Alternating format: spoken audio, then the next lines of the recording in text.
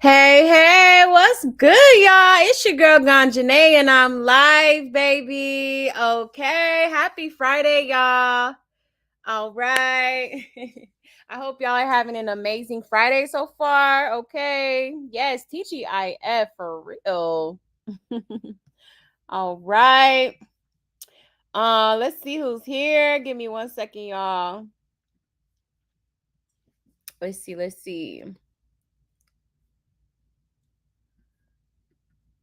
Yeah, Savage. I know. I know. It's crazy. So crazy, man. Hey, Mean Beans. Hey. Hey, love. I like I bet he's going to do I bet he's going to do the whole 4 years. I don't know why they are being all dramatic and crying. Yeah, man. We're gonna get into it. Yeah. Hey, Angelica. Hey, yes, hit the like on y'all way in, okay? All right. I think I got everybody so far. Okay, cool. All right. Let me check. I mean, not check. Let me go ahead and say my little announcements, okay? Thank you so much for pulling up, y'all. All right. Give me 1 second here.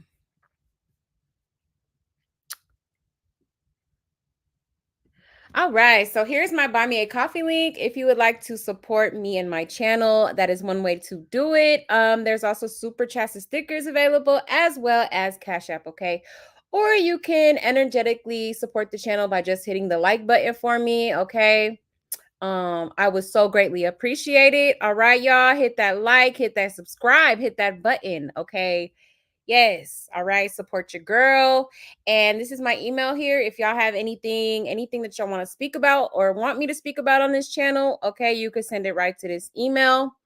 It's just I know email is easier for some people, okay? Or you could just these are my social media platforms here on the screen. So y'all could also hit me up on there, okay? Just let me know, all right?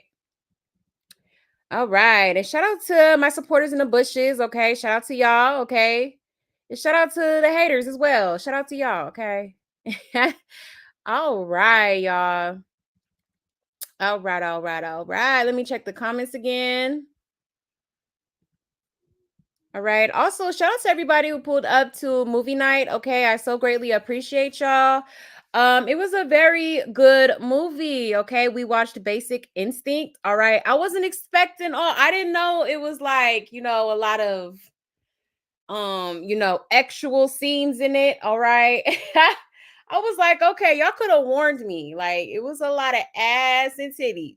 Ass and titties. Okay, but nonetheless, it was actually a really good movie. And definitely like the first person I thought of was Krishan for sure. Like, it's crazy. But yes, I'm so glad y'all recommended that movie. That was my first time watching it. So I enjoyed it.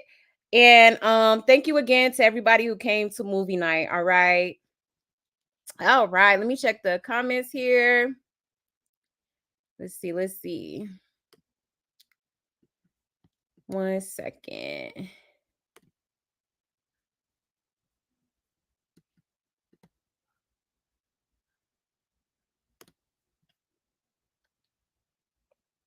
Hey Mimi. Hey Gracie. Hey Aqua. Hey Grape Tea News. Hey Nature. Yes, TGIF. Okay. Yes, it is Friday. I'm feeling good. I'm feeling great. I hope y'all are feeling the same. Okay. Yeah, shout out to the haters and whoever don't mess with Blue. Let's get into it. Right, Mimi. But yeah, y'all. All right, y'all. So let's just get right into it. Okay. So unfortunately, y'all, okay, as most of y'all know, Blueface did have court today. And basically, he was sentenced to 4 years in prison. Okay. I know a lot of us were hoping that he would be out today. I definitely was not expecting this outcome. But then I kind of was, just because of the fact that his probation was revoked. But I still was clinging on to that little bit of hope that, they would, let him out today. But unfortunately, that's not what happened. Okay. All right. So yes, Blueface is has been sentenced to 4 years, y'all. All right. Now let me get these receipts up here. All right, give me 1 second.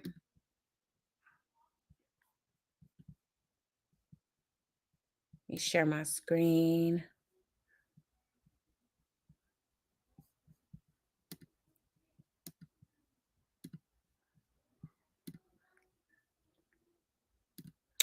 All right. So shout out to Circus of Blues on Instagram. Okay. So here it goes. Here, y'all. This is the first receipt. All right. It says, wow, Blueface was sentenced to 4 years today. The judge really had it out for him. My heart hurts for those babies. Okay. So let's go ahead and check and see what he had to say. 400 some days off.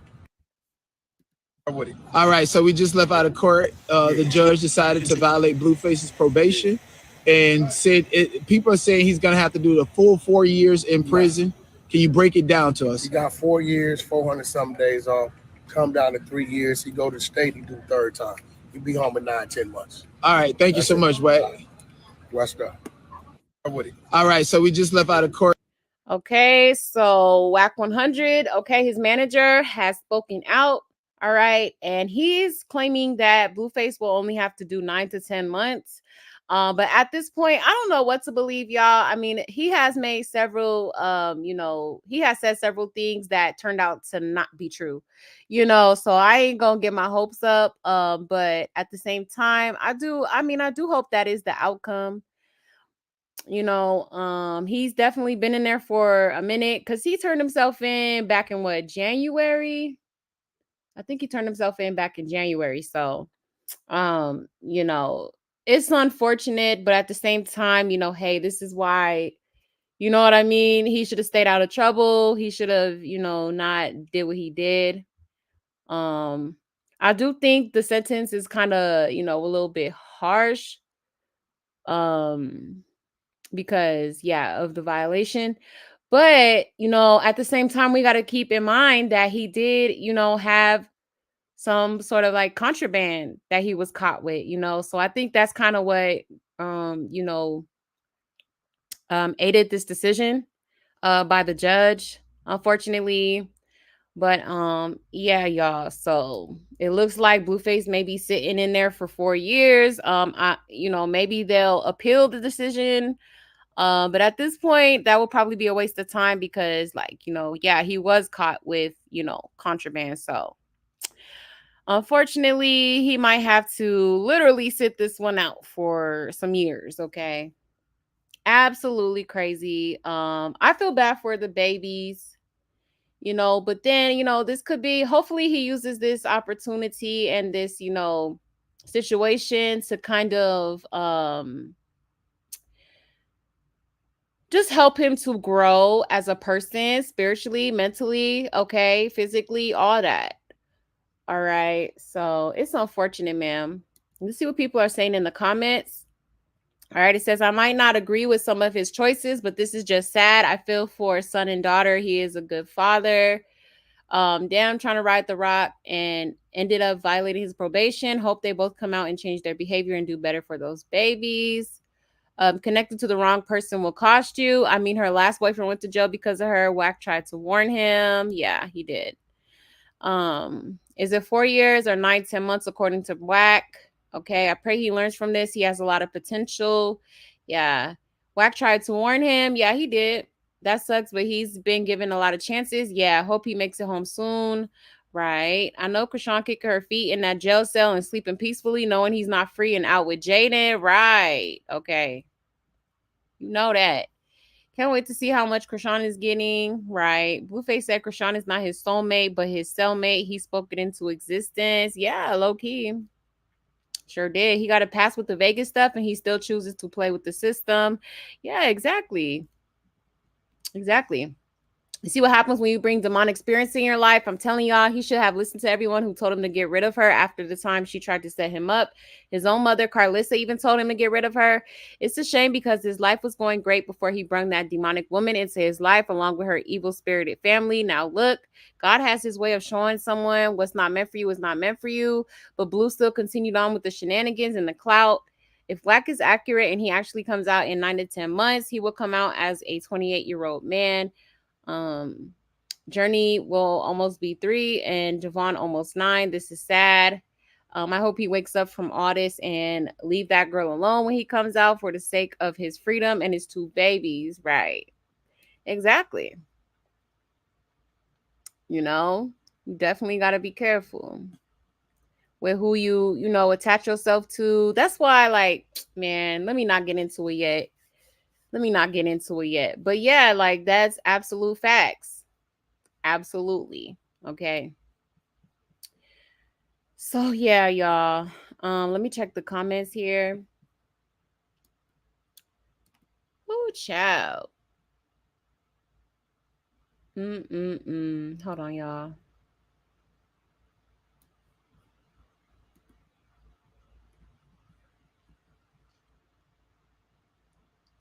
I'm gonna just say hi to everyone before I start windmilling. I'm weak.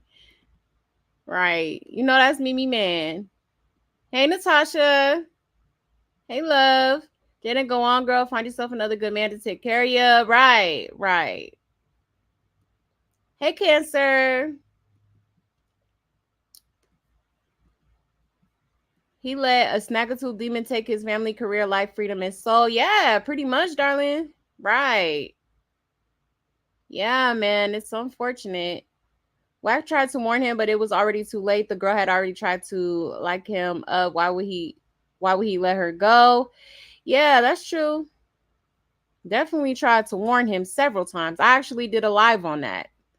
And I pointed out all the different times that Wack 100, he was trying to, keep it. He was just speaking how he felt about the situation and how he felt about Rock. And, he ain't never been quiet about that. And, he definitely should have listened. That's why I say Blueface and Krishan are like one and the same because they both stubborn. They don't like to take other people's advice. Like they think they just got all the answers. They're just, like for real. Hey, Gia. Hey, hey. Yes, y'all. Join the Discord, okay? Yes, it's a vibe. It's a vibe in there. Let's see. 1 second, y'all. I truly feel this is nothing short of a miracle to save Blue's life. I hope he understands what and who is important at this time, right? I'm glad that Jaidyn and Karlissa came together. Yeah, exactly, Gia. That's what I was thinking too. I'm like, you know what? This might be the catalyst to Blueface's growth. Like, I mean, he just been playing out here, like thinking it's a game.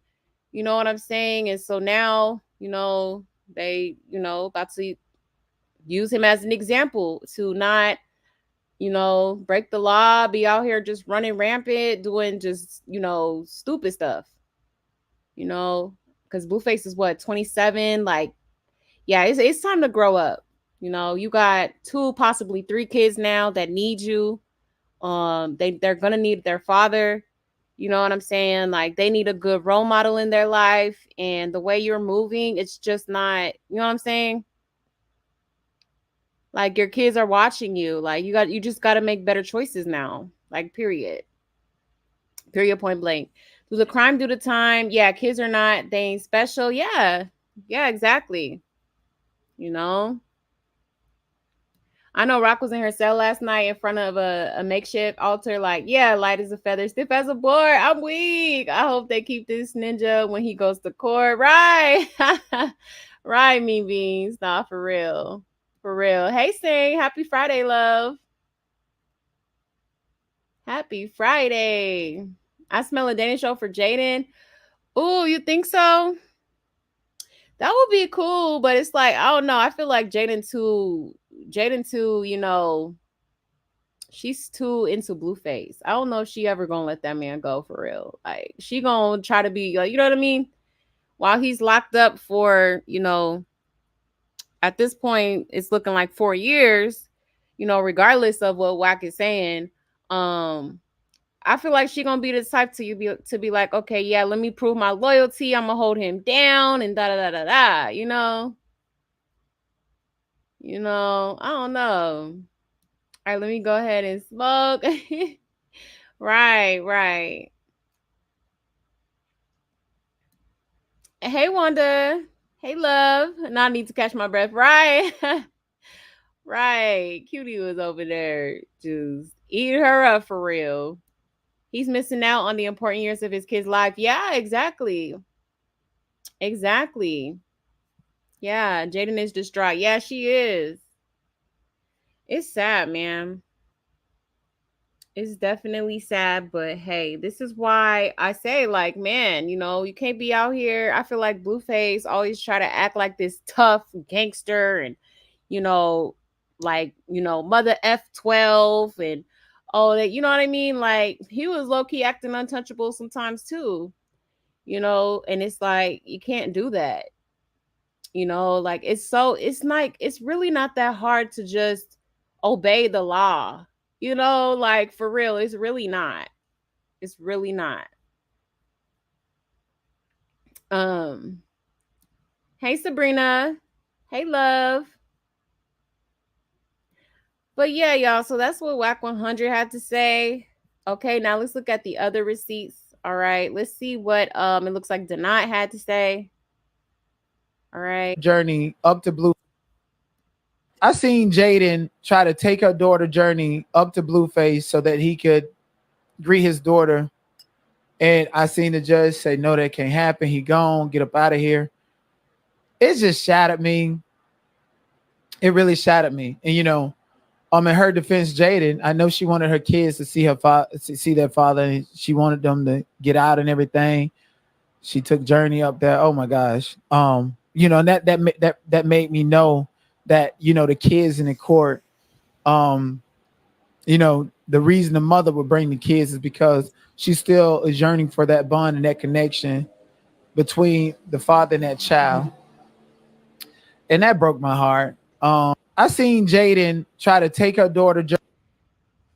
Whew, child, that is so sad. Poor baby. But it says the Donat show says the judge denied Blue to see or interact with Journey before being sent off to prison. Okay. Now, I don't understand that. Like, why couldn't he just at least give her a kiss or something? Like, why do you got to be so hard on him? Like, maybe they're just really trying to teach this guy a lesson.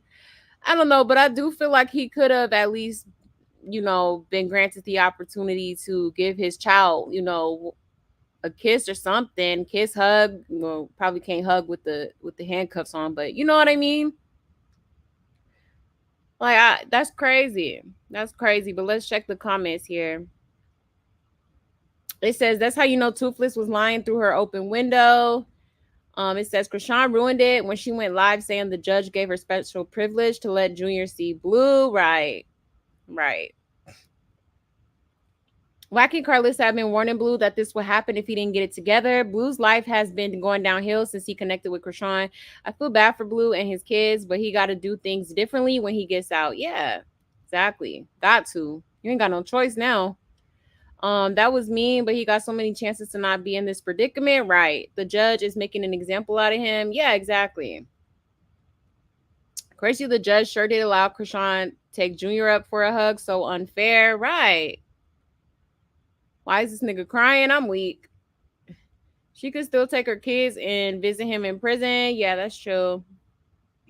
Excuse me, y'all. That's a heartless person and gave him 4 years. That ain't right. Yeah, man. You know, that's tough, man. That's tough. And Krishan wants everyone to believe the judge who dislikes her allowed her to take Junior up to Blue. Right. The judge probably saw that he was harboring a fugitive in his home and truly had no respect for the judicial system. All that circus mess didn't pan out so well. It sucks because Jay and the kids had nothing to do with what Blue and Rock plotted. This is also Krishan's fault. She claimed the judge let her break the rules to do that. She made it seem like the judge showed favoritism. Right. One day, Krishan will learn everything don't belong being discussed online. Yeah, she needs to take some notes, some things she could actually learn from Jaidyn. Yeah, exactly. Facts. That is facts. The judge has something personal against him. It didn't help that he is a celebrity. She wanted to make an example out of him. Right. He should learn from this and stay away from Krishan. Yeah, exactly. As he should. Okay. Okay. That is so sad, man.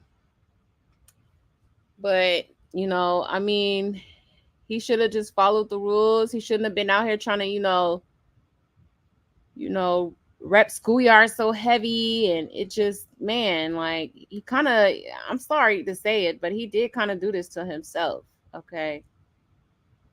He did. Let me see here. Hold on, y'all. His brother Dre also tried to warn him because he's been behind those walls and he knows his little brother is not about that life. Yeah, he sure did. Yeah, exactly. You know, dang, should we send Jaidyn the edible arrangement? Right, I know she heard. I just know she heard. Hey, Nita. Hey, love. Yeah, Blueface had a lot on his plate dealing with Krishan. Yeah, I honestly think he couldn't get rid of that girl. Right, Mimi. Yeah. But he should have left her alone when he seen her with K Suave. Like, let's talk about it. He should have let her move on. Let her move on. But no, as soon as she move on, like, dude is coming at her house at 4 o'clock in the morning, like, you know, acting like he's trying to see Junior and stuff like that. Like, you know.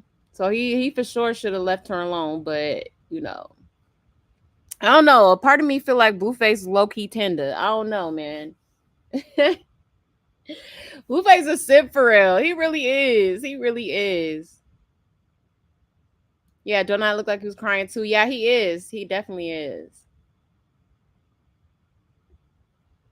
Because people pass things, and yes, they do use children to do it. Right. Right. It's breaking my heart. Yeah. I only feel for the kids, y'all. Only feel for the kids. Jaidyn can take them kids to see him during visitation. Right. Yeah, exactly. Rock messed that up for him when she lied on the judge acting like she was special. Right. Exactly. So he could hold Krishan's child, but not his own child. I'm weak. Right. Yeah, no. I agree though. I think it is because of the fact that Krishan was online talking about, oh, the judge, like she really liked me and da da da da da. Like, girl, like you definitely could have kept that to yourself. She a mean ish, but I feel like this judge was saying get your ish together. Right, Nita. Right, exactly. And they did give him, a lot of chances. They did. Yami couldn't kiss his kids because he would be gone for years. Yeah, I would rather that happen than seeing that than through a clear class and phone. Right. Yeah, exactly, Aqua. You know, I don't honestly I don't understand why she wouldn't let, him give his daughter a quick little kiss, you know what I mean? I'm so emotional that seeing Jaidyn and his mom break down would have made me cry too. Right. No, for real. Oh yeah, that's who he was holding a fugitive. Yeah, he was. Damn, that's crazy, man. Yes, hit that like for me, y'all. Thank you, thank you. He absolutely did this to himself. Yes, he sure did. He sure did. So we know the race of the judge. It really don't matter, but this is a lesson learned. Yeah, exactly. Exactly. When my kid's father was sentenced, they let all of us go in the room and spend time with him until court was over. I don't know why people think Krishan gonna show mercy on a chick that had a lot to say about okay. Right. Right, exactly, Wanda. Wagner, you should have fell all the way back when the tattoo case swap. Yeah, exactly, exactly. I think he was worried about her making money with other people. Yeah, exactly. He seen she was like slipping from his control. And that's when he moved in and was like, I gotta do something. I gotta control this. Like, that's crazy, man. But yeah, man, I'm telling you. Soon as she would have tatted a different dude on her, I for sure would have been like, all right, bet. I don't understand. I just still will never understand it.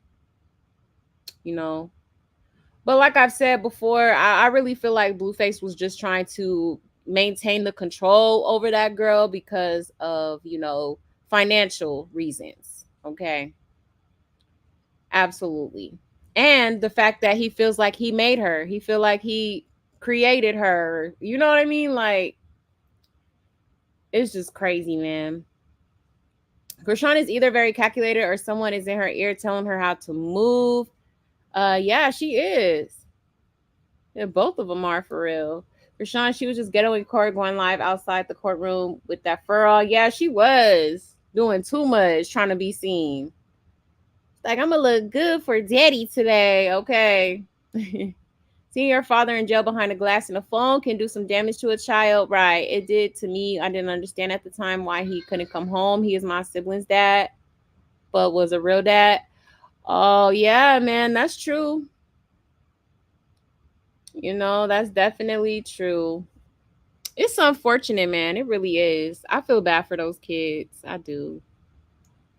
You know, but he should have, been out here moving a little differently, knowing that you have your kids. You know what I'm saying? Like, I just don't understand it. It's like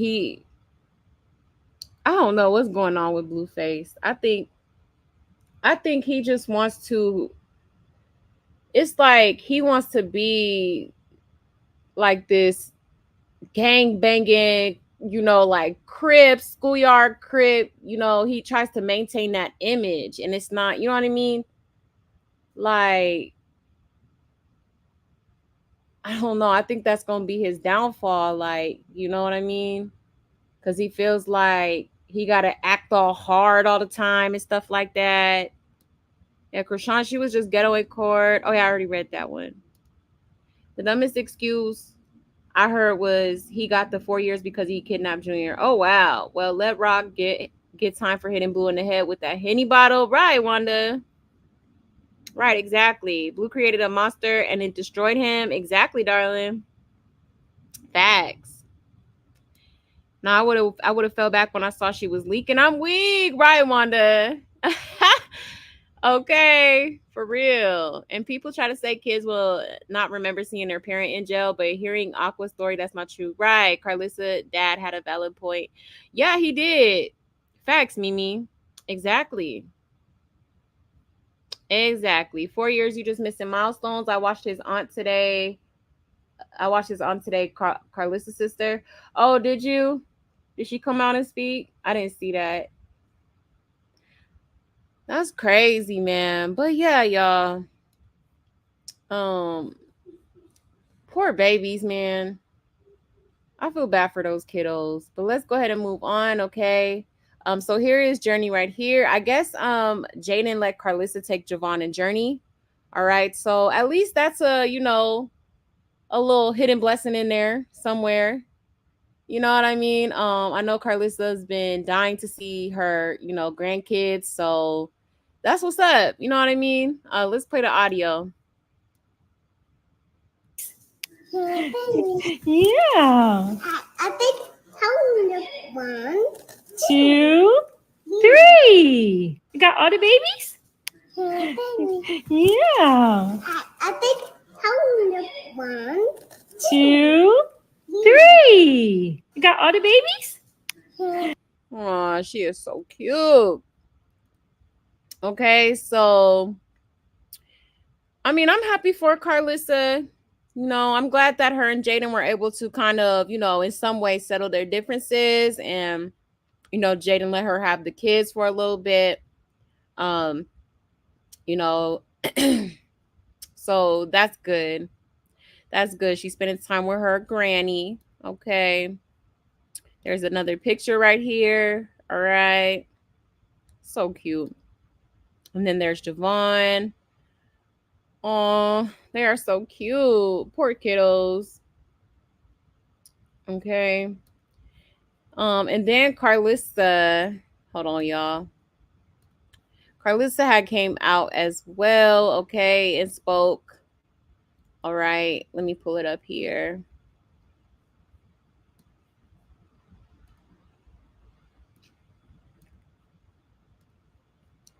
All right. So shout out to House of Blues. Okay. Here's what Karlissa had to say. Everybody for all the love. I want to get on here and thank everybody for all the love and all the support today, all the prayers. I've seen all the prayers and I thank y'all so much.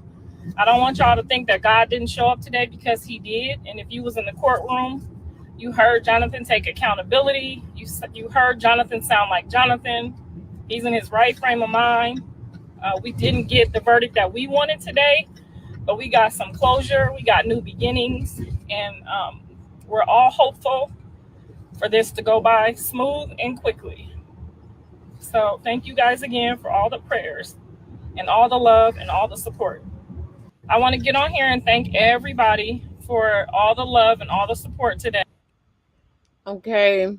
So you could tell she's, definitely, sad about it, as she should be. I mean, that at the end of the day, regardless of their relationship between each other, that is always going to be his mom. Okay.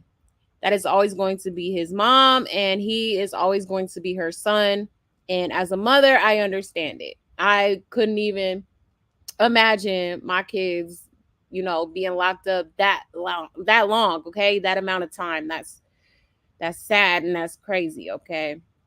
But let's see what people are saying in the comments. I feel bad for Javon and Journey. Hopefully Blue gets out at some point and does better for them kids. I feel sorry for Junior because Blue was never raising him, and Rock, she's more crazy, and hopefully he's with people who are taking care of him proper. God probably saw Blue and Rock doing too much and sitting them down. Right. Exactly. Feel so sorry for Jaidyn kids. Yeah, prison is the easy part. It's when he gets out. Got to stay away from Krishan altogether. Stay in good standings with his probation. Yeah, that part. Blue thought he walked on water. That judge is showing him, and he doesn't. Yeah. Them rock stars better mind their business when it comes to Rock's judge, or she gonna get it worse with their antics. Right. Krishan next. That makes me feel better. Yep, she sure is. It's time for the baby to go with her. At this point, Rock and Blue are not responsible, and that baby floating around like the red balloon off the It movie. Bet she had her camera rolling.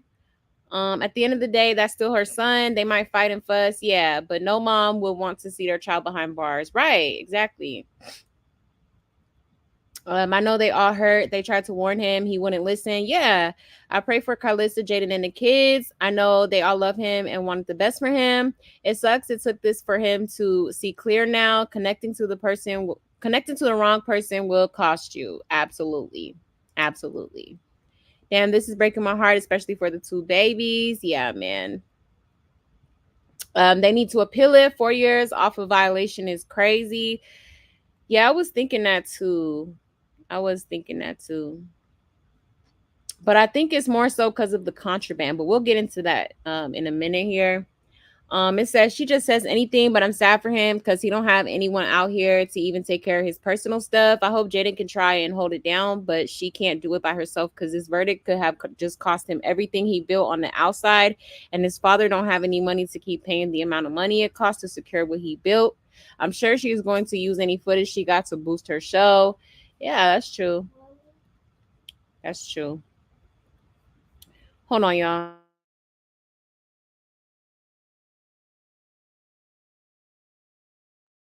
All right, my bad, y'all. Bye to Jaidyn's career. She gonna be wishing she was a Barbie for 4 more years. Oh Lord. Her voice breaking hurts my heart. That hurt me as a mother. That's a different type of pain to see your child like that. Yeah, I was hoping at least Blue would come out and take his son, poor baby boy. Both parents missing out on his growth. Okay. So yeah, man. So sad, okay. Now, Blueface's dad also spoke out, okay? Let me pull up this video here so I can show y'all. Give me 1 second here.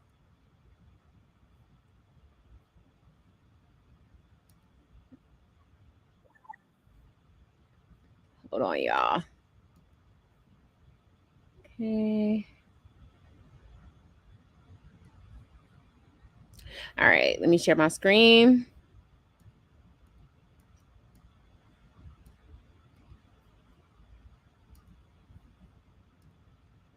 All All right. Shout out to All Urban Central, okay?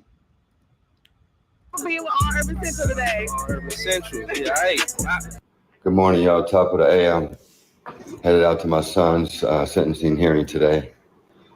I'm hoping and praying that the judge gives him or shows him some mercy and some leniency and free him today. I need y'all to pray up for me. Let me pray for Blueface and let him out today. Free Blueface.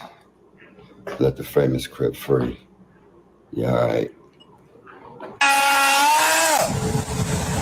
Go well, y'all. Okay. Good afternoon, y'all. Y'all about to tell the results by the way I left. I gave me 40 years. Stay strong. Try this one more time. I want to get on here and thank everybody for all the love and all the support today, all the prayers. I've seen all the prayers, and I thank y'all so much. I don't want y'all to think that God didn't show up today, because he did. And if you was in the courtroom, you heard Jonathan take accountability. You heard Jonathan sound like Jonathan. He's in his right frame of mind. We didn't get the verdict that we wanted today, but we got some closure. We got new beginnings, and we're all hopeful for this to go by smooth and quickly. So thank you guys again for all the prayers and all the love. And all right, what's up, Wack 100? What's up with it? All right, so we just left out of court. The judge decided to violate Blueface's probation and said people are saying he's going to have to do the full 4 years in prison. Can you break it down to us? He got 4 years, 400-something days off. Come down to 3 years. He go to the state. He do the third time. He be home in 9-10 months. All right, thank you so much, Wack. What's up?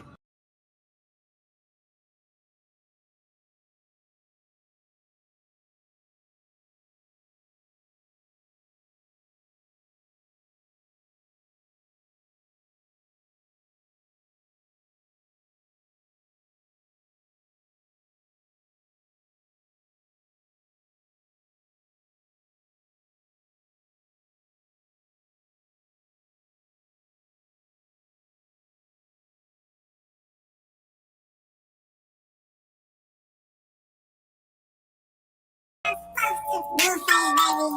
Yeah, bitch, you gotta go to say no kickback. Keep the bitch home and a look back. Uber right, another bitch on the way to the ETA. Diamonds and hits, y'all up in my face. What is you looking at, bitch, you out of the way. Bitch, you got coronavirus. I'm with the Asian boys. Bitches go viral. She got dope, back shots without a bottle. I came from the running out, fucking America. Stop my story with DCA with a full auto. D63 outside, sitting on 40 hours. It's a ride in the whip, let's take on my. Okay, so that was his dad's response. Okay, so a lot of emotions going on. All right, I think a lot of us were hoping that, today would be the day that he was released, but unfortunately that was not the case, y'all. So yes, Blueface is facing 4 years in prison. Okay. Oh, child, this is like a lot. Okay. Definitely was not expecting this outcome. I thought he would, I thought they would give him, some leeway, but obviously they didn't choose to do so. And maybe that was for his best good. I mean, let's just, let me just play devil's advocate. Maybe, this is what he needs to kind of really get himself together, mentally, spiritually, all that. Because, Blueface has been very, very toxic for a long time, okay? A long time. And I'm glad we finna look at this interview with Karlissa, because y'all, it just makes sense. And it's like Blueface has always like just been it's like he has this like addiction to like toxicity. He made a whole show about toxicity. Okay. So I don't know what's up with that, but he's definitely gonna have to change his ways, change his whole game, you know. Like you have to do better, you know, for those babies and for yourself, you know. And I'm not saying he's a horrible person, but I do feel like there's a lot of things that he needs to work on. Okay. I will say that. Definitely a lot. Okay. But let me check the comments here. Give me 1 second, y'all. Let's see.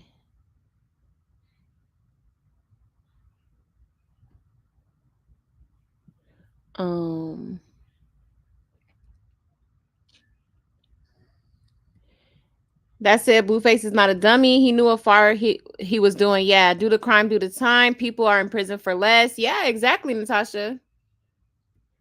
You know, facts. Absolute facts. Yeah, she is. She is super cute. Yeah, Jaidyn toe up right now, but she in the studio though. Yeah. Yeah, I'm gonna pull up that video too. Yeah, she let's see. And you can see that they love their grandma. Yeah, they do. Exactly. His daddy pissed me off. Pray for him. I did not clog that prayer line up. His poor nose about to catch hell. Right, Wanda. Oh, 4 years of those babies' lives being missed. Right, man. It's sad and unfortunate, man. Yeah. Hey, Hunalot. Hey. His kids are so beautiful and they were so excited to be with grandma. Right. Yeah, definitely got some beautiful kids. For sure. When you fall in love with a demon, yeah, when you give a demon too much access to your life. Exactly, Angelica. Okay. Facts. Karlissa might do some questionable ish on social media, but it's clear as day she does on her grandbabies. Rock cut her nose off despite her face. Yeah, when she wished unaliving on that lady. Right, exactly. Yeah, facts. Blue started experiencing withdrawals and got desperate. The desperation led to another bad decision. Yeah, which resulted in more time. Exactly. Shaking my head, he got to make better decisions. Exactly, Natasha. Facts. Facts. I'm really receiving Karlissa today. He got women in his life that really love him. Yeah, exactly. I know they freaking out. Right. You know? And it's like, you know, I think most people have had that moment with like their parents, like where, you know, they're just like, oh, I don't want to listen to you and da da da, like, you know, be feeling some type of way. But it's like at the end of the day, that saying, you know, mama knows best is so true. I know that from experience. You know, I was like that too. I didn't want to listen to a thing my mama told me, you know. And when I didn't listen to her, that's when I was going through, you know, a whole bunch of buffoonery. You know what I'm saying? But when I did actually take the time to listen to what my mama was trying to tell me, you know what I'm saying? That's when, you know, I had that epiphany and I'm like, well, dang, you know what? You might be right, mama. Okay. You know, like for real. For real. But yeah, I do honestly feel like, you know, Karlissa really just, she loves her kids, you know, regardless of her past, regardless of, you know, the decisions that she's made in her life and stuff like that, regardless of, you know, their relationship and how their relationship is going between each other. Like at the end of the day, that lady love her kids. Okay, Karlissa love her kids. Yeah, no 9 to 10 months, just said 4 years. You're right, exactly, Water. Exactly. Hey, Savage. I'm your biggest fan. Aw. I appreciate that. Thank you so much. Thank you. Do y'all think Whack just making up numbers and throwing them at us? It looked like that a little bit. No. Yeah, low key. That's what I'm saying. It's like he always, hold on, y'all.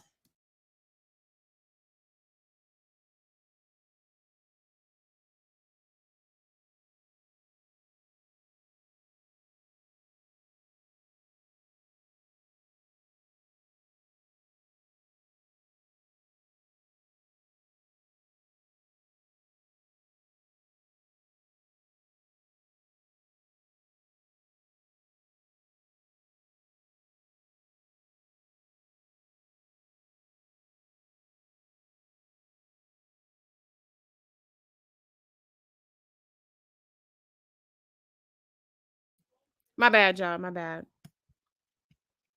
And Little Rascals once again. But yeah, I don't know what's like when it comes to Whack because he's been saying he said several times that he was gonna be out at this time, he was gonna be out at that time, and dude's still locked up. So it's like at this point, you're not really a reliable source, like for real. I mean, that would be great if he got out that soon, but I don't know, y'all. I think they're probably gonna have him serve the whole 4 years, unfortunately. You know. Hit the like button for me, y'all. Thank you, thank you. Carlos only cry when it comes to Blue. Oh, I never noticed that. You might be right. Hopefully this will break that tie with Crack Rock. Right, exactly, darling. That part. Okay. It's time. He should have been let that go. Like for real. I'm so sad for the 3 babies. At least Javon and Journey have their mama. Yeah, that's true, Water. Right. I feel bad for them too. Hey, Miss Ooh. Hey, love. Let's see. Yes, I do feel bad for the kids. They are victims in all of this, sending prayers. Yeah, exactly, Aqua.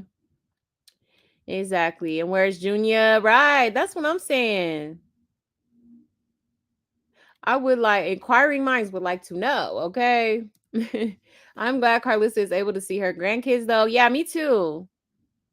Yeah, I was happy to see that for sure. Not gonna lie, but I caught myself cutting onions again. I had to shake it off and ask myself, I'm okay. F onions. I'm weak, Wanda. Oh, that's funny. Junior is crazy. I can't stand memes. Right, black people. Right, memes. I'm not memes, Mimi. I believe Whack. I think witchcraft is throwing it off. Yeah. That's real, Gunjan. It wasn't until 30 that I finally saw that my parents were right about everything. Right. Now, being a mom, I'm trying to prevent my child from making the mistakes I made. Yeah, exactly. Exactly, Natasha. Facts. No Whack. Now he has time served credit as long as he doesn't get any trouble. They take off some days each month so he could be out in a year. Oh, okay. Well, that would be great.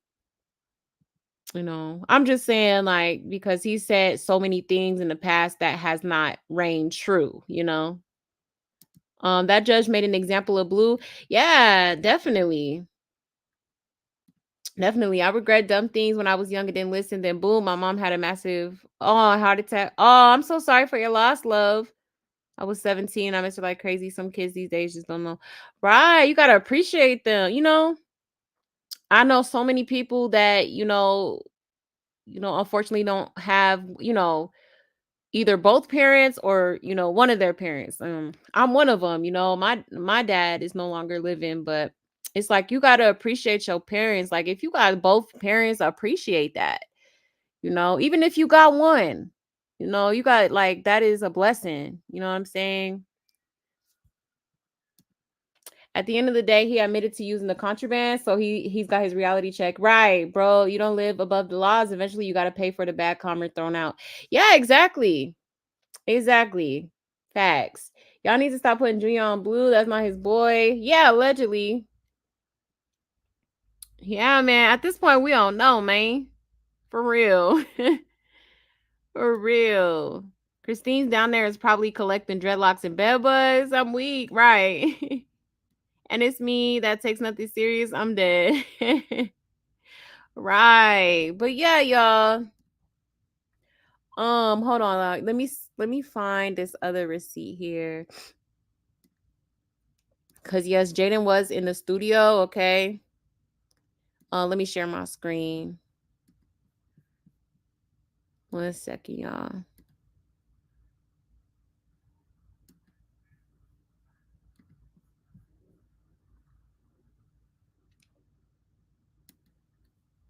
Okay, so shout out to Circus of Blues. All right. So here's the first post. All right. So I guess she posted on her story D&D, which means do not disturb.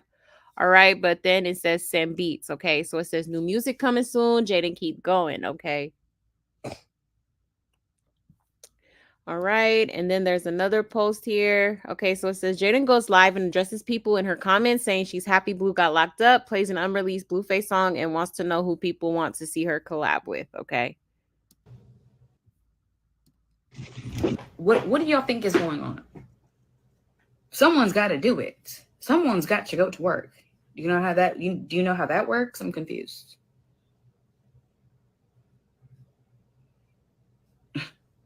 Like, get yourself together. I would never be like, someone's got to get to work. Someone's got to keep going. Jaidyn why do you think that? Like, and don't ever disrespect that, thinking that I'm fucking happy about it. No, why would I ever be happy that my baby daddy's locked up? Why would I ever be happy that my kids are going to not have their dad for another year or this or that? Like, why do you think I would be happy about that? And don't piss me off. Yeah, I'm going to be mad and I'm going to address it because you're pissing me off. I'm tired of that. Yeah, someone's got to go to work. Sorry, I have to get back on live because I don't like how y'all trying to make it seem like I'm happy. Like, why would I be happy? Like, the fuck?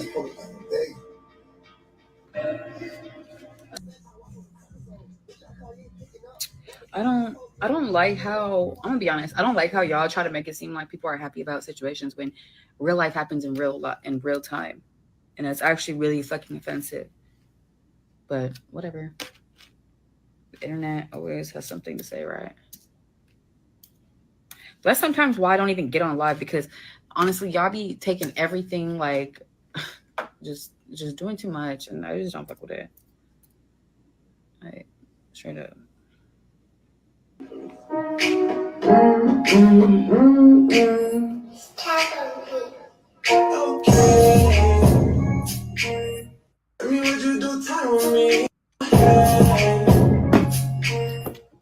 Tell me what you right for me, okay? Ooh, okay, you got me open. It's no way that you would change on me. I was hoping. I don't know, but you give me this feeling. You're special, you're one in a million. You show love, you keep it so real. I wanna give you some sexual healing. Blueface, baby, yeah. Alright, I don't even know her name, but she feeling alright. In the club for love, oh yeah. Alright, that's just the Henny she talking, baby. We keep walking hard. Tell her not to trip, this bitch gon' keep on falling. I don't argue with no bitch about no bitch. I drink the Hennessy hot before a cold breast, pop champagne just to pour it on your bitch. Okay, hey. If I went down today, would you be okay? Keep it okay, fucking love, baby, love, that's all love. Watch no bitch in this club, baby. I need a bitch for the worst case. If they give me the worst case, I just ask that you come to see a nigga on my birthday. Put money on my books. Answer the phone every Thursday. I don't really want nothing. I'm just making sure you okay. Okay. Tell me what you do, time with me. Oh hey. Mama, tell me what you right for me. Okay. So if I was to do a collab with somebody, who would y'all want to see? That's what I want to know. What do y'all think is going on? Okay. So, I guess she trying to, continue her music, which is great. I love that for Jaidyn. Okay. But I think she just, she's missing her, her Blueface. Okay. They did the music shit together. So, but I think it's great that she's still going to, work on her music, try to get some stuff out there. I think maybe she's using this as motivation. She already said, somebody has to work. You know what I'm saying? So she's just doing what she needs to do as a mother, okay, to support her family. And I'm here for it, but you could tell that she's sad. And so, yeah. Unfortunate, man. Let's see. A year from now, she'll be a version of herself that's stronger and wealthier. Let them eat dust. Blue is calculated. He had all this set up by putting the right people in place so they can release the 4 or 5 songs so she can keep her money coming in. She about to drop some heat. I feel it. Of course, the internet about to crash again. That's fine. Keep saying her name so she can run her bag up for our niece and nephew. Okay. Love, respect, and loyalty will always win over a bum rock who just spreads her legs. Right. And she's hurt, and I understand. I've been there. Jaidyn, keep going. She seems like a great mother, and regardless of how she feels about Blue, there's no way a mother would be happy about her kids not having a father in their life for whatever amount of time. That must break her heart, seeing her kids miss their father. Very sad all around. Yeah, dang, Jonathan Jamal Porter doesn't even see he has a good woman. Right. Okay. I gotta heart that. They bringing the old J back. Right. The rock star is gonna crash out. They want Jaidyn to lose bad because they're jealous, but that's why God keeps coming through for her. She's strong, not no weak crybaby ass, talk too much childish, wanna be a man ass 304. I'm weak, right? Exactly. If Blue didn't do nothing right, he definitely did right by having kids with Jaidyn. She's been holding down.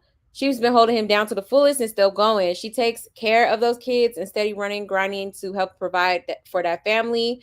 I just can't say enough about her. She deserves it all. I'll be supporting any and everything that she puts out. Yeah. Yeah, facts. Even when she's mad and finally addressing the circus audience, she's still holding herself to a higher standard. Right. I can't believe I ever hated on this girl for real. She's a G. Yeah. Yeah. That's why I really like Jaidyn. You know, I just don't like how Blueface be treating her. How she, like, that's the only thing I don't, you know what I mean? Like, she really is a good woman. She really do be holding it down, like, loyal, okay? But it's like nowadays, men don't value that type of love no more, that type of loyalty, which they should, because it's like that shit is so rare nowadays. You know what I'm saying? It's hard to find this type of loyalty. Okay. And even after all the things you did to her, you was on that damn jail phone call calling Krishan wifey after you put a ring on Jaidyn finger, all type of shit. And she's still on this here internet holding you down. Okay. If that ain't a writer, I don't know what is. Okay. Because I for sure would have been like, oh, that's wifey. Okay, bet. Okay. Like for real. But let me check the comments here. Hold on, y'all. Um, 1 second, 1 second.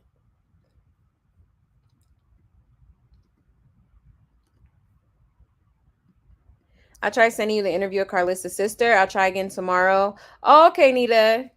Okay, love. Thank you. I appreciate that. We need to check Conjure because where is that baby? Right. Yeah, that's a good question, man. I would definitely like to know. For sure. I don't think Krishan would ever want Junior with Karlissa or Jaidyn. She's afraid they will DNA test them. Yeah, and trust I would too. Yeah, man. Yeah, that might be what it is. And plus, shit, I don't know why Papa Blue didn't do that. Papa Blue Nails. He should have, he could have snuck him a good little swab real quick, okay? Like for real. I wonder who booked that news to Christine, cause who child, not Blue, bro. You're my kid, father, bro. Right. She probably sliding down the wall. Okay. No, I don't think she's sliding down the wall. I think she happy about this. She like, yeah, he got to be in there for 4 years. I ain't got to worry about him, messing with another bitch. You know what I'm saying? Okay, let's just be real. Let's just be real. It's really diabolical how the crack rock creatures are happy that Blue is going to be away from Jaidyn and his kids. Yeah, that they are truly evil, just like Rock.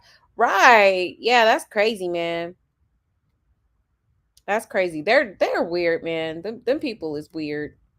Krishan is hiding the baby the same way she was hiding from the police. All she do is hide some yeah, exactly. Exactly. She's right though. She's supposed to be dragging around for maybe 4 years and have those babies. That cult is horrible. Right. Yeah, Jaidyn loves that blue face. Okay. Yes, she does. She holding it down for Mr. Blue. Okay.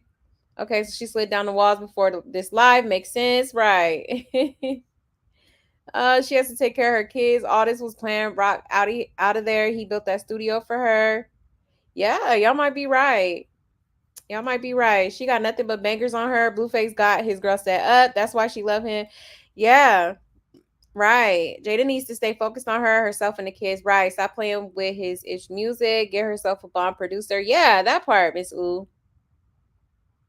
Exactly. She definitely got potential. Oh, I do like that Barbie song. She definitely did her thing with that for sure. Rock was online talking about Blueface not in the studio. Right. Right. Oh, she do love him. They're definitely friends. I know she isn't happy. Yeah, she been with him since they were so young. She misses him, and now she has to step up to keep that lifestyle. Yeah, exactly, Nature. Facts.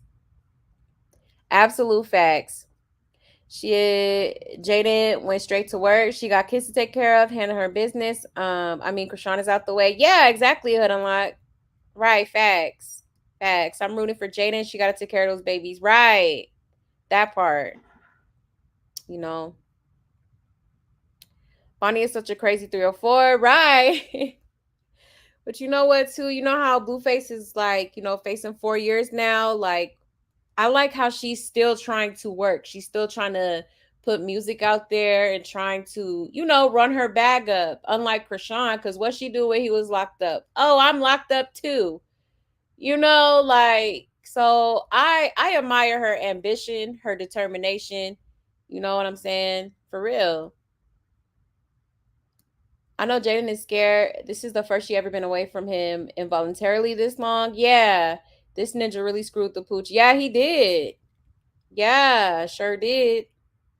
Exactly. I bet Karlissa was like, I got them to go to the house to go in the studio. Right. Right. Yes, hit that like for me, y'all. Okay. Thank you. Thank you. I know Jaidyn is sad, but she'll be all right and we'll do right by her babies. Yeah, exactly. Yeah, definitely so. Hey, princess. Hey, love. I'm finna stay down tatted just like Jaidyn. Oh, that's funny. Aw. Yeah, y'all know me sad about her man getting 4 years, y'all. Okay.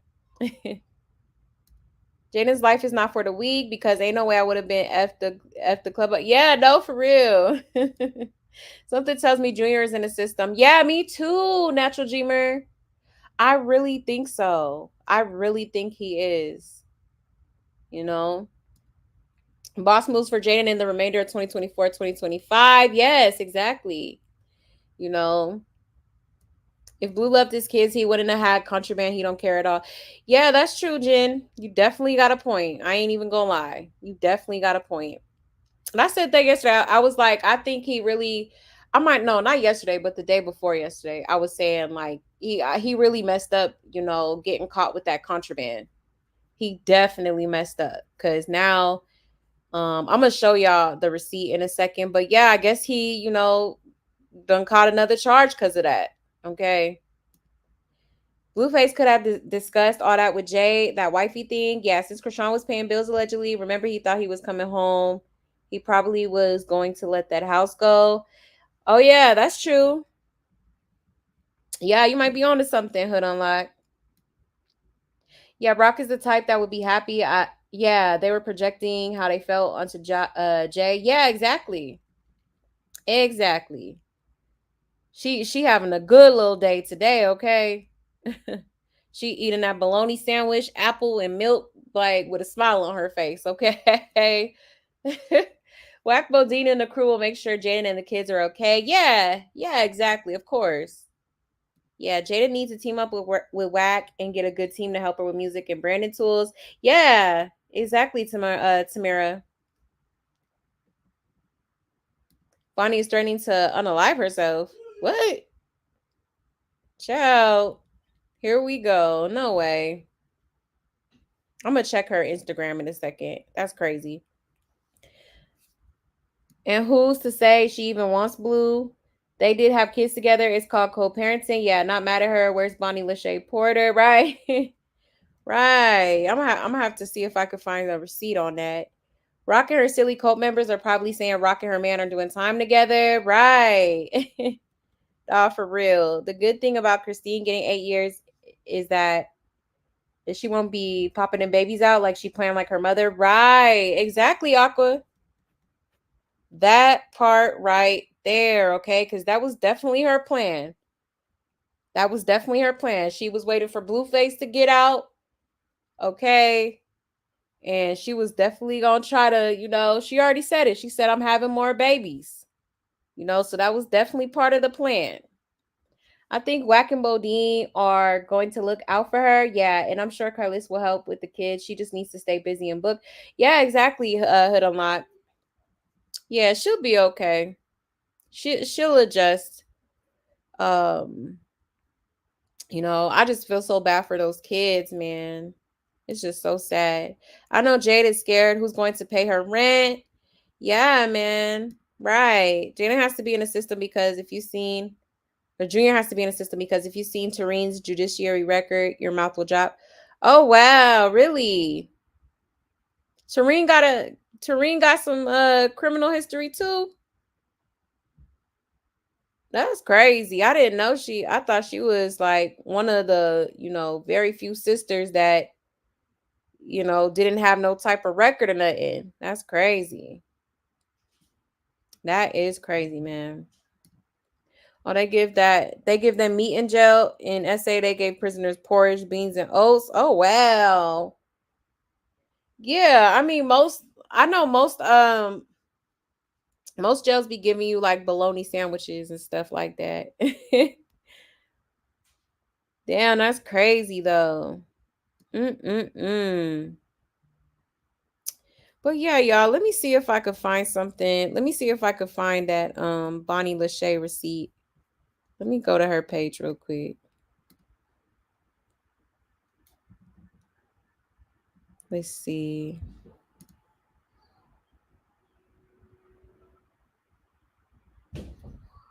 She posted this on her page. Hold on. All right. It says, my heart hurts so bad right now. I feel heartless. Free my baby daddy. I love you. Stay strong, daddy. Stream his music if you a day one. Okay. Oh, she said if delusional was a person, right? But yeah, I guess she posted that. Okay. Let's check her story. See if she posted something on there. All right, says free you, Blueface, Daddy Blueface, baby. I love you. Been running the mother effing circus. Daddy, come take your something. Okay. Skip that.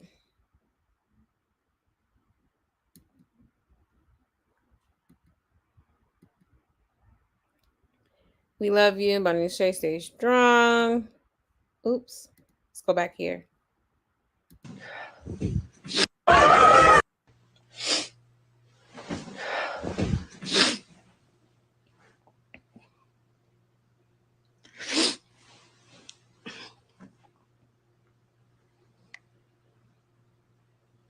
Who the fuck? Gotta stay my day one. Gotta stay my main one. Let me see if I could damn, I can't click it. Let me see. Nah. Let me go. I'm gonna try to go to her page. Hold on. Free Blueface t-shirt on Viral Podcast. Oh, so she's wearing a free Blueface t-shirt. Free Blueface. Blueface reacts to Blueface sentencing. Okay. Oh, Cap It for Likes got it. So we'll go over there. Let's go to Cap It for Likes. Hold on, y'all.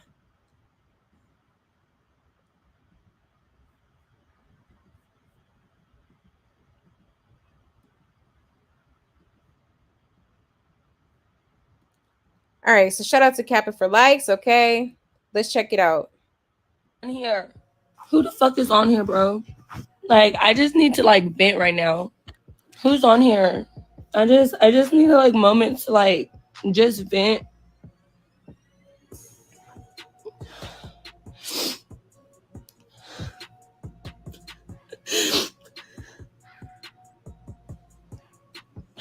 That is so fucked up. That is so fucked up, bro. They did not have to give my man 4 fucking years.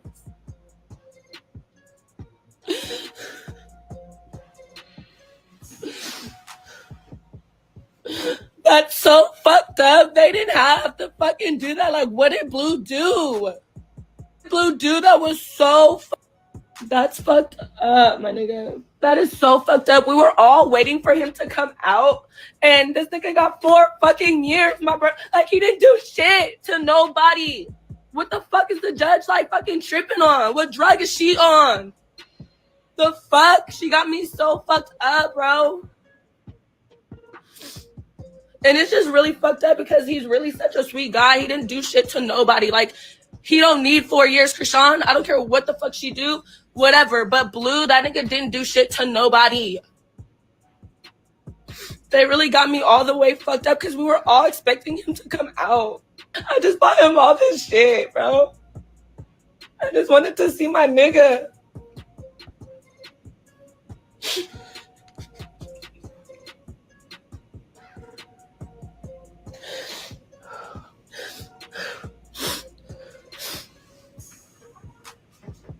Bro, she got me fucked up, my nigga. Like, I can't even do it anymore. Like, I don't know what to do anymore.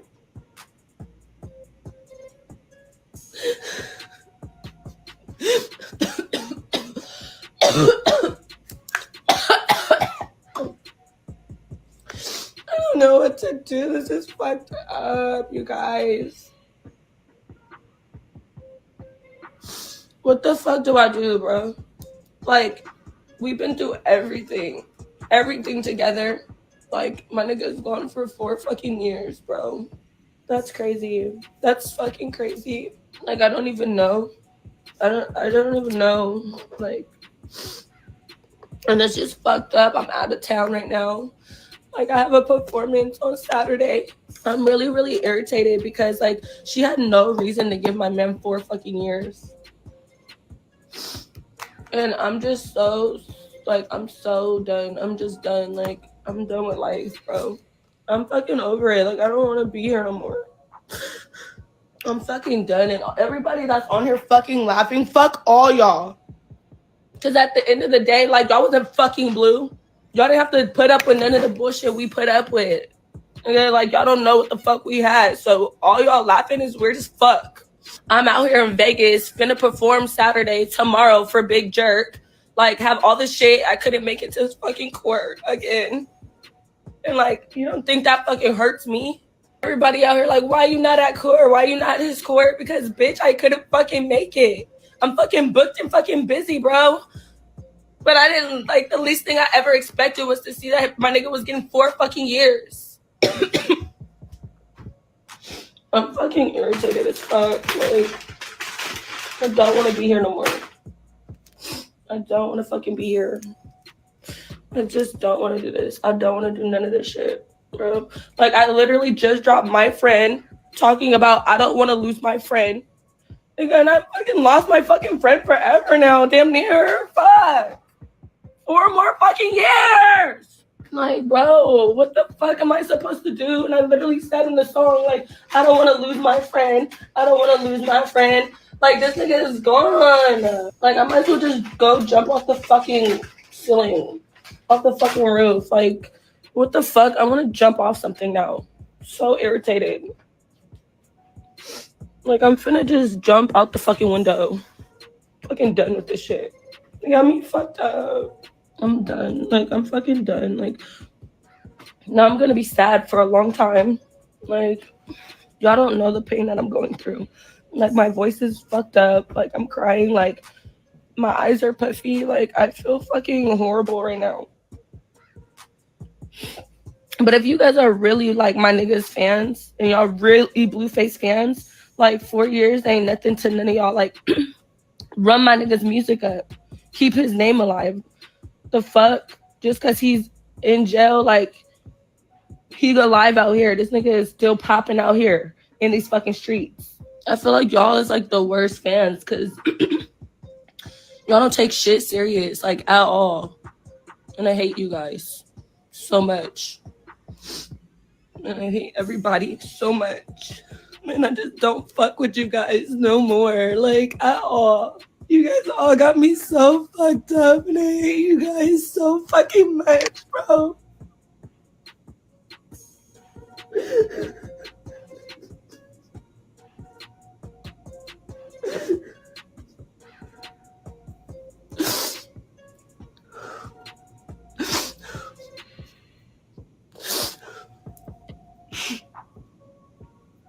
At this point, I don't want to fucking be here no more. I don't want to do anything. I just don't want to be here. Because what is there to do now if I don't have my fucking nigga?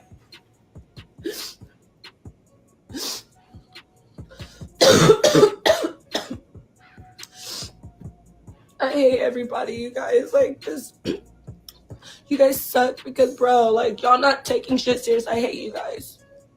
I don't fuck with you guys at all. And I'm so irritated that girl's in fucking... I hate the judge. She's a bitch. She fucking slut. Fucking cunt.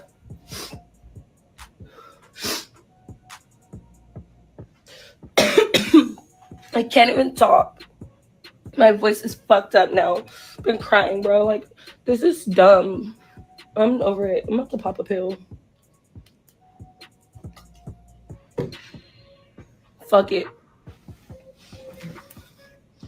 Just like, I'm over it. I don't want to be here. And I don't like life right now. And I'm fucking sad. And I have to do this fucking performance tomorrow at Big Jerk. Like, after that, I don't know what else I'm gonna do. Like, I don't even know if I want to do any of this shit. Like, I want to just go and, like, disappear. I don't want to be around nobody. I don't want nobody around me. And I hate everybody. I hate all y'all. So, it's not really y'all fault, but, like, y'all just dumb as fuck. I just hate you guys. Because I'm just so irritated. Like, I'm just over it. But, like, on some real shit, if y'all was really his fans, y'all would go stream his music, like, keep his name alive. Like, Blue's gotta be strong. Like, everybody's telling me to be strong and me to be strong for him. And, like, nigga, I can't even be strong for myself right now. Like, how am I gonna be strong for him and me? And I hate when people always say be strong. Like, why the fuck I always gotta be fucking strong? Like, what the fuck? That's not fucking fair. I'm tired of being fucking strong, bro. Like, my ride or die, my day one is gone for 4 fucking years. That's just fucked up, and I'm not fucking with it at all. I can't. I just can't. I don't even know how I'm reacting right now. I'm probably overreacting, you guys, but I don't think I am. And I don't fucking know.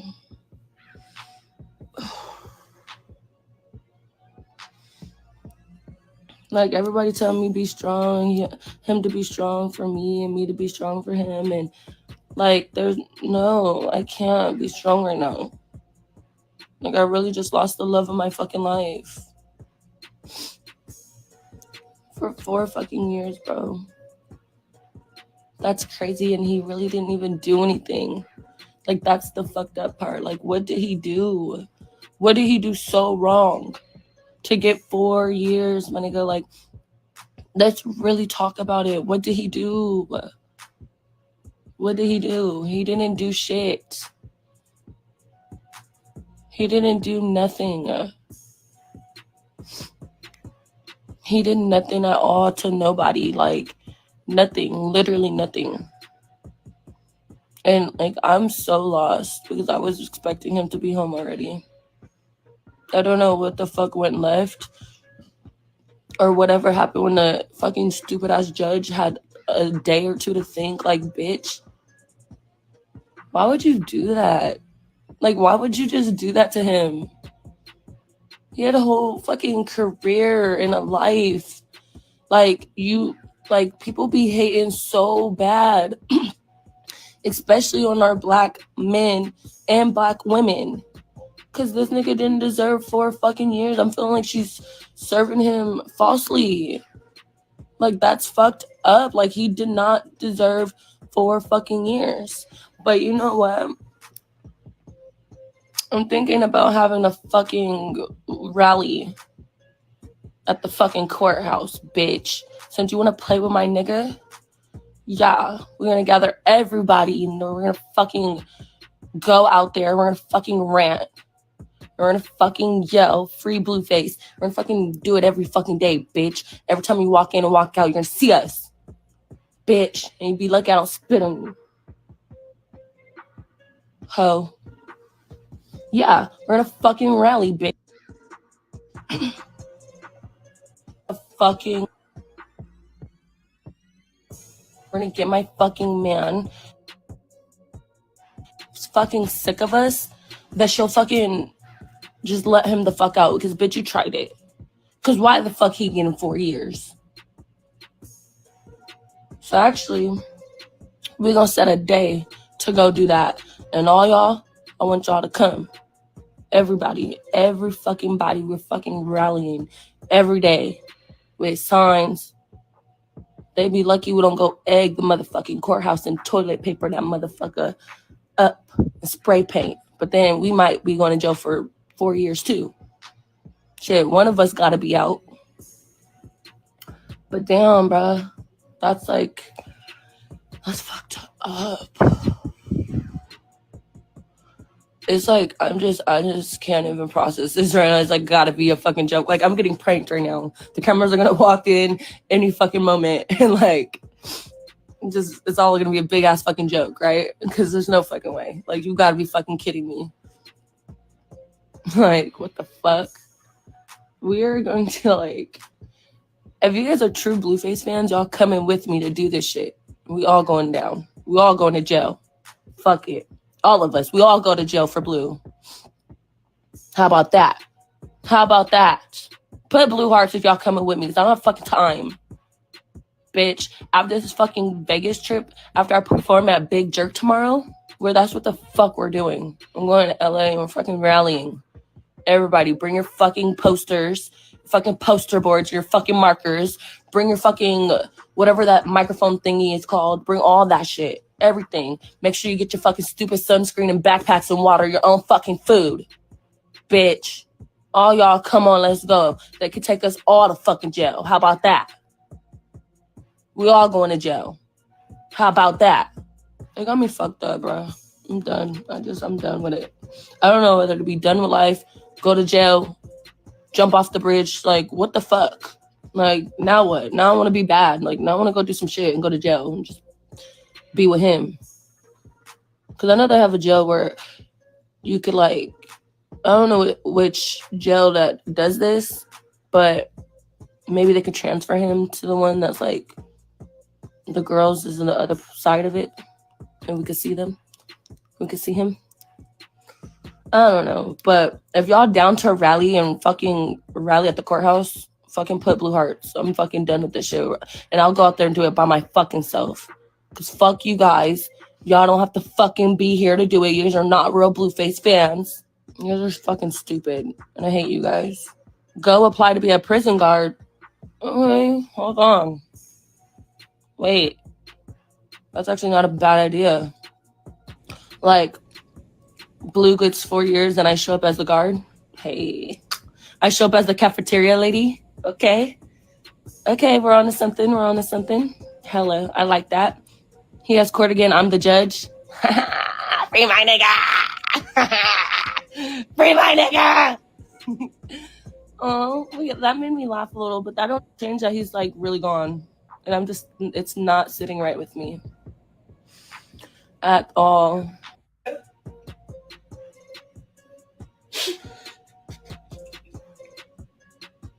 Whoo, child. I'm like, when is this gonna be over? Okay. Lord have mercy, Jesus. This girl, the level of delusion is just through the roof, okay? Okay. It's really amazing the lengths that this girl takes to like get some sort of clout off of Blueface. Like, oh, this is why I do not like this girl. I do not like this girl. She is doing way too much, okay? Like, okay, she over here talking about, oh, I don't want to be here anymore. Like, girl, that's crazy. Imagine wanting to take your life over a man that never like acknowledged your presence in their life, nothing like that. Like, girl, you look crazy. You look so crazy, child. Oh, boo-hoo! Let me play a sad song for you on the world's smallest violin. Like, girl, cut the theatrics, okay? Like, for real, this is crazy. But let's see what people are saying in the comments. All right. I'm sick of her. Right. Ma'am, why wasn't you at the courthouse for your man? Right. Is she going to keep the facade up from 4 more years? Long as she keeps his name relevant, I guess. Right. Man, I've been waiting for months for this ninja to be free. I'm exhausted. It was a good run, though. It was going too far. Once I see the way Rock messed up that baby, the circus ended for me. Yeah, you got a point, man. Exactly. Who is we? Why is she always including herself in something? She said she deserves a Grammy. Right. But you put on quite a show looking at. Let's see. Imagine if Krishan was home, how she would be carrying on. I like Bonnie. All these girls have to grind hard and keep the circusing. Yeah, that's all it is. Okay. This is the new Roach that took Krishan's place. Not the new Roach.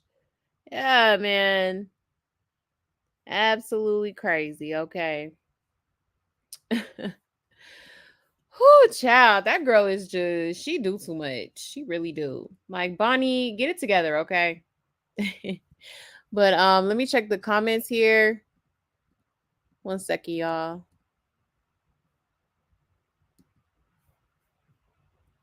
Thank you for the super sticker, Belinda. Thank you so much, love. I appreciate you. Thank you so much. Thank you, Natasha, for serving Blue falsely. Right. Right, this girl. But thank you so much. I appreciate you, love. Thank you. Thank you. Hold on, y'all.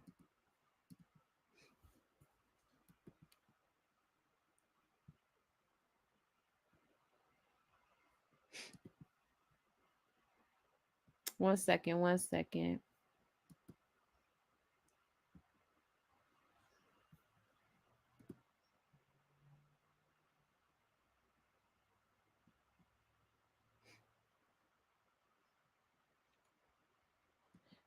Not who's gonna pay her rent, right? Right. I can't believe she said that. Like, Lord have mercy. Who, child? Oh Lord, Bonnie, that ain't your man. Exactly. Like, who is gonna tell this girl? Okay. Right, girl. Bye. Right. Child, she doing too much. She doing too much. I just pressed rewind. He left her music to sell. I'm glad he looked out. Right. Right. Yeah, she is super annoying. She just, man. I'm sorry. I don't mean to laugh and kick at Bonnie Lachey's bad acting. Right. What happened to her support in court? Exactly.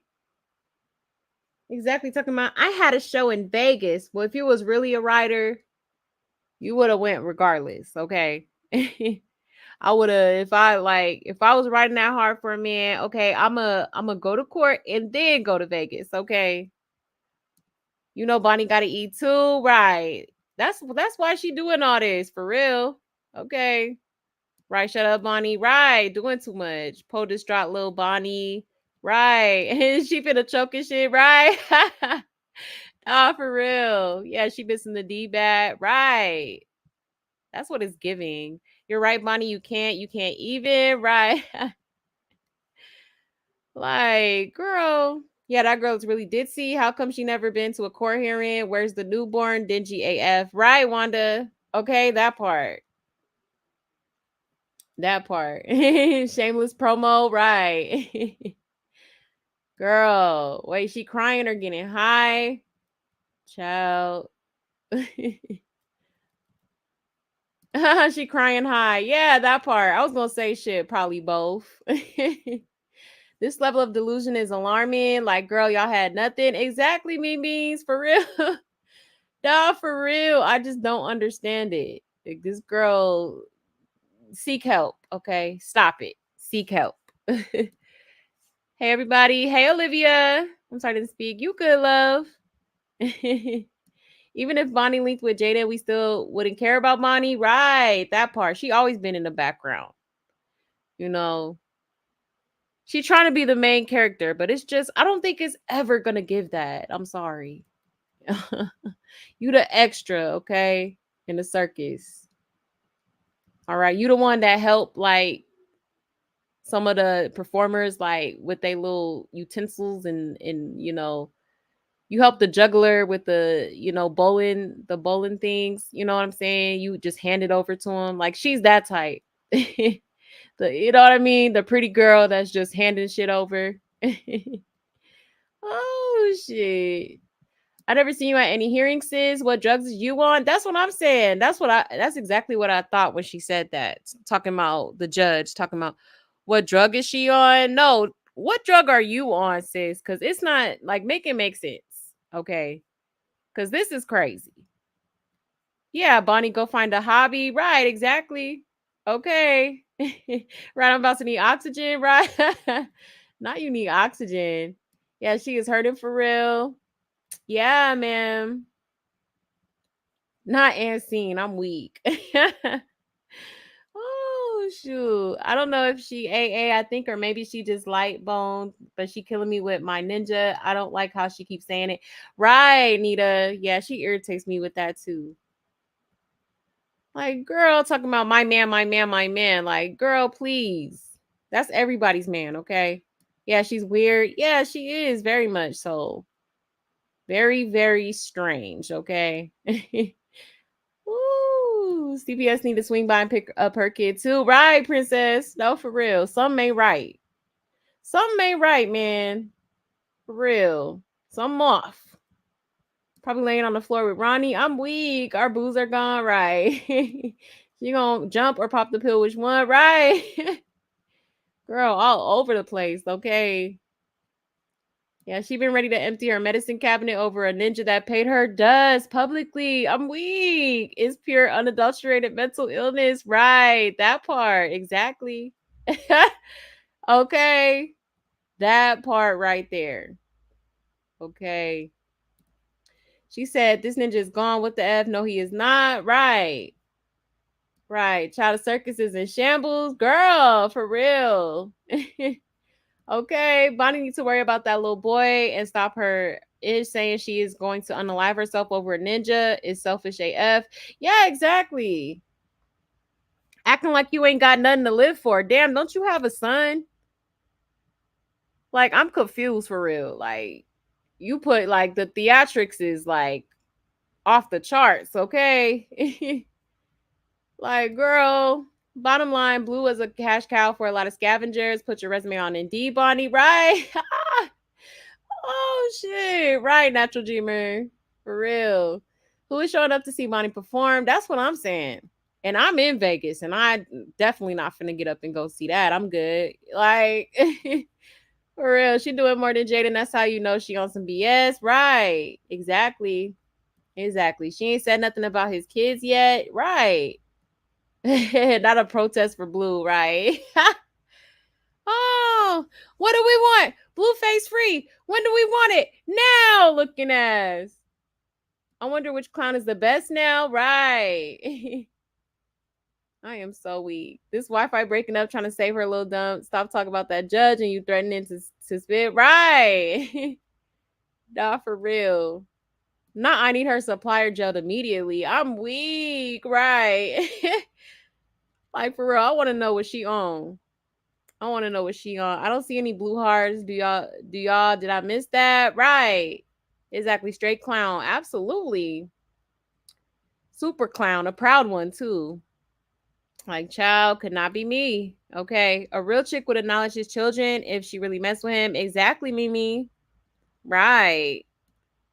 Now, Bonnie, is you jumping, going to your show, rally, or going to jail? Right. Make up your mind, fat, or go lay down. That part.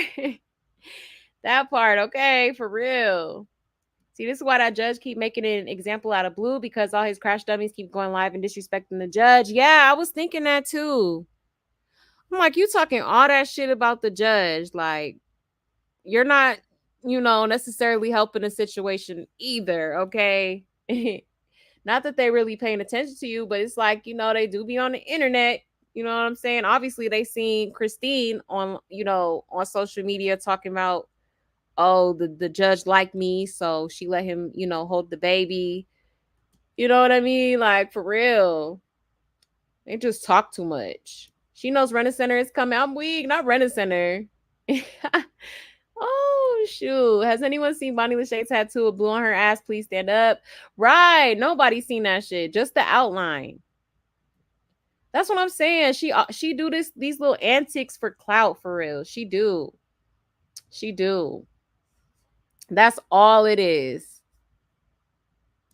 She not even in the circus. She checking tickets at the door, right?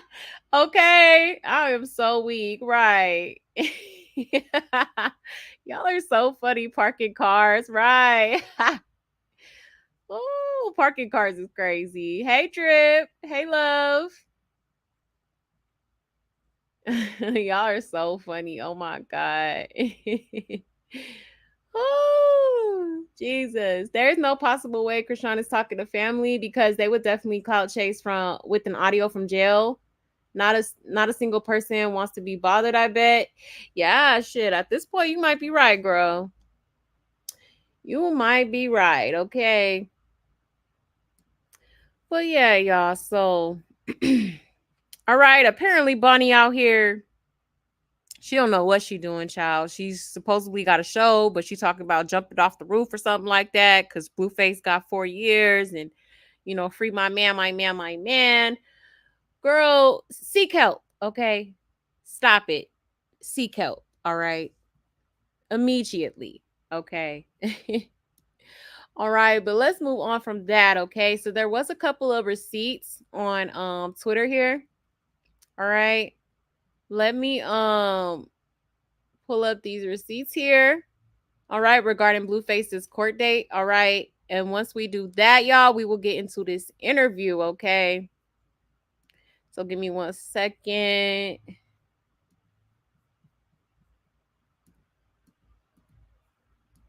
All right, let's see.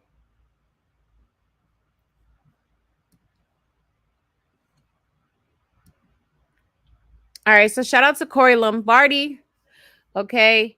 It says, I gotta keep it cheap. I don't know about today for Blue, but I'm gonna be optimistic. What's y'all thoughts? Okay. So that was before, I think I played this video already. So basically, Papa Blue Nails was just, asking for prayers as he heads to Blueface's court hearing.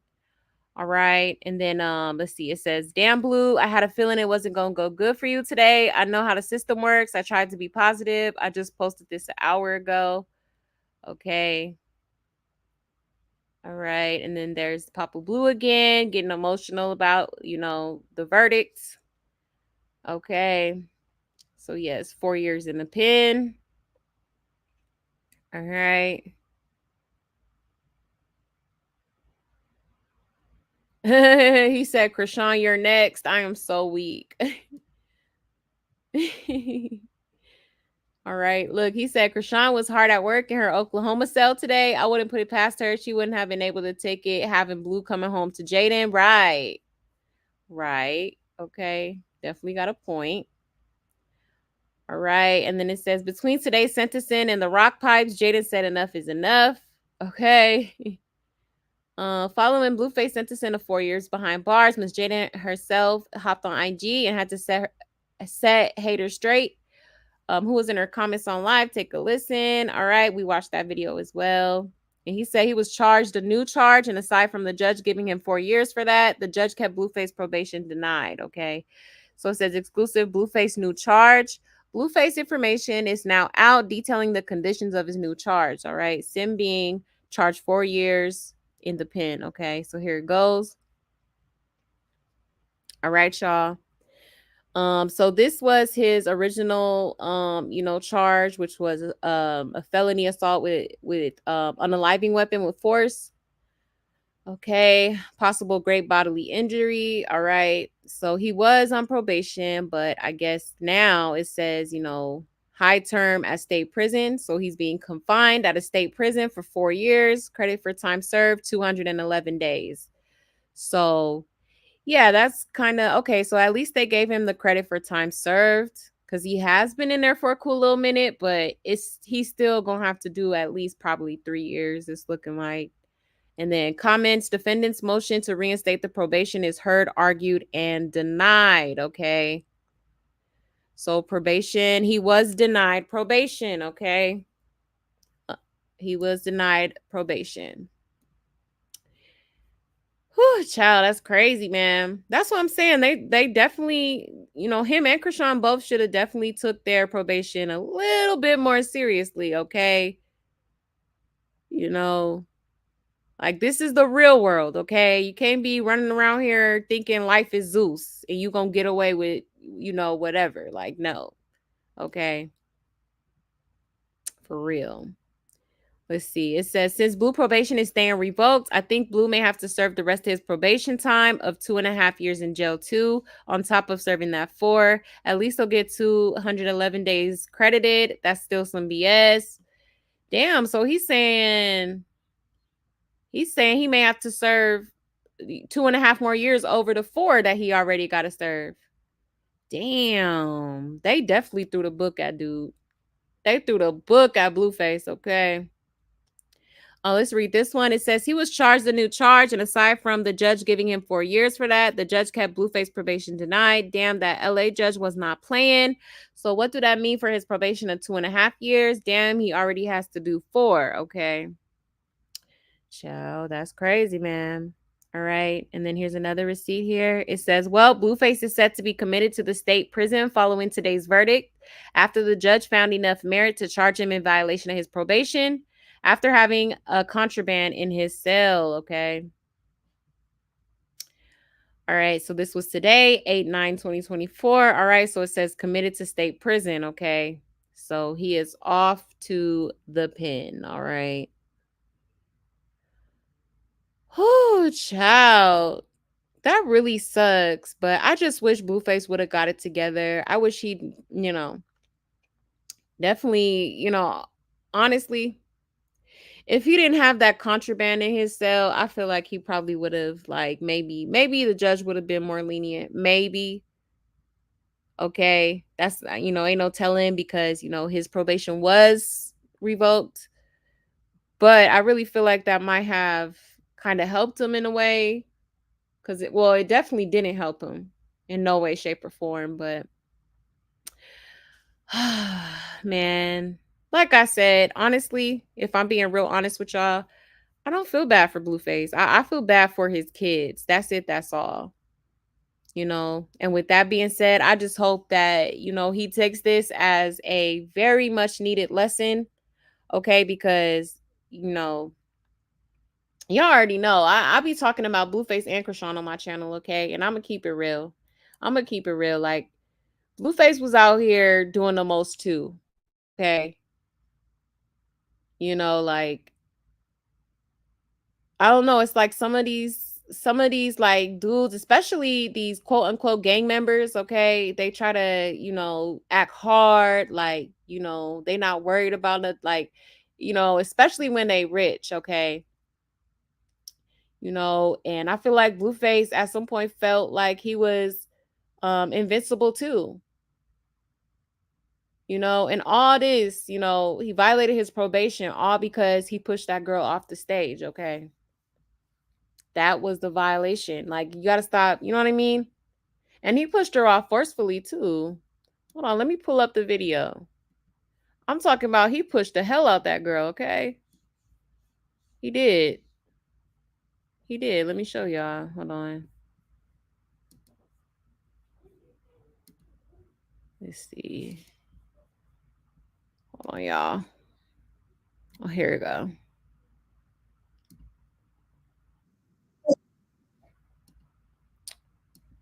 Let me rewind it from the top.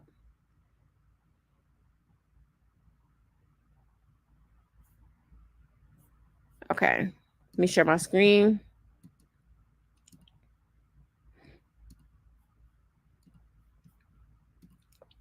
Okay, so y'all, this is why his probation was violated, okay?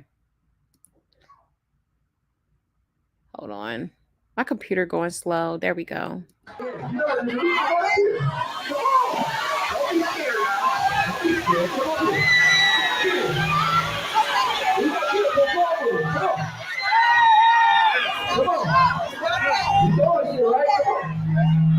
Oh, you didn't know that? You know, I don't want to come right. Come on up here. Don't be scared now. You know what to do. Yeah, we're bringing it in. Yeah, get him. No.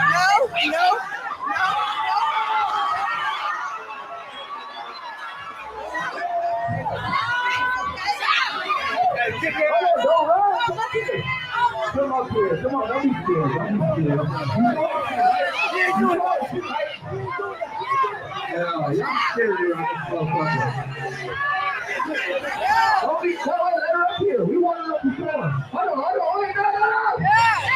Let her up here. Hold on, Billy. Hold on. Yeah, y'all scared. Okay, and this is why I say Blueface just tries too hard, to act like Mr. Cool Guy. Okay, too cool for school. Okay. All right, but he did push the hell out that girl. Okay, and anything could have happened. She could have like broke something. You know, Jaidyn was in the cut, ready to, windmill. You know what I'm saying? Like, he was definitely wrong for that. Okay. But this is why I say Blueface has some sort of addiction to like toxicity. You know what I mean? He really does. He really does. And that's what he needs to correct. One of the things he needs to correct, okay? That, his impulsiveness, okay? And, just his critical thinking skills, okay? For real. Because common sense ain't so common, all right? Especially when they're like, under the influence. Like, I don't think that helps anything. You know what I mean? But unfortunately, he's got to suffer the consequences, and that's just point blank period. But let me check the comments here, y'all. Give me 1 second. 1 second, y'all.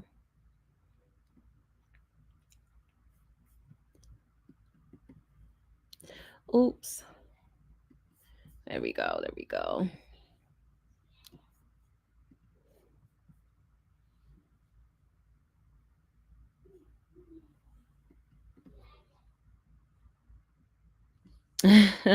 Insane in the membrane, right? See, this is why that judge keep making an example out of Blue, because all his crash dummies keep going live. Yeah, I think I read that one already. My bad, y'all. Exactly, darling. Still facts. Why you not on Zeus Bonnie? Didn't you audition? Right, exactly. Okay. Talking about she chosen. Why wasn't you chose for the show? Looks like the circus is on hiatus. Right, that part. Okay.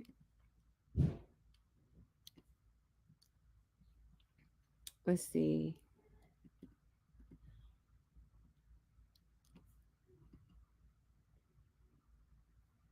Her mugshot looked a bit humbled, like she didn't expect all that's happening. You think so? I don't know. That smile kind of like, I was just like, I don't know. It's kind of interesting. I would have been looking like sad as hell in my mugshot, okay? I'm just saying. Papa Smurf skiing as we speak. Right. Not skiing. I think in Cali, since these prisons are overcrowded and Blue is violated on a nonviolent felony, he'll do halftime. These prisons are way overcrowded. Oh, okay. You think so? I mean, that would be great. That would be great. Yeah, it's time to grow up. Absolutely. Honestly, it's been time to grow up. Blueface went home after court and immediately started drinking and smoking. Yeah, he made his bed. Now he has to lay down in it. Right, Wanda. Exactly. I agree. They be given two sides of the same coin sometimes, but I think this time will do him so good. Yeah, he needs it. Blue is funny, but growth is needed. Yeah, exactly. That is facts. Yeah, they took it too far. Yes, absolutely. I totally agree, Nature. It needs to be a way to not allow young people to a certain amount of money or at least deny access until 30s. Right, Angelica. Yeah, because it's like, I mean, I think when it comes to that, people do need to learn the importance of, being, financial literacy, spending your money wisely, saving it wisely, stuff like that. You know what I mean? But he definitely needs to sit down for a while. He was wilding and he needs to grow up and be a better man for his children. Absolutely. Facts, Gia. That part. He do need to sit down. Y'all know I'ma say it, okay? And I'm like, don't get me wrong. I'm not, ever going to wish jail on nobody, but it's like, you know, these are literally the consequences of his actions. He didn't have to push that girl off the stage. I mean, apparently he thought the girl, I don't know if she did or not, but I guess somebody had threw some like ice or something while he was performing or something like that. But I don't know, man. I still don't think he should have done that, knowing the fact that he is on probation. Like you gotta really, really walk on eggshells when it comes to that. You like one false move and boom, you're back in the slammer. You know what I'm saying? Like for real, like probation. I keep saying it, y'all, and I keep saying it because it's really true. Like the probation shit is not nothing to play with. Like literally, you're sliding on thin ice, buddy. Like let's be very careful with our decisions. Let's stay out of trouble for real. Like for real. So will Blue be home to farm the Thanksgiving? Unfortunately not. I don't think so. Poor Junior, his parents will be strangers to him. Right. Yeah, that's sad, man. But honestly, y'all, can I be real with y'all? That's how I know it's like it's something spiritual going on because I feel like, yes, both parents are arrested, but this is going to give both of them time to get themselves together. You know what I'm saying?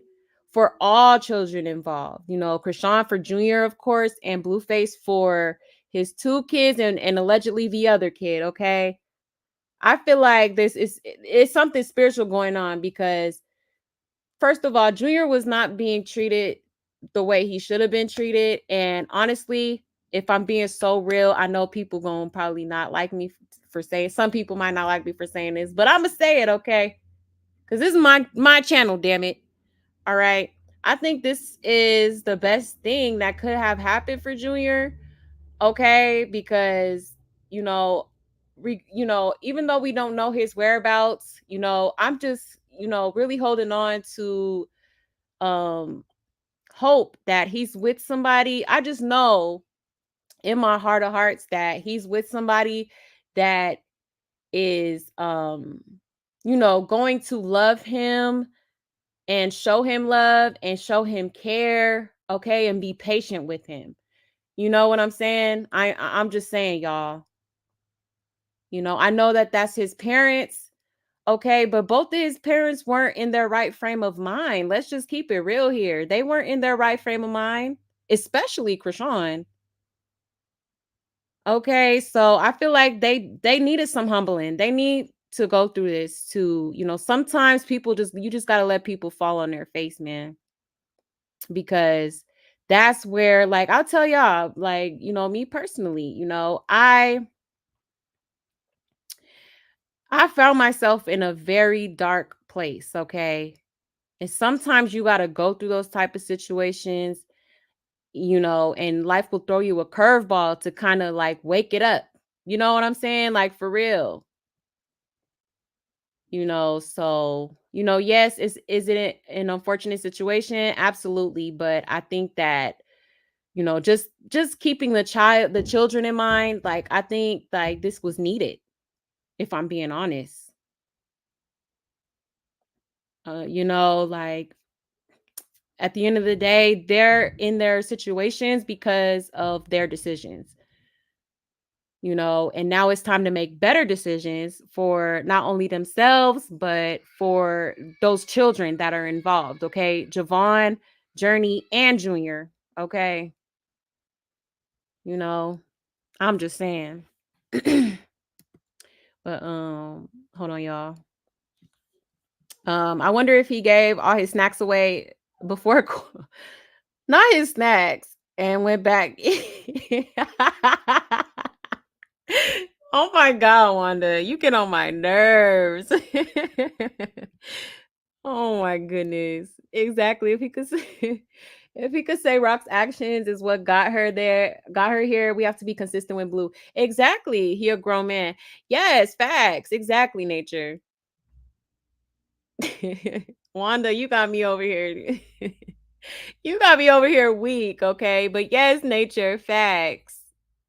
Facts. If she broke her ankle while being pushed off the stage, would have made his jail time worse. Yeah, exactly. Anything could have happened. Yeah, that's what's going to bite Rock in the ass. If she escapes by doing only 30 days, you can bet the house on it that she's a snitch. Right. Exactly. She said it herself. You know? Yeah. Y'all agree? Yeah, man. I'm just saying, like, is it unfortunate for them? Yes, but for the baby, I think it's great. I think it's great. They said she was I think you meant a Rock fan and was yelling her name. He said it could have been pissed. He didn't know, but then he pushed the F out that girl. Right, Wanda? Yeah, exactly. Oh wow, I didn't know that though. I didn't know she was yelling Rock's name. Definitely because poor Junior was being used and abused. Right. Hopefully now he has a fighting chance. Exactly. Exactly. Y'all seen her on the internet, like, it's like people want to feel some type of way when you speak on, Junior, but it's like, first of all, I've never said anything, degrading towards the baby. I've never, you know what I'm saying? I'm just speaking on what I've observed. And, based on what I've observed, I don't feel like that baby was like, a priority for real. I feel like it was more so like, I felt like Junior, it was just giving, he was like a burden to her, in my opinion. In my opinion. So I feel like, if it means he's going to be with a loving family, a caring family, people that are going to stay on top of his health, making sure he's meeting milestones and actually caring about that, then yes, absolutely. I do feel like this is what's best for the baby. Absolutely. Absolutely. Yes, Ganja, that's why I'm like, man, he needs this. Yeah, we all been there, but it was time. Yeah, exactly. Definitely was time. Absolutely. If God is keeping Junior from his parents, it's for a reason. Right, exactly. Krishan was like, if there was something wrong with him, they would have told her that right there. Says she never asked in question. Right, exactly. Definitely for a reason. Definitely. And you know what, y'all? Y'all remember when hold on, let me try to find it. Hold on, let me try to pull that up real quick. Y'all gonna see what I'm talking about. Hold on.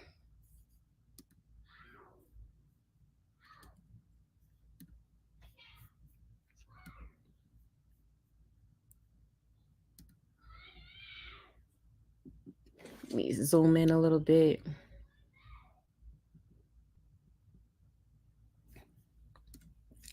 Y'all remember when Erykah Badu was like, universe, do your thing? I think the universe is universing, okay? All right. Hold on. You know, he's trash. Universe, do your thing. Okay. That's what Erykah Badu posted. Okay. And it's definitely doing its thing, y'all. All right. I'm just saying. You know, I pray Junior has progressed since we last saw him. Yes, me too. Me too. Absolutely. And when the lesson is learned and he has good intentions, God will turn it around. Absolutely. Yeah, exactly. That's all it takes.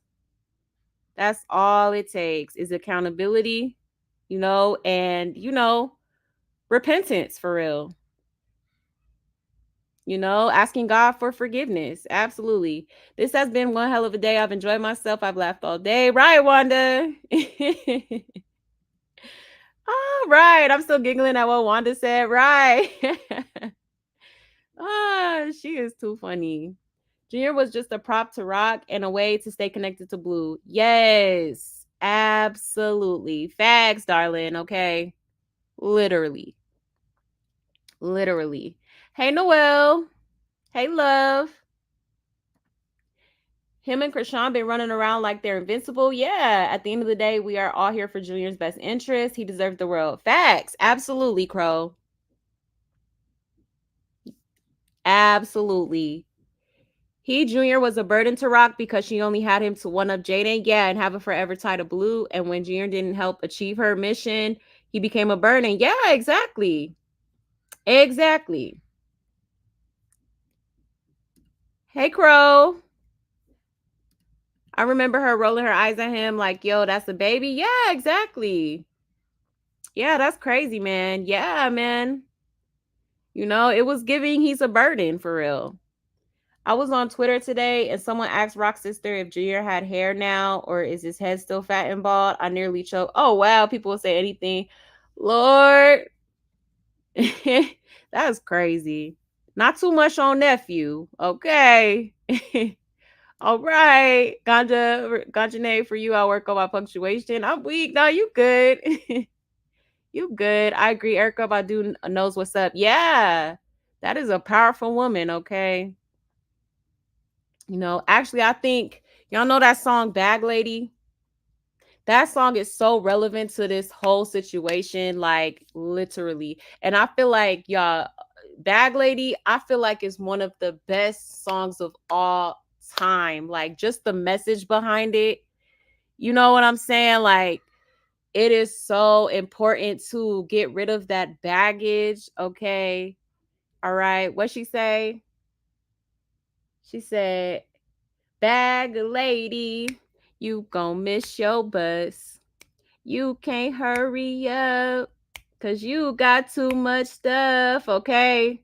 Carrying too much baggage, okay? Running around here just projecting, literally, okay? Like for real. But yeah, if it means her losing her parental rights, so be it. At least he's adoptable into a loving home. Right, exactly. Exactly. You know. But yeah, y'all. So that is what's going on. That's the latest in the circus, y'all. All right.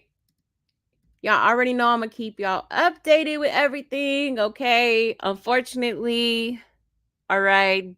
Blueface Bleed'em is facing 4 years.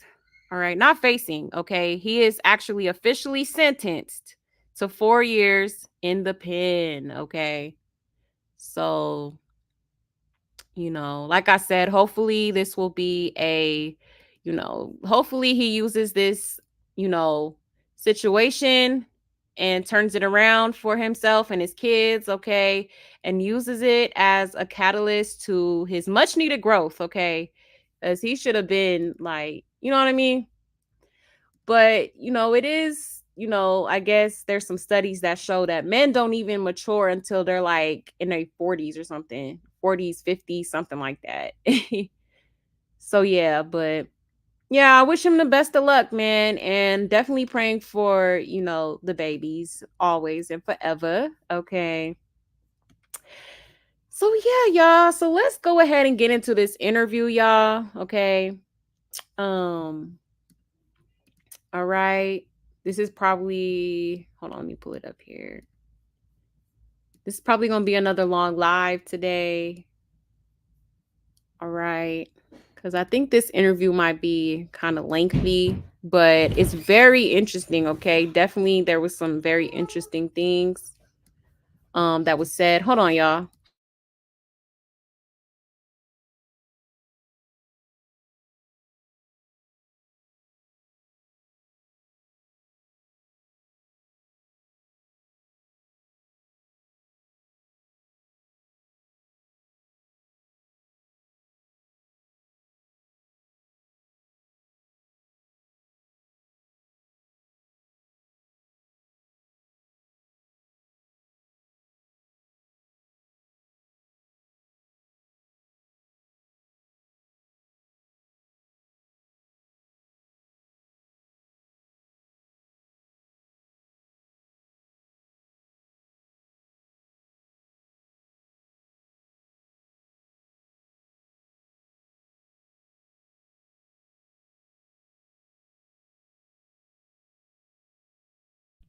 All right, my bad, y'all.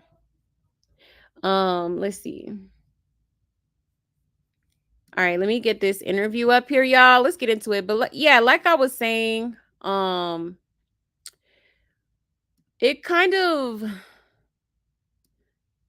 was very interesting, this interview with Karlissa, okay, because she kind of goes into details, as far as like Blueface and his siblings and stuff like that. So it kind of helps a little bit to kind of understand certain things and why, you know, some of them are the way they are. All right. So I do want to talk about that, okay? So let me go ahead and put this interview up here, y'all. All right. All right. Roll some, post some, okay? And kick back and relax, y'all, okay? Because we definitely going to get into this and we're going to talk about it, all right? All right. So shout out to Hollywood Unlocked, okay? And shout out to Jason Lee, all right? Let's get into it, y'all. Let's do this. Here we go. Media covers your story will be built from the ground up. Dominate. So motherfucker, take the lead.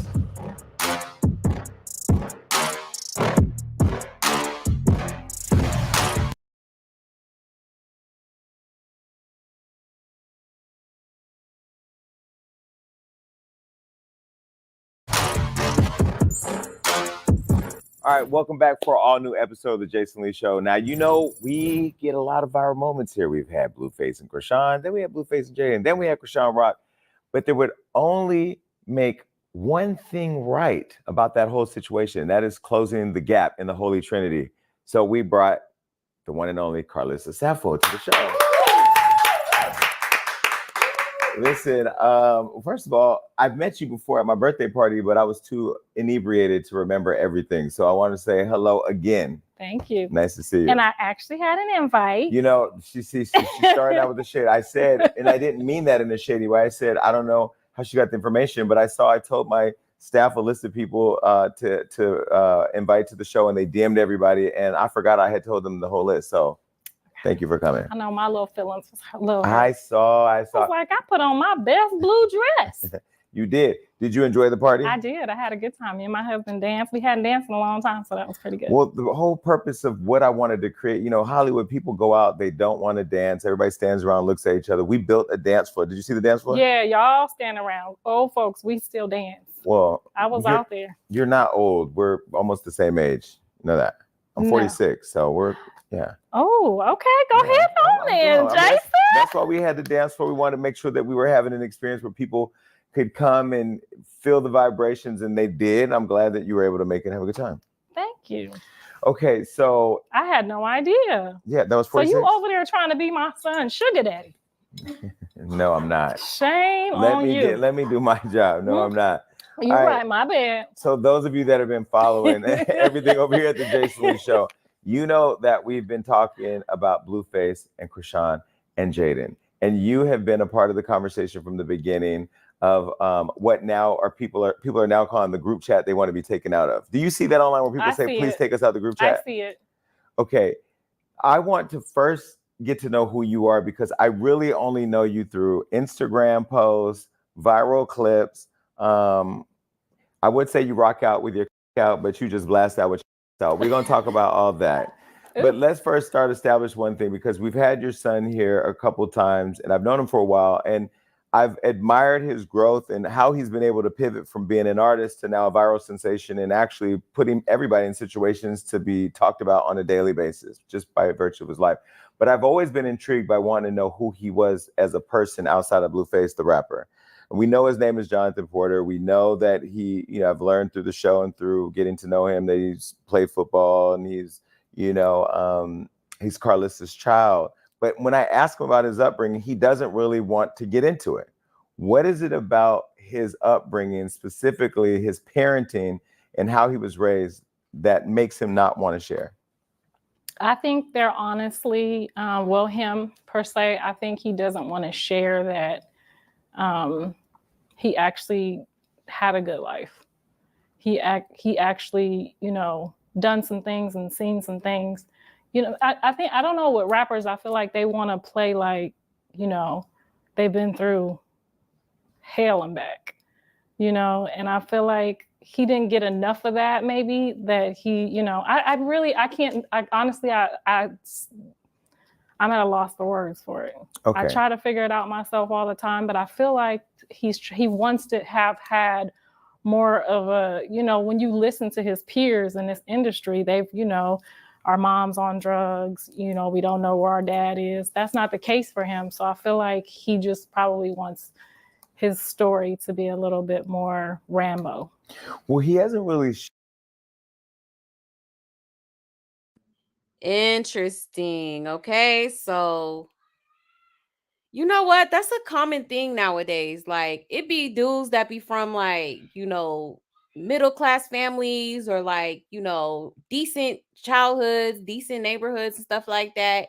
But yet they still want to be a gangster. They still want to be tough, Mr. Bad Guy, Mr. You know what I mean?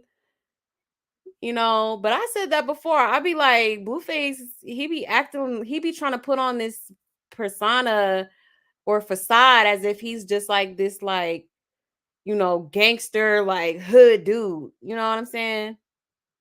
But let's continue. Shared that it was all doom and gloom. I mean, he talked about the fact that he was an all-star athlete, that he played sports, that he went to college. He was an actor. He didn't share that he was an actor, but he did share, when I would talk about how he was raised, and I would want to think back to the first interview I had with him and Krishan, where I was trying to establish, maybe similarities they may have had in growing up, where Krishan told her story, where she had a challenged upbringing. And then when I asked him, or I mentioned in the interview that I thought he had a good upbringing, I think if I could recall, Krishan made it sound like he was protecting his upbringing, that there were challenges in the house that he didn't want to talk about.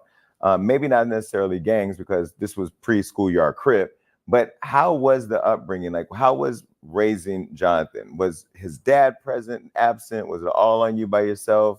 How was it? I would say it was 75%. I would say 75 to 80% by myself.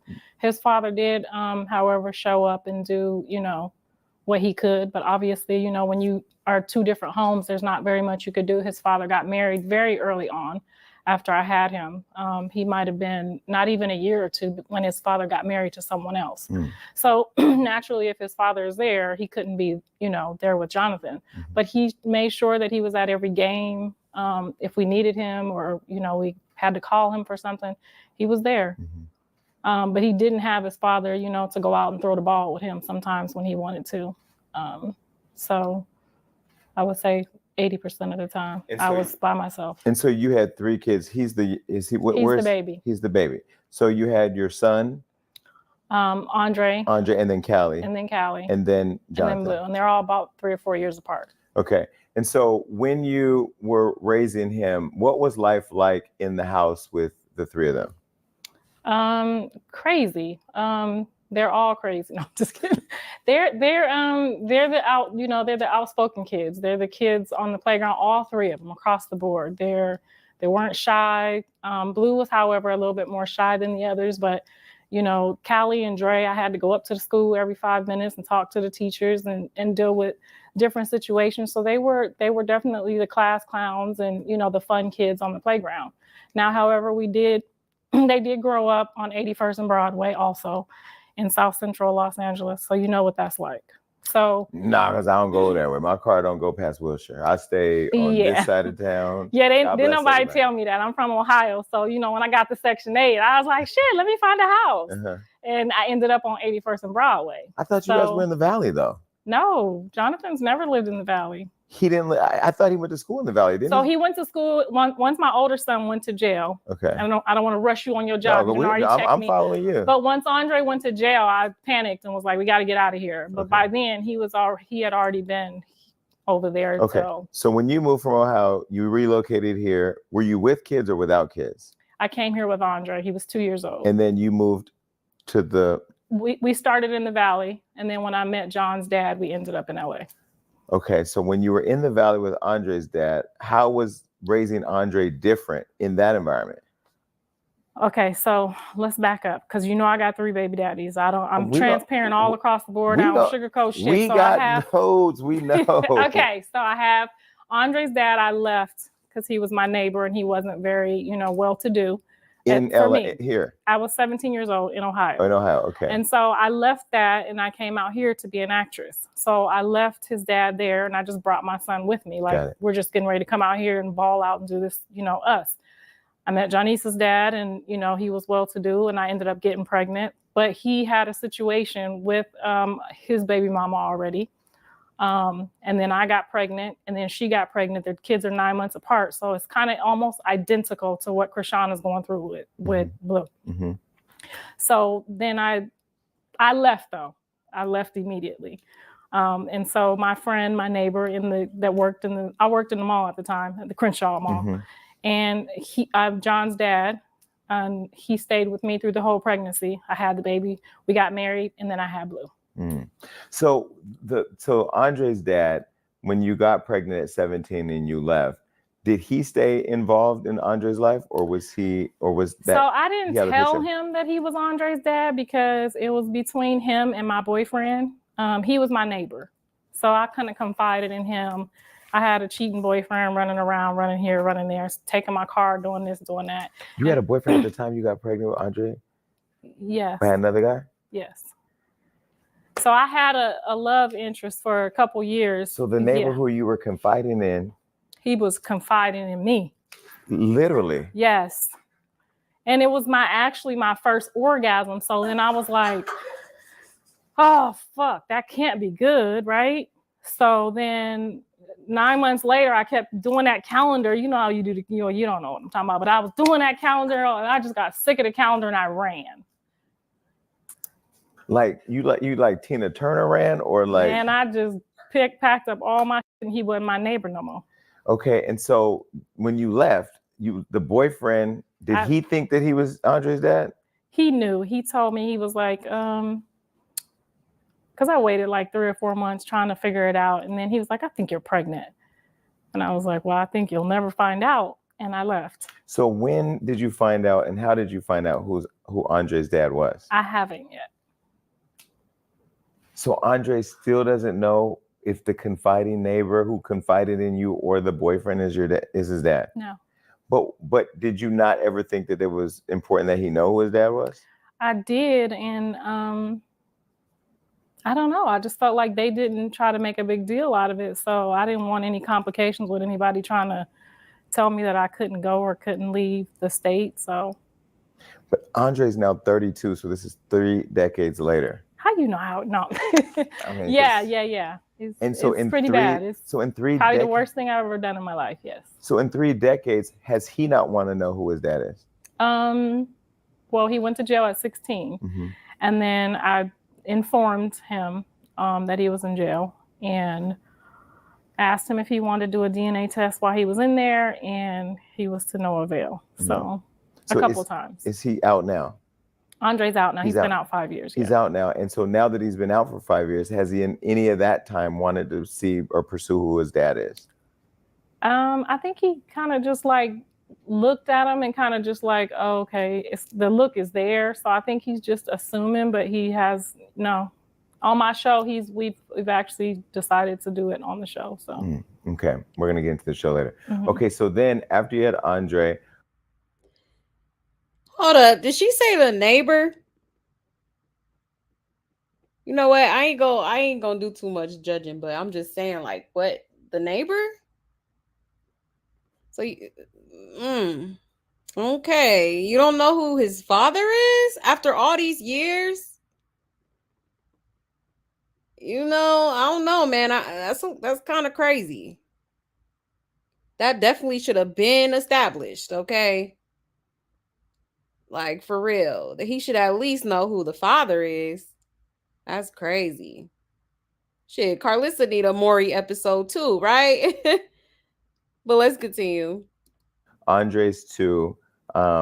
You come here with Andre. You're raising Andre, and you're raising him in the Valley? Yes. Okay. So then 4 years later, you have your daughter. And so tell me about that pregnancy, her father, and how that came about. So I met her father about 2 years after being here. And within 6 months, we were living together. He lived in Los Angeles. I lived in the Valley. And I actually met him at Larry Parker's. And Not Larry Parker, the commercial attorney. No, the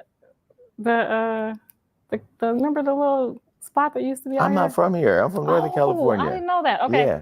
So yeah, it was like a little popping spot in Beverly Hills. And he was with a couple of his friends and we hit it off and things went good. And next thing you know, I moved in. Didn't know that I knew he had a kid, but I didn't know that, you know, the kid was like less than 1 year old, maybe. The baby mom pulled up. After 6 months, I'm already living there. I went outside, bing, bam, bam. And that wasn't the smartest thing to do, but I got pregnant right after that. And so when you got pregnant by him, were you still with him, or how long after? I was living with him when I got pregnant. And then how long after you got pregnant did he leave? So 6 months into the pregnancy, I came home from work. He was keeping Andre. Andre was upstairs at his mom's. And him and his baby mama was on the couch having sex.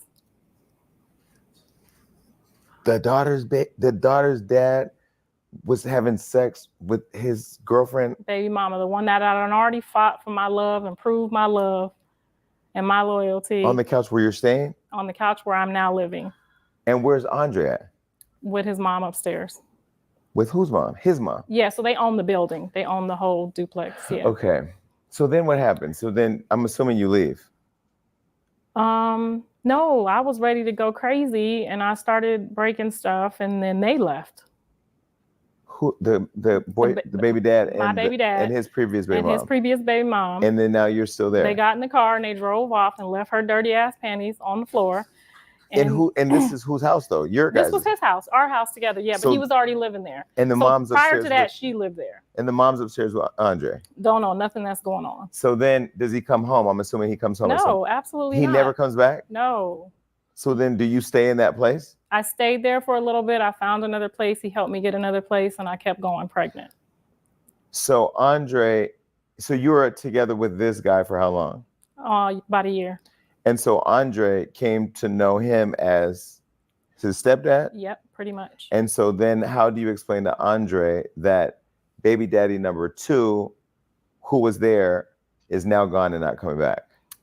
I don't even think I even got into the understanding. I don't even think I even explained it. I was going through my own emotions and, you know, in pain that like, damn, I'm about to have 2 kids. No baby daddy. And at the time you were what, 21? Yep.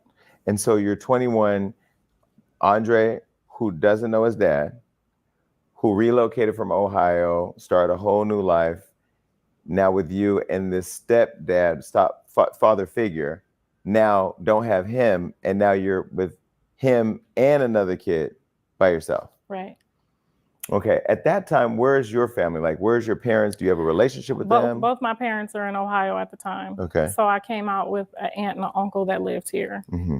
And what were your parents checking on you? What was your relationship with them? Actually, my dad had relocated me here because I was going through something with the boyfriend and the baby daddy drama in Ohio, and that was like the best thing for me to just get away from it all. Mm-hmm.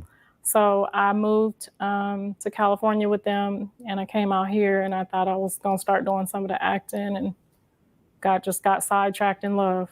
Mm-hmm. But was your pursuit of coming out here for a better life for you and your son, or was it to pursue acting, or both? And was your decision to stay in it when you were going through so much turmoil because you were still following a dream, or because you just didn't want to go back?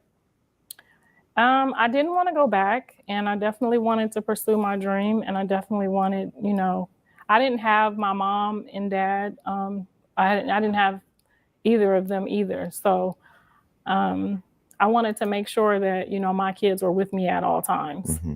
My mom was on drugs for a long time, and we had some problems with my stepdad, so it just kind of made me like really overprotective of the kids. So I wouldn't leave them with anyone. Mm-hmm. And so what was your relationship with your stepdad? My stepdad? Yeah, well, like, what were the problems with him? He was he was on drugs too. We're gonna say that I have sisters and brothers that are his children. So, now that I'm older, I try to spare them. Before, when I was just all about vengeance, I was just like, he tried to do this to me and you guys don't care. But he's been delivered and changed his life. So I try not to like make him look like a child molester, but that was the situation. And my mom was on drugs. They were on drugs. So it was a lot going on up until I was like 13 years old. But he tried to molest you, or you were molested? He tried. I was not molested. Mm-hmm. And so when you told your mom, because I've been very open in my book and open with my fans that I was molested, and when I told my mom, she didn't believe me. Did your mother? Wait, hold on. Didn't she say she wasn't touched? But didn't she just recently go live? Like, it was probably like a month or so ago, and she said she was touched by the stepdad. So which one is it, Karlissa? That's crazy. She literally just said no, he didn't do it. But yeah, I did a live on that too a long time ago, like when she was on live, basically like venting about, I guess, how her mama never really like defended her in that situation, and how like she tried to tell her mama that like the stepdad was touching her and stuff like that. So like, I'm confused now. Maybe she was just lying to Jason. I don't know, but interesting. But let's continue, y'all. To believe you? She didn't believe me. Mm-hmm. And I sat, in front of her and him and told her what was going on. And I was like, oh, thank God that's off my chest. Something's getting ready to happen. Mm-hmm. But me and my dad are like this. So I feel like now that I'm older, I realize that maybe she took that as I'm trying to do something to get, her apart from this man. There was a lot of things that I feel like she, that just gave her doubt. Mm-hmm. And so, so going back to where you are now, you're with your young daughter, your son, and you're living together as a single mother of two in LA with no family. Your mother, is your relationship with her good, or is it still strained from when the stepfather situation happened and she not believing you? It's always been like off and on. You know what I just realized too? Like, I guess Callie's real name is Janice.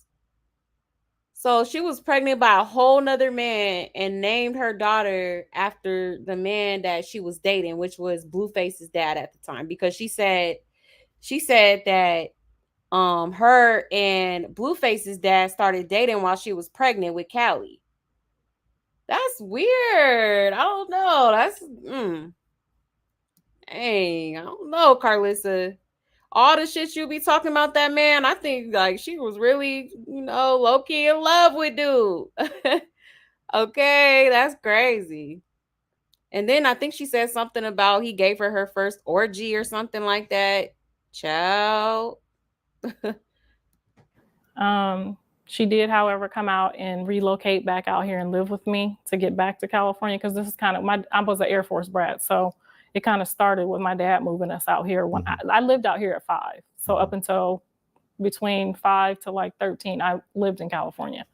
Okay. So I was actually just coming back. So what were you doing for work when you were out here as a single mom with 2 kids? I've always been a retail manager for somebody. So I started off in like the Learners and the 579.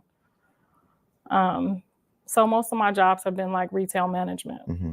And then, so now you have the 2 kids, you're out here in LA, and then you meet Jonathan's father. What's his name? Jonathan. Jonathan. So Jonathan Sr. You meet Jonathan Sr. where? I met Jonathan at the mall at work. Now, was he a Crip too? No, he's a good guy. He's always been on the straight and narrow. All his friends. And what made you choose this guy? Like, what was it about Jonathan's dad that you said, okay, I like him and I'm going to pursue a relationship with him? I just have this like vanilla thing I do. I just love vanilla, and I like vanilla ice cream. I just love, he's vanilla, and he was just so vanilla. You see my husband back there? He just was. But I mean, you. He was just so vanilla. Imagine saying, like, somebody asking you, you know, what made you, you know, intrigued by a man. Oh, he was vanilla, and I like vanilla. I like the yellow. I like the yellow dudes. Like, what? That's crazy. Okay. You had Andre Mm-hmm. when you were getting comforted by the neighbor. Yep, he was yellow too. Then you ran away like Tina Turner and ran into the arms of another man. Yes, and he was like who cheated on you with 6'4", caramel, amazing. But slept with his first baby mom on the couch in the house that you lived in. We just talking about how he lived. I ain't saying I want to go back there. I'm just trying to establish a pattern because at some point, you know, they say the definition of insanity is when you do the same thing over and over and expect different results. You had so much vanilla. Wait, you had so much vanilla. We live in a world of 31 flavors. How do you choose the same pattern and end up in the same situation? Because under 30 years old, you shouldn't be choosing at all. You should be out here enjoying your life and trying to figure out what's going on with yourself. And I was too focused on finding a dad for Andre or a situation that looked like, you know what I'm saying, I had it together, or we a family or whatever. And once you get into that cycle, it's just like, damn, I have to make this work. I have to make this not look like there's no man in the house, no father figure for these kids. So, but at some point when you're. See, I don't understand that logic, okay? Because, you know, I get it, like, especially when you have like sons, you know what I'm saying? Obviously, you want like that, you know, that father figure role in there. I mean, even for daughters too, you know what I'm saying? I get it. But it's like there's other ways to go about that, you know, instead of, you know, dating around with all these men. Because I mean, Blueface said himself that, you know, he remembers Karlissa, you know, bringing multiple men home and all that, and she just said, you know, I was trying to, you know, have like, you know, that somebody fill in that father role. Okay, but it's like, you know, you definitely could have, like, you know, there's like little mentoring programs out here that, you know, you could put your kids in. You know what I'm saying? Like, there's, you know, I'm sure they had like an uncle, maybe, you know what I'm saying? Like something, you know, like, I don't know. I don't understand that logic. Like, sometimes it's, you know, probably best to just be on your own, you know, because, you know, unfortunately, you know, a large percentage of these men, I'm not going to say all, but, you know, there is a, you know, a large percentage of men that just, you know, they ain't wrapped too tight. Okay. You know, and I know for me as a mother, you know, it's very important for me. I don't bring no man around my kids that I'm not, you know, serious with. You know what I'm saying? Like, nah, that's just a no-no. And I feel like kids shouldn't be exposed to that type of stuff because it can affect them, you know. I mean, look at Blueface now. He's like low-key like a nymphomaniac. Okay. Like, dude has this, like, he's hypersexual. Okay. But yeah, y'all, let's continue. You're going through those examples, like after the first one, do you find yourself in a cycle again? And after the second one, how do you not break that cycle then? I didn't break the cycle. Yeah. You always need a helpmate. It's set up for you to fail if you don't have a helpmate. So the cycle kept continuing because obviously, back then, rent was still $1,700. I have 3 kids. I don't have daycare for everybody. So you still need help. It was really about the helpmate.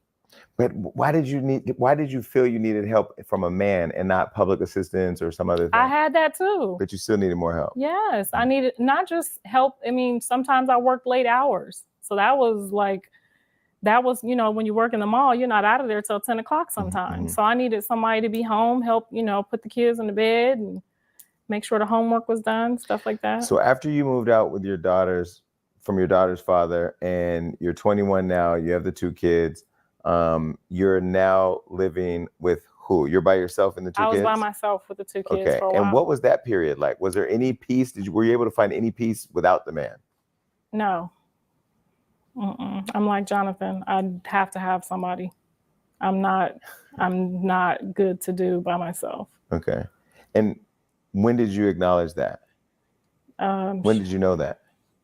Probably after I divorced his dad. But did you know before Jonathan's dad that you needed to be with a man? Like, is that you felt like you needed to be with somebody? Yeah, I pretty much have always known. I think when I was like 12 or 13 years old, I fantasized about a family with kids and, the home that you don't have, the home that you dream about. So absolutely. Okay. And so then 3 years after you have the daughter, you have Jonathan. Yes.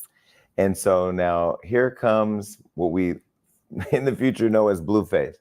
So Jonathan comes, now you're back in the Valley? I'm in the Valley with his dad.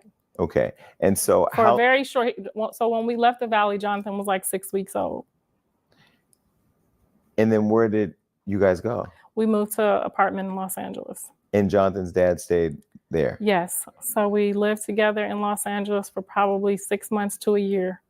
So with all these situations, you literally are with somebody for however long period of time, you get pregnant, and then they leave or you leave. On that third time, I said, oh, hell no, we have to get married. I can't. Jonathan's dad wanted a kid, and I already had 2. And he really, really wanted a kid. So that was my, if I'm going to do this, we need to be married. I'm not going to have, a third kid and not be in a stable situation. So we got married before Jonathan was even thought of. Okay. So you're married, you have Jonathan, and then how long after you have Jonathan is it over? He was about 1. Including the marriage? Including the marriage. What? So we were married for probably like maybe a year or 2 before we had Jonathan. And then you have Jonathan. Then a year after that, it's over. Correct. Where did it go wrong? He just was, he had a gambling problem, and it was just always debt after debt. And after he took the rent money that one last time to take it to Vegas, I just gave up. Like, I can't do this. And then how did you explain to Andre, your daughter, and Jonathan that now you're moving again? The craziest thing is that I think they started to see the pattern and just like, oh, here she goes again. You think they thought that? I feel like nobody ever had to say anything. I could just look at them and just like see the disappointment. This is the question I have because I'm in this weird place of, I'm at 46. I'm like, do I want to have a kid? I keep talking about having a kid. I keep putting real thought into it. But the reason why I have chosen not to have one now yet is because I haven't felt, I'm stable for sure, money, career, all that. But I haven't felt that I'm really genuinely going to give them the time and attention that they need to be parented in a way that my parents were not able to parent for me. My mother was on drugs. She became a prostitute. We got evicted. I ended up in foster care, came home, was in the streets all the time and just trying to find myself and figure things out. And even though my life is stable and I'm not on drugs and all that, I just know that like I'm so career focused and wanting my freedom that I don't know that I'll be able to give myself that way. This is a question that I want to ask because now we've kind of talked about like the upbringing of these 3 young kids. What is that look in a kid's eye when you know you're getting ready to put them through another life change and they're looking at you as somebody they expect to always have their back and make sure that they're stable and make sure that they feel safe, but you know mom is on the run again?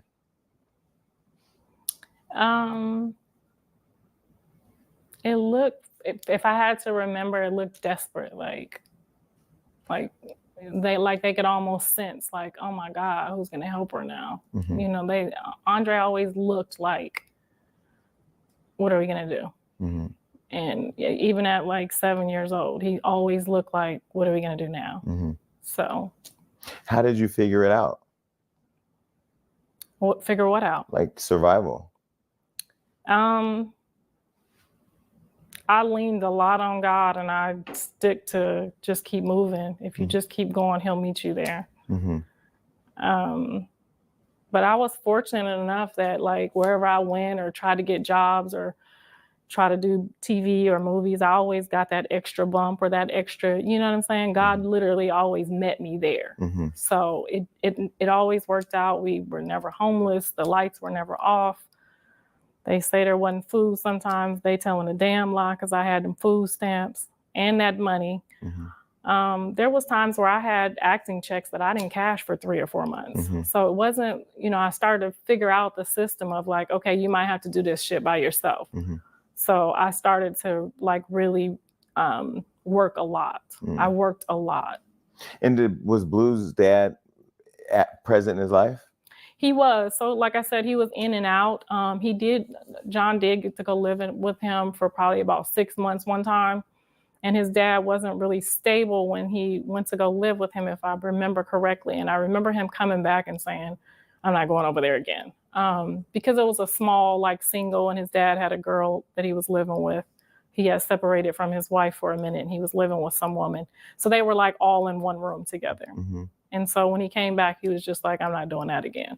And what were the other 2 kids doing when Blue left? Were they still there together? And so Callie's dad, when she turned 5, I let her go visit for a summer, like, whoo, I'm gonna get a break. My dad took Blue and Dre.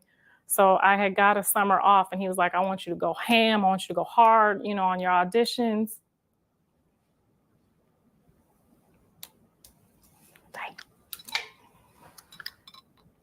Oh, we got Kleenex for you. I don't even know what the fuck just made me feel like that. I don't even know what that was. But he was just like, I want you to give it all you got and, you know, see if you really want to do this.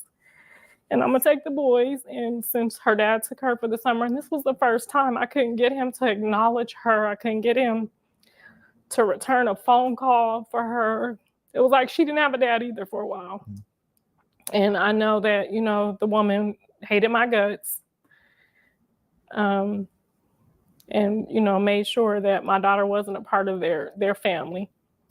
And so when he came up with the idea that, okay, you know, she's getting used to the idea of this, you know, we want to take her for the summer, I was like, oh, wow, this is great. Like, she's going to have a dad. I'm going to have some help. And he took her for the summer. The other kids are with my dad.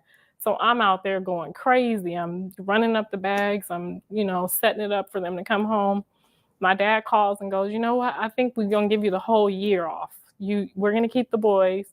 And I was like, well, that's not really going to make sense because I'm still going to have her and she's just going to be here by herself. So I went to go and pick her up because the summer was over and they moved. And I couldn't find my daughter. So I'm looking all around. I'm going nuts. My dad's like, you know, we're going to keep them till you figure it out. And I'm literally like losing it. Like, I don't know where he took her. They moved from West Covina. Long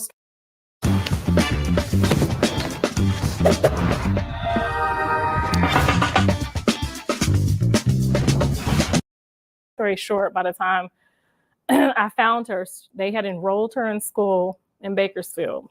I go to Bakersfield, I check her out of the school, I kidnap her out of the school and drive back home. I got back home to LA. And when I got home, they called the police. And that's how I found out that his sister was an attorney and his mom, was well-to-do in Los Angeles, that they had put, a situation together to where it looked like I abandoned my daughter. Mm-hmm. And went and got custody, said I missed the court hearing. I never even got served to go to court. So I didn't know any of this was going on. Mm-hmm. So she was out there. I started doing some strange things for a piece of change to get lawyers and like try to get her back. And by the time I got down there, he's now like the sheriff of one of the biggest prisons down there. Mm-hmm. They don't even talk to me. I can't get a hearing. It was just basically they set it up for him to keep her. Mm-hmm. So I came up with the idea, like, I'm gonna sneak around with him for a while so that I could see her, because I couldn't even like take her back because I had kidnapped her. Mm-hmm. So I started sneaking around with him for like 2 or 3 years just to like, within those 2 or 3 years, he started giving me like visitations. Mm-hmm. So we went back to court and we adjusted it. I started getting weekends. So I'm driving to and from Bakersfield on Friday and Sunday every other weekend. Mm-hmm. Now, mind you, I'm working and I'm trying to do all these things. So it's putting a dent in my pocket to do this, but I continue to do it for like 8 years. My dad sent the boys back a year later. How many years? A year. Okay. But he had her for like 8 years. Okay. So what made you emotional right now? Like, what were you thinking about? Just thinking about that, what that was like, trying to get her back. Mm-hmm. By this point, with the 3 kids, your 2 boys are with your dad, right? And then your daughter now is caught up in this thing where you're kidnapping her, he's kidnapping her. She doesn't get to see her brothers. They don't get to see their sister. How are you feeling as a mom? Like I failed, because on top of that, she's saying, the stepmom doesn't really like me. She says I look like you all the time.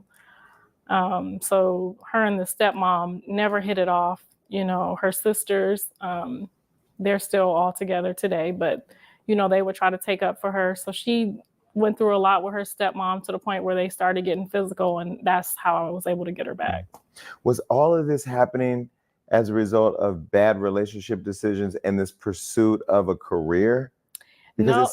it sounds like you were pursuing this acting thing at all costs, and it was costing you. It was costing me, but it was also like, it was the way we eat. Mm-hmm. You know what I'm saying? It had become a way of life for us. The kids were acting and booking commercials. And, for us, like I said, because rent in California is, welfare does not pay enough for Mm-hmm. anybody to live out here. I don't care what nobody says. You cannot live off welfare alone. And we lived on San Vicente and La Brea. Mm-hmm. So when John's dad left, that was all on me. Mm-hmm. And what about people who may be watching and say, well, why didn't you choose another career? Were there other career options besides acting? Well, I wasn't just acting. I was Working at retail Learners managing. and other I was, things. yeah. So you had the pursuit of your personal passions in that career, but you also had a stable job and you had AFDC, but it still wasn't enough. It wasn't enough. And the fathers Not weren't- with 3 kids. It wasn't and enough. none of the... I didn't get any child support from anybody. Okay. And you didn't try to pursue that? No. I tried, but I tried with Janice's dad, and I was getting like $250 a month. And that's when he came up with the idea of, I know how to get rid of that bill. Mm. But I was getting like $250 a month. When he took her, I had to pay him child support. So he had her for 8 years, and then how did you get her back? Because her and the stepmom got into a big fight, and she hit her in the face with a remote. And so the dad made a decision that day that him and the stepmom were done, Mm-hmm. because he put hands on the stepmom for putting hands on his daughter. Mm-hmm. So they were done. So for a minute, it was just my daughter and her dad. Mm-hmm. And it was just the 2 of them. So then he brought me into the equation, and we tried to become a family again when she was like 14 years old. Mm-hmm. And I just, after all the pain that he had put me through, I just couldn't do it. So at any point in time during the time that your 3 kids were still living with you, did any of them ever approach you and ask you, like, what the hell's going on? Or talk to you about their experience or how they felt about what was happening? I honestly think they felt sorry for me. Mm-hmm. I think that they understood, like, we had a system, and I think everybody was just doing their best in the system. Mm-hmm. I mean, there was times where, Andre would be 12. John is like 7, or they're 6 years apart. And I wouldn't make it home from work on time to pick him up from school. Now, they don't let 12-year-olds take kids out. So me and Andre, on the phone, figuring out the plan for him to kidnap him out the school when they not looking and run home. At 12 and 13. At 12 and 6, yeah. So Andre was basically the baby daddy. Yeah, he was forced to be an adult. Yes. Yes. And I'm sure you acknowledge the pressure that would have on a 12-year-old. Absolutely. It was on me. Okay. I'm the oldest too. So I understood what he was going through. And so now, when I was interviewing Blueface here recently, and I was asking him, like, really, because the first time I interviewed him and Krishan, I just couldn't really understand anything because they were all over the place. And then when I was able to get him here with Jaidyn, I really wanted to understand, as I was explaining to him about, my journey in experiencing different sexual stuff and, having girlfriends and then now having boyfriends, whatever. I was saying to him, like, trying to explain to him the contrast with where he was Jonathan Porter and then he became Blueface, Schoolyard Crip, and how he pursued this world and this community and this family in the streets that he found comfort in, and it basically took over his identity. At what point did you see the change happening? I never saw it coming because he promised Andre when we went to spend the night in the jail with Andre. Me and Blue went to spend the night in the jail with Andre. They let families have the family visits. The family visits. So on one of those visits, he promised Andre that he wouldn't get involved in anything like that and that he would stay, clear and stay, playing football.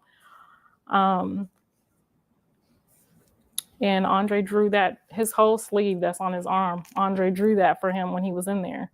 And he promised that he wouldn't do it. But Andres was in prison for how long? From 16 to 29. Okay, so 13 years. And for what?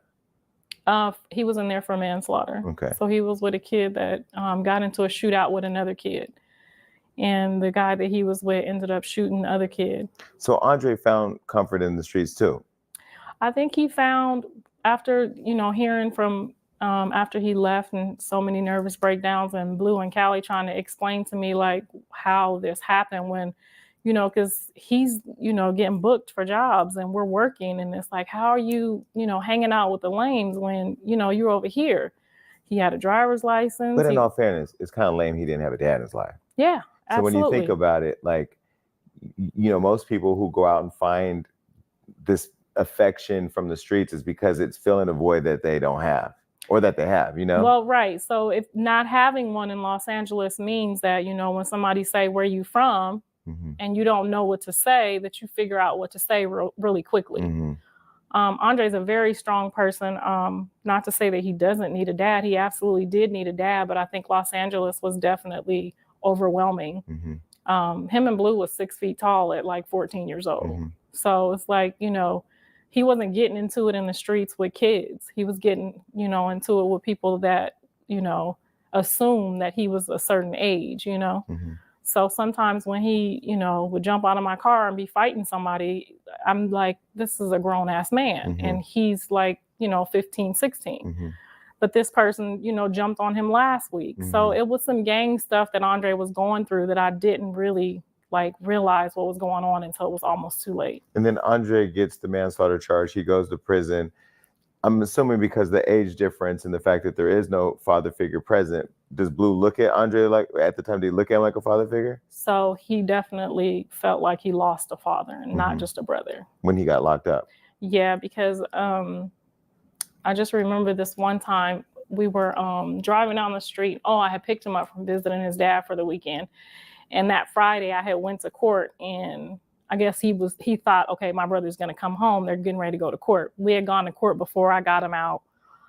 He had a gun before I got him out on that, brought him home. So I guess, when 6 months had went by and he's like, I picked him up and he in the back seat of the car just started kicking the shit out of the back seat of the car, just like going nuts to the point where I had to pull over. And when I pulled over, he was like, my dad said my brother's never coming home. And I was just like, why the fuck would he tell him that? My dad's never coming home. I mean, my brother's never coming home. And I'm just like, why the fuck would he tell him that? So I pulled the car over and I explained to him, you know what, that it was going to be a long process. And that I promised him that I was going to get him home. But I think that day he changed because he didn't smile anymore. Never smiled after that day. Blue never smiled after that day. He just became like a robot. And we all just kind of tried to deal with it. We all kind of lost our mind. We all lost our minds that year. When Andre left the house? Yeah. When Andre left, we lost our mind. Literally. What did that look like for each of you? We looked like zombies. We looked like we didn't know what the fuck to do. At this point, Blue had like Coogan money, like, I don't know, $60,000 or something. And I'm hustling up trying to figure out how to get the money for this lawyer. He wants $30,000 to do X, Y, and Z, and it's no guarantee. So I'm doing all this stuff to get the money up. And then out of nowhere, Blue's just like, just use my money. It's my money, Mom. Shit. And I was like, I never even thought of that. Like, yeah, I'm going to get in trouble for using it, but it's worth it. So I did. I used the money to pay for the attorney. But he didn't get to come home. And so you're in the prison doing the family visit. Blue promises Andre he's not going to follow in his footsteps. And then he joined Schoolyard Crib. No, he went to college. He did everything that he promised us that he was going to do. He got good grades. He was a scholar athlete. I don't know why the fuck he's spelling the way he's spelling. That's not how he spells, but he did everything he was supposed to do. He passed all his SATs. His grades were perfect. He went to college with flying colors. Him and his dad went on the visit. I let them do the visit. I found the scholarship. I was just reaching out everywhere, trying to make sure that he was able to get out of there. And then at the last minute, he got the offer. He went down there and they signed and he was in college. So when he left college, I found out that he left college by calling his coaches to just check in. Mm-hmm. And they were like, oh, he left like 3 weeks ago. Mm-hmm. I was like, well, why didn't anybody call me? But they didn't call me because they had used him in a game that started his clock. And he didn't want his clock, I guess, to start ticking because he wanted to just use that school to go to a bigger school. Mm-hmm. And so him and the coaches got into it about the way they just, used him in a desperate situation. I didn't really understand how the clock works. So I didn't, make a big stink about it. But that's why they didn't call me, because they didn't want to tell me that they basically fucked over him and he left. Well, earlier when you said you don't understand how he ended up in where he is, I understand how he ended up. I mean, a young person's development starts early. Mm-hmm. So it's not like you go to college and then you decide to get into things. Like you see things as you grow older. Like I saw my mother on drugs. I saw my mother abandon us. I saw my mother lose everything. I chose to learn from her mistakes and be like, I ain't gonna do that, I ain't gonna do that, I ain't gonna do that. But also as a result of those mistakes, I also don't have my own kids because I'm afraid that I'm going to do it wrong, right? Because, I can sit here, or people watching can sit here and judge you if they want to, but like nobody was in your shoes and know what you were going through. You're still a mother, a human being going through your own experiences. You had your trauma with your stepdad, that's real.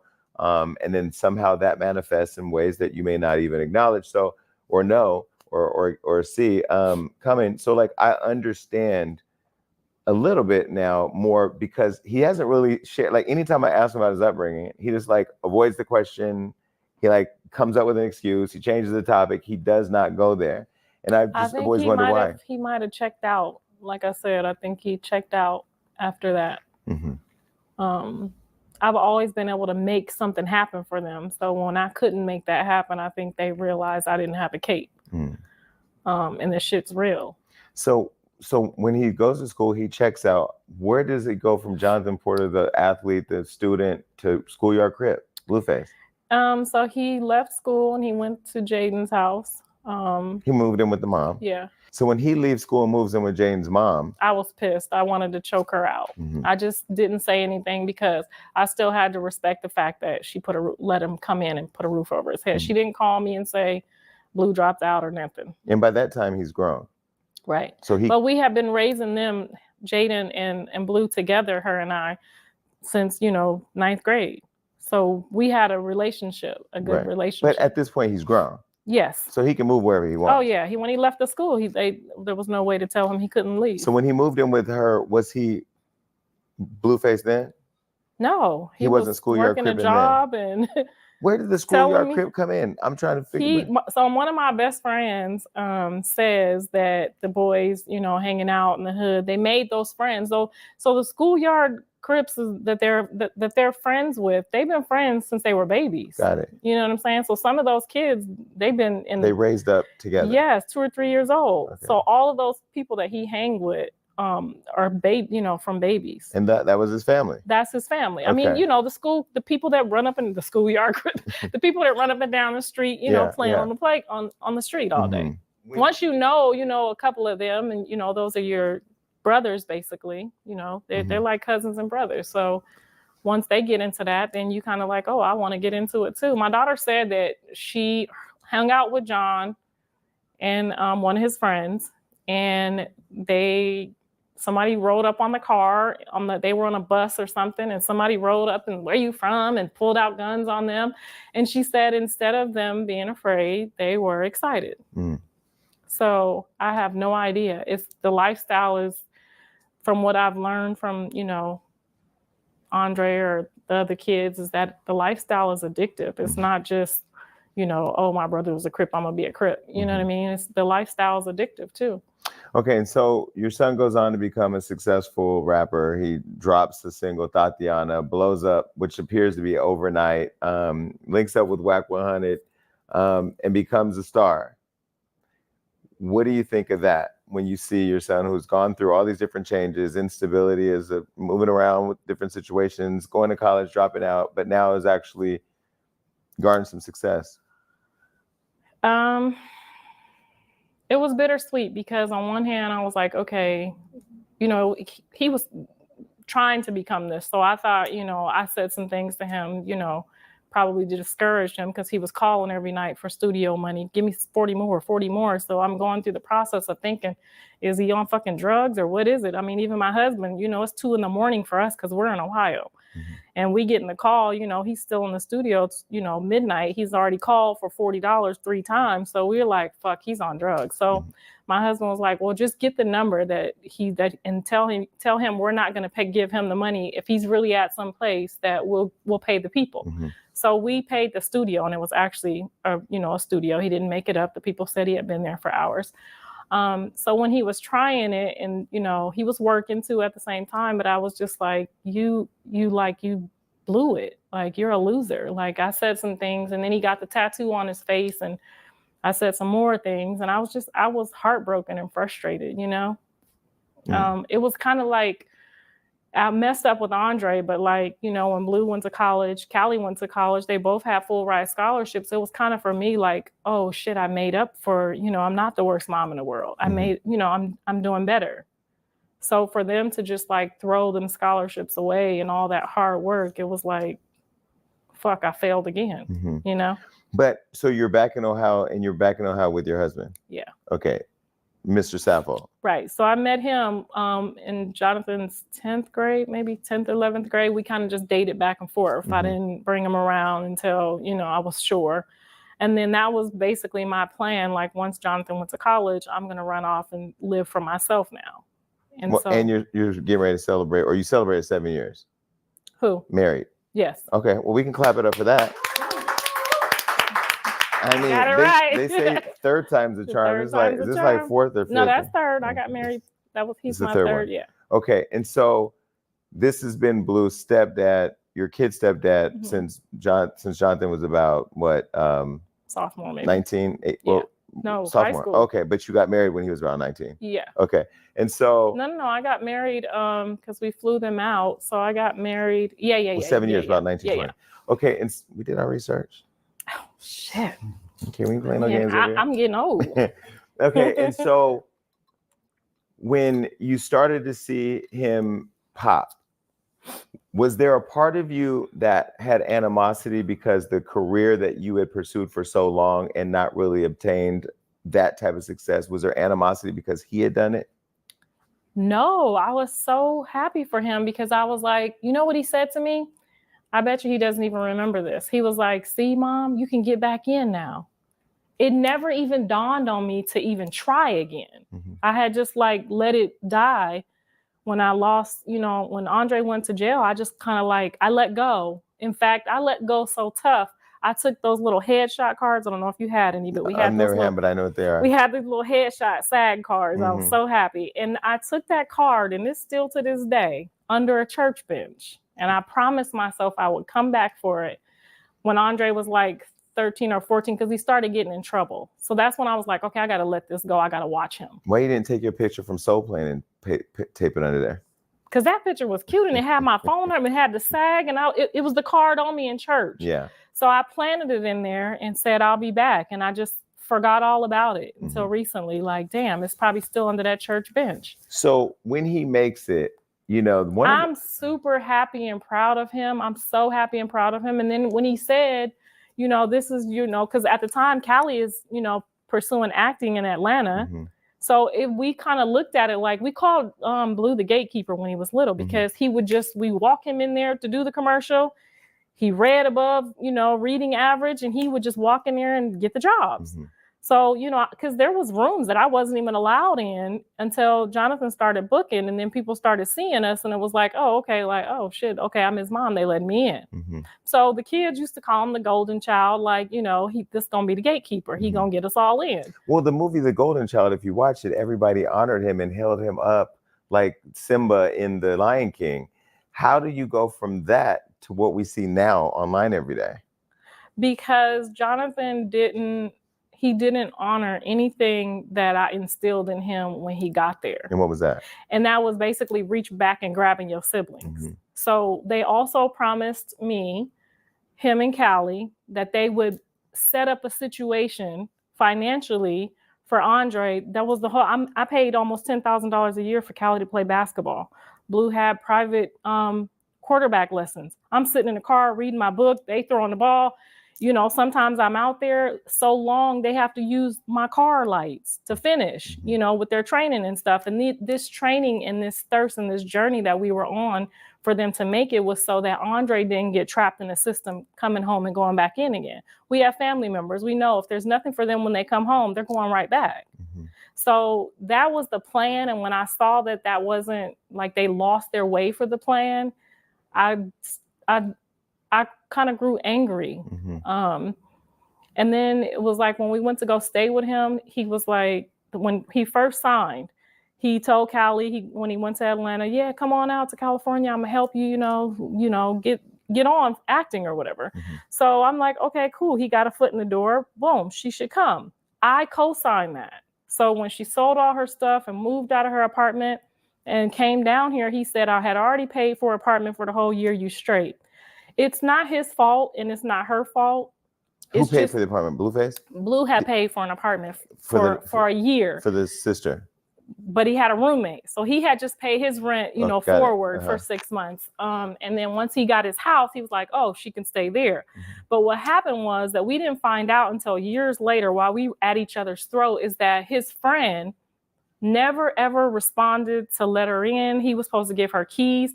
This whole time, Blue was thinking that we didn't want to go there. She was too bougie, that she wanted to stay in his house. That was never the case. The case was that the guy ran off with the keys and was like, oh, shit, I'm staying here by myself for free. And he never let her in. But on the outside as fans, I mean, it looks like, and I personally talk to him offline and see him outside. I look at him like he's a good person. I mean, I like him. I think he does put on for the cameras. He definitely knows how to put on for social media. And he's created a character that, in my opinion, he allows everybody to hate as long as it provides for everybody he cares about. Because everybody that's in his world, it appears on the outside that he's in some way setting up situations for them to be taken care of. Yeah. Oh, yeah. He's definitely meticulously moving pieces on the board. Right. All of them play chess. He knows when sometimes even when he says, "Fuck you, mom, you're a whore," I know that's go get it, mom. You know what I'm saying? Y'all might take it as he called his mom a hoe. I'm like, all right, I'm up. Let's go. You know what I'm saying? So and he still could have been mad and calling me a whore that day. But to this day, I'll never know. Mm-hmm. I'll never. See, and this is why Blueface don't respect women now, okay? Like, that is absolutely unacceptable. Oh, yeah, you could call me a whore, son. Oh, yeah, no problem. Oh, that means I got to get up. Oh, okay. No. You know, like, definitely should have held him accountable. You know, definitely should have had some talks with him, okay, to respect women, because that's just not cool. Especially to your mama. Like, that's crazy to me. Absolutely crazy. You know, like, Karlissa, you low-key being an enabler. Okay, enabling his clearly unacceptable behavior. Or know when he said, you know, you ain't my mom, fuck you. Like, there's different things that he'll do, and probably even to Krishan, probably to you, probably to, you know, different people when he feels like, okay, this ain't moving this piece. I gotta figure out. No, we're gonna get. He's extremely manipulative. He's very. We're gonna talk about it because he tried to play well, me. manipulation is more. No. He ain't manipulating. He's being a quarterback. He is a very nice, narcissist, manipulative, beautiful soul. I love Blueface. Narcissist? Everybody know. Oh yeah, I'm gonna explain to you. Okay. Why? I'll tell you my own situation because I had to. That was the most accurate description of Blueface I've heard in a long time. Okay, like for real. For real though, like that's crazy. Okay, Jason, clock it. Okay, I know a lot of people don't like Jason, but I do. I like Jason. Yeah, he could be messy, but he be, you know what I'm saying? He asks the questions that people want to know. You know what I'm saying? He gets down to the nitty gritty. Okay, and that's why I like him. I do. But let's take a quick little break here, y'all. I'm gonna check the comments real quick. Give me 1 second. 1 second here.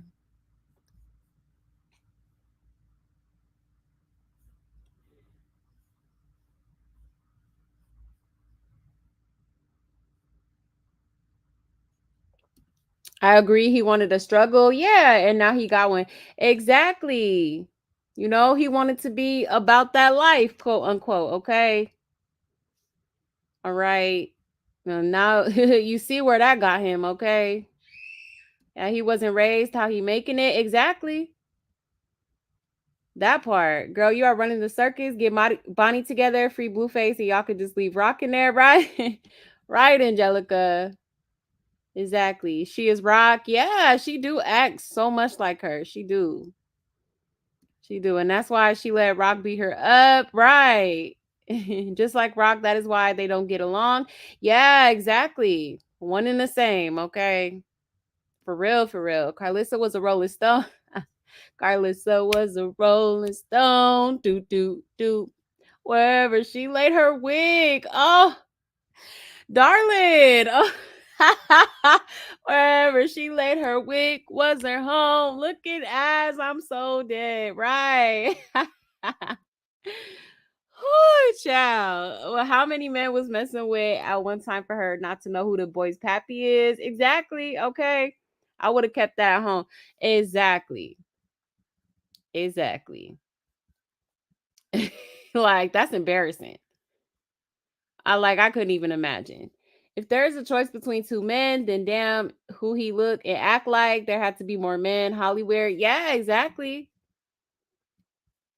That part. They need to go on and break these generational curses. It's ridiculous. Exactly, Natural Dreamer. For real. Exactly. A real life soap opera. No, for real. I'm like, Jesus. Okay. There's a whole lot of going on. Yeah, but he was with her first. Yeah, Dre, huh? That's crazy, man. I swear this is Krishan in 15 years. Exactly. That part hood unlocked for real. I fell asleep on Moke again. Oh yeah, man. I'm telling you, this interview was very interesting, man. She was disconnected herself from the kids. Yeah, that part. Absolutely. Damn, her and Rock are one in the same. Yeah, exactly. Exactly. She even crossed over to the other side. Yeah, sure did. Okay. That's why her family said she was lying. Oh, wow. That's crazy. Yeah, that whole situation, like she literally just denied it. But Karlissa, we seen you on that live saying that you was touched and it really affected you and stuff like that. But you on this here interview talking about it never happened. So now I'm confused, okay? Now I'm questioning, was you being sincere or was it like, was it true? Was it, you know what I mean? Was it true or was it just some, just to go on live and get some attention or something like that? Okay. I remember that live you did. I thought she said she was messing with too. Yeah, exactly. Exactly. I swear she said that. She was talking about it. She was like getting into details and stuff like that. Okay. So I don't know if she was just like, you know, decided to, lie to Jason or what, Yeah, she's literally drooling while describing Blueface's father. Right, exactly. Okay. She loved her a light-skinned man, okay? She made that very clear, okay? Vanilla, nah, he made me laugh, have money, take care of himself. He's vanilla. Yeah, that's why she got 3 different baby daddies. No, for real. Like, that's crazy. Papa Smurf say she be missing his D. Yeah, he did say that. It's definitely given that now, okay? Yeah, with her, we wouldn't have Blue Circus. Let's be grateful she was out popping it like the 4th of July. Right, Savage. Right. This is why he has no respect for women. Exactly. Exactly, Princess. But she wasn't choosing men who could help her, just bed fillers. Okay. Exactly, Natasha. What confuses me, Blueface also disclosed that Karlissa wasn't married to any of her baby daddies. Oh, did he? And she married 3 men only for money. So was Karlissa really married to Blueface Sr.? Huh, interesting. I didn't hear Blueface say that, but if he did, that's crazy. Very interesting. What you mean we tuned in? Peanuts, get your peanuts. I'm wee. Right, Savage. I go for 1 year before you meet my kids, especially when I have a daughter and very overprotective. Right, Wanda.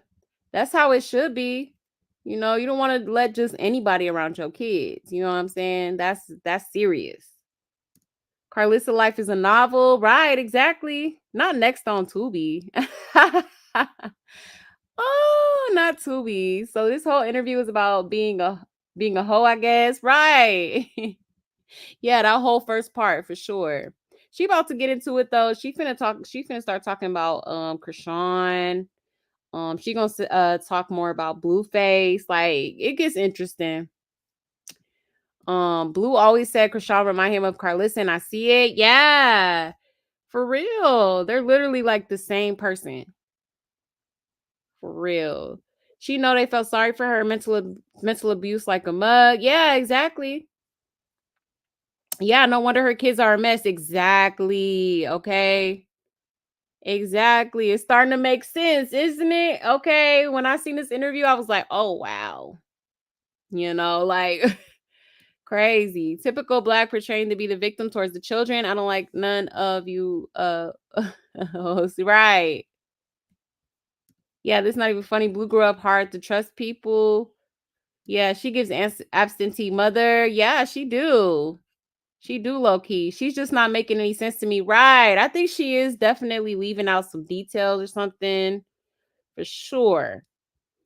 Karlissa putting on a good act because it just seems like she tries to portray herself as like she never made no mistake. She did what she was supposed to do as a mother, but it's like you had to have gone wrong somewhere. You know what I mean? For them to turn out like this. For real. Blue never smiled till after that day. Right, she did say that. Yeah, that's crazy. It's giving Krishan just say you was a sucky mom, right?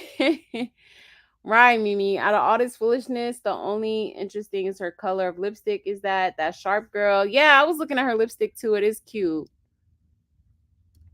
Yeah, she was leaving a lot of details out. Yes, because I'm lost on how her daughter got taken and she didn't know shit. Yeah, exactly. Like, how do that happen? Okay. I told y'all she only get emotional with Blue. She love his sympathy. She in love with her son. Yeah, man. She got emotional about like Dre too, you know. Yeah, Blue is $1 billion baby, right? Not $1 billion baby. Let's see.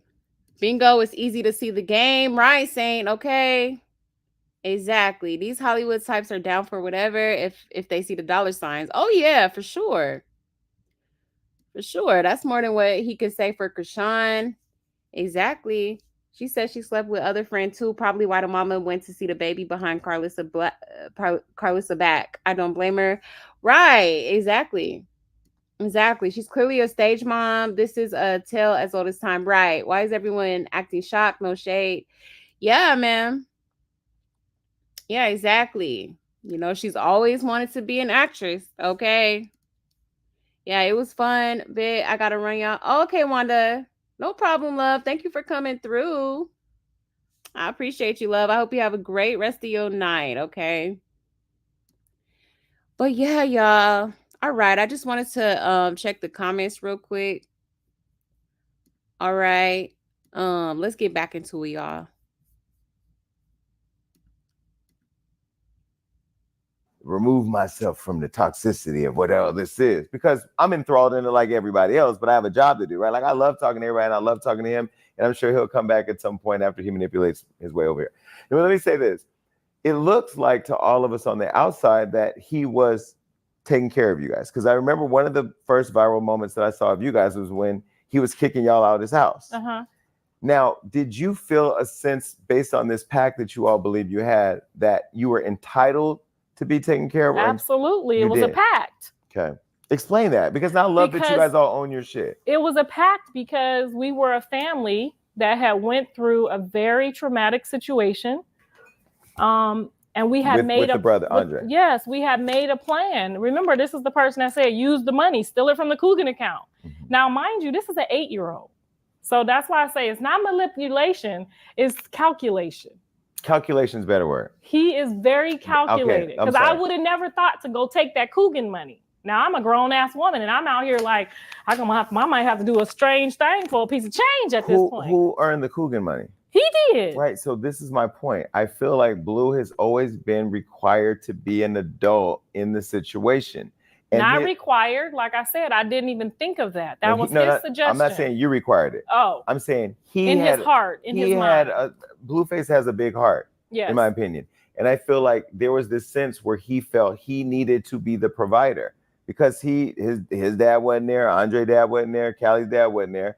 So he stepped up to do that. But I feel like now it looks like, at least on the outside, that it's always at the detriment of him, because he's always either attacked or put in a situation where he's fighting somebody that is supposed to love him or that he's supposed to be in love with, in order for everybody to feel like they're taken care of. Why would he have to fight if he's... No, I don't. If you disagree, tell me. I mean, I don't think that he feels like he has to fight. I feel like in every situation, he's not the person who starts the shit. He's never the person. Right. He's never the person who starts it. So he's on the defense. Yes. So my point is he reaches a certain level of success. He has this commercial success with Tatiana and all that, and the Cardi B remix and everything. And now he's soaring in his career. And then there's this sense of obligation to him that he has to take care of everybody. He's never had to take care of anyone. Callie and Dre have done an awesome job taking care of themselves, even watching him. He has not thrown one bone that I can't ever remember for either one of them. Now he has, you know, when Andre tried to start having his parties, you know, at Blue's house in that aspect, but it's not to the point where it's not sufficient. So if I tell him, okay, your sister's coming out here, she's acting, she's gonna sell all her stuff. This was his idea. And then she gets there and you lose your train of thought because, you know, Blue have a problem when it comes to the vajayjay. He kind of loses his mind a little bit. Mm-hmm. So when the vajayjay gets in his mind, he loses track. And I wasn't even talking about Andre because honestly, didn't even see Andre enter the group chat until recently. I haven't seen because I try to follow everything, but it's so much. I'm talking about specifically, it was you and Callie. One of the first memories I remember was when you all were fighting and he was kicking you all out the house. But this was like when he had the vajayjay in the house, he was too happy about the 2 vajayjays in the house. Okay. Now, remind you, I'm staying there with her. I got a house. I'm a homeowner. I'm in Ohio. Okay. I brought her there. We drove her there. We didn't ask for flight money. He just bought $1 million house. We didn't ask for, can you help us move her stuff? We sold her stuff. We jumped in the car. We drove. We drove to Blue's, all his concerts and stuff. Mm-hmm. We went on tour with him, driving behind him. Mm-hmm. He might fly, we drive. Mm-hmm. That was just our thing. We've been driving to the prison, so we love to drive. Mm-hmm. So it wasn't like he was, you know, required to take care of anyone. He's doing it now because it's like, okay, this is what I said. This is how you provide opportunities so that your sister and your brother can fish for themselves. Mm-hmm. Not hand them $300-400 and tell them to get the fuck out of here. Mm-hmm. It's just share the show. You know, everybody's working together. Everybody got their hand in their own job, not a hand out. Mm-hmm. And I feel like at this point he wants to like be in charge of everybody. Mm-hmm. And maybe that's, you know, he's grown accustomed to that. Mm-hmm. And not having that. That's what narcissists do. Stop it. I'm not saying he is, but that's what narcissists do. What? That's the same game Kanye plays. Wants to be in charge of every piece on the chessboard. Yes. That's not a narcissist. That's more like, you know, it's a leader. It's more of like a quarterback. It's like when you're a quarterback, because we got to remember. See, now you sound like an enabler. No, there we go. I'm just saying. But I'm just saying because I know him personally. Mm-hmm. And if he's on the field and he sees the play, he might have the drop on this one that you. Exactly. Okay, guys, take it away. I was going to say exactly, Jason, clock it, because she definitely enabling him, okay? Making all these excuses, like, stop with the excuses, okay? She got an excuse ready for Blueface ass, okay? Every time, okay? Hold on, let me let this commercial play.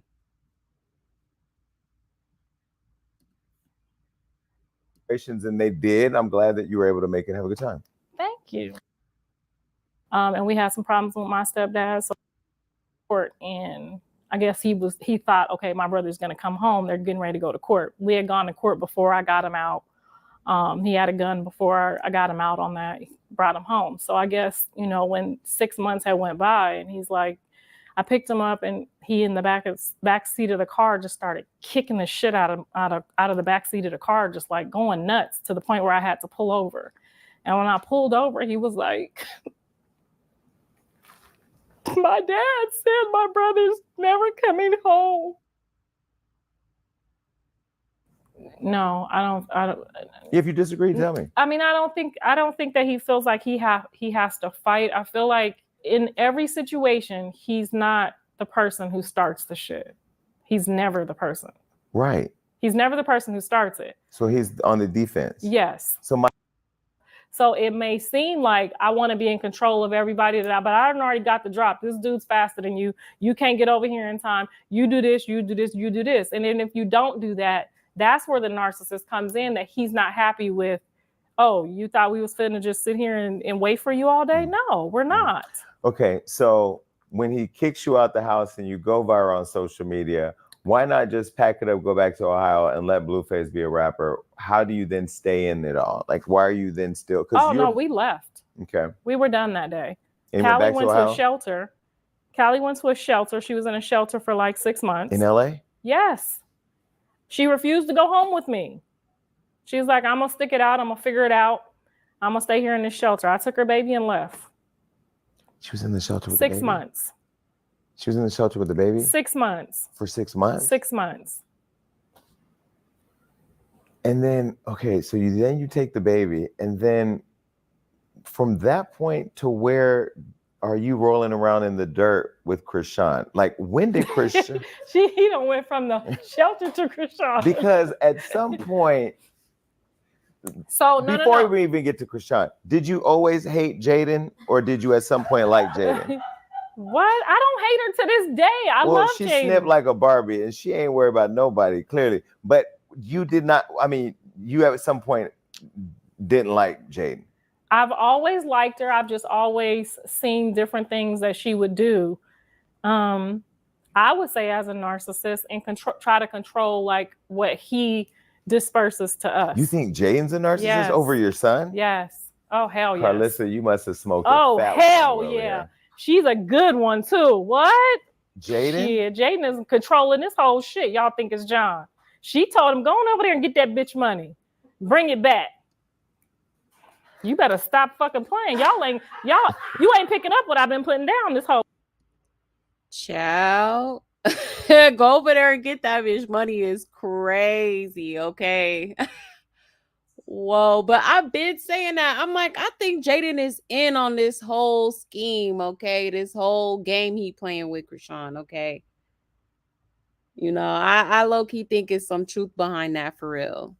Go ahead, collect her money, shoot, okay? Get what you can get, all right? And he did just that, didn't he? Okay. Oh, yeah, huh? Okay, wait, no, we're gonna get into it because you've been putting a lot down.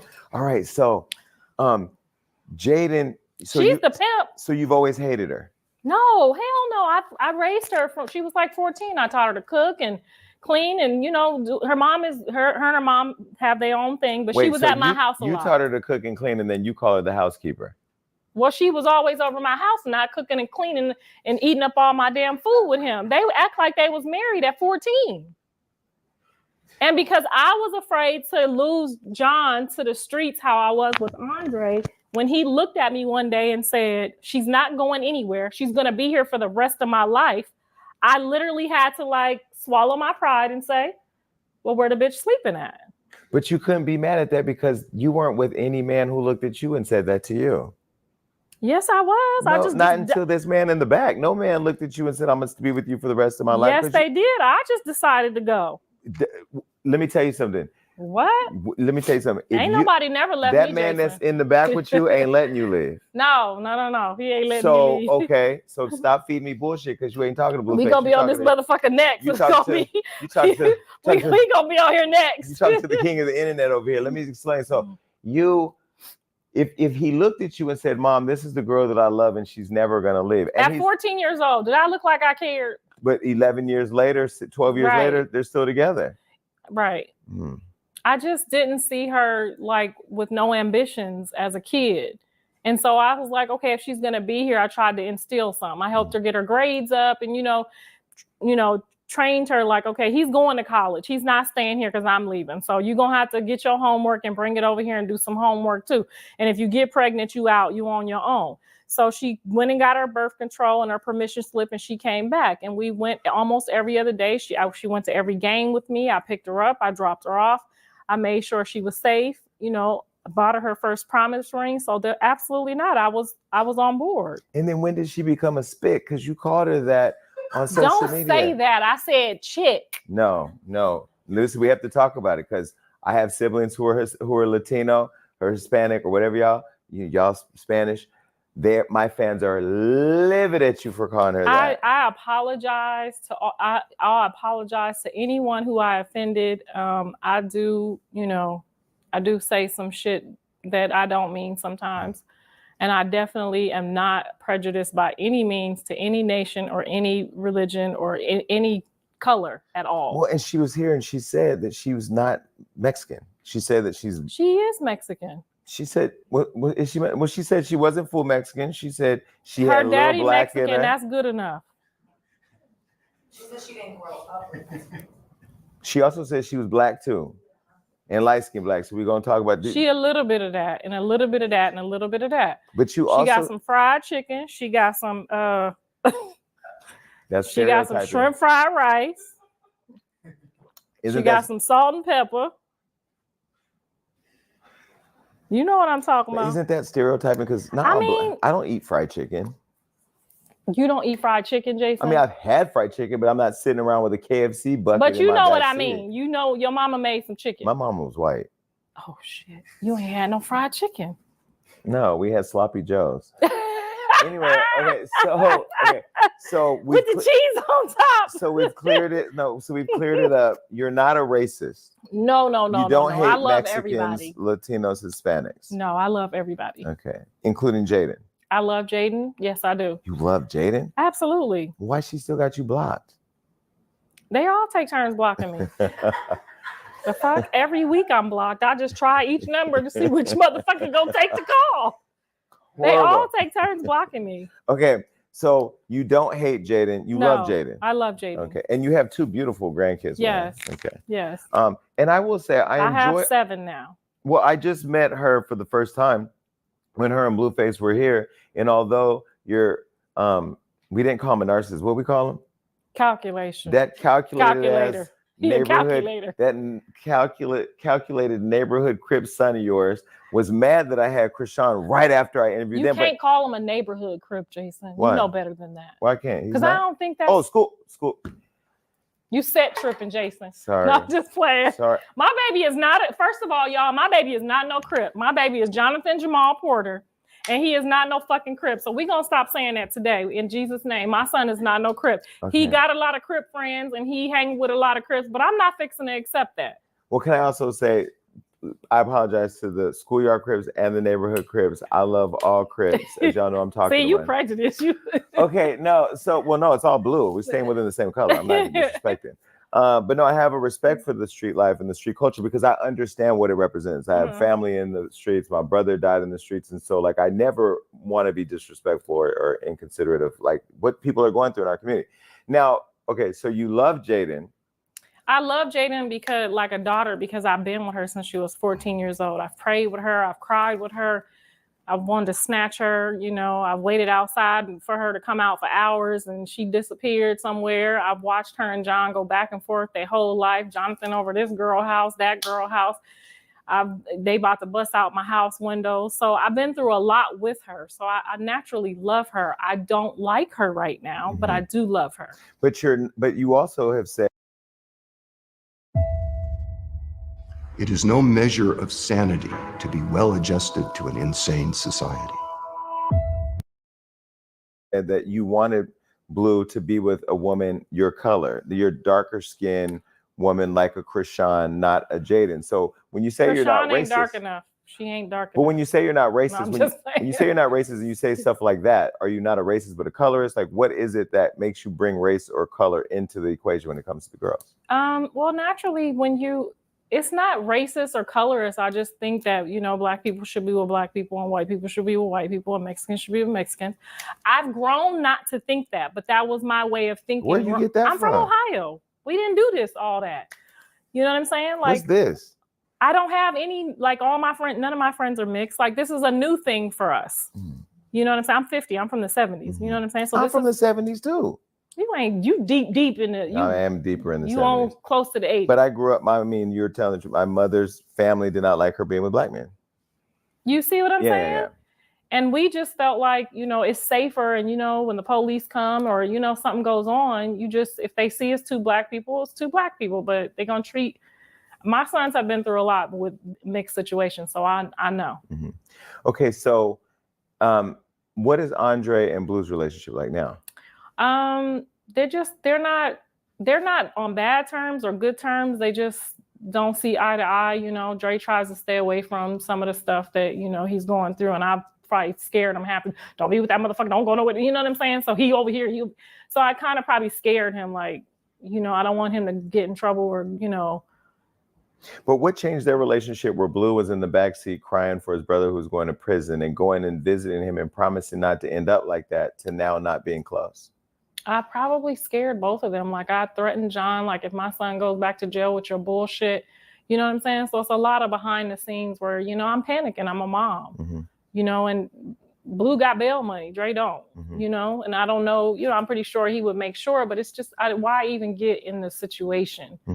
if you can't afford to. Mm-hmm. You know, you already did 13 years and you're older now. You know, John's young. He's still, well, he's getting older too, but I don't know. I wasn't in agreement. You know, I try to keep them to do their own thing. Okay. And then Dre got out and was married, so he needed to be doing something else, you know? Mm-hmm. Okay, so Blue kicks you and your daughter out. Callie goes with the baby to the homeless shelter. You come get her out after 6 months. You're gone off the scene. And then when do you re-enter the scene on social media? So my husband had put in his time and he was getting ready to retire. So we, you know, said we were always going to move out to Vegas, you know, get a nice house and just kind of relax and chill. And so that was our plan. So as soon as we got there and, you know, got acclimated and got all into the situation, here come this knucklehead talking about, I just bought a restaurant. I need you to come down, because we had a restaurant in Ohio. Mm-hmm. We had a successful, it's called Buckeye Cheddar and Chili, little chili cheese dog. My husband was into, you know, baseball, dogs, and all his friends. So we had a place out there where we did really well, and then we sold it when he got ready to retire. Mm-hmm. So we sold the house, had a bunch of money, and went to Vegas. As soon as we got to Vegas, John called and said, come open this damn restaurant.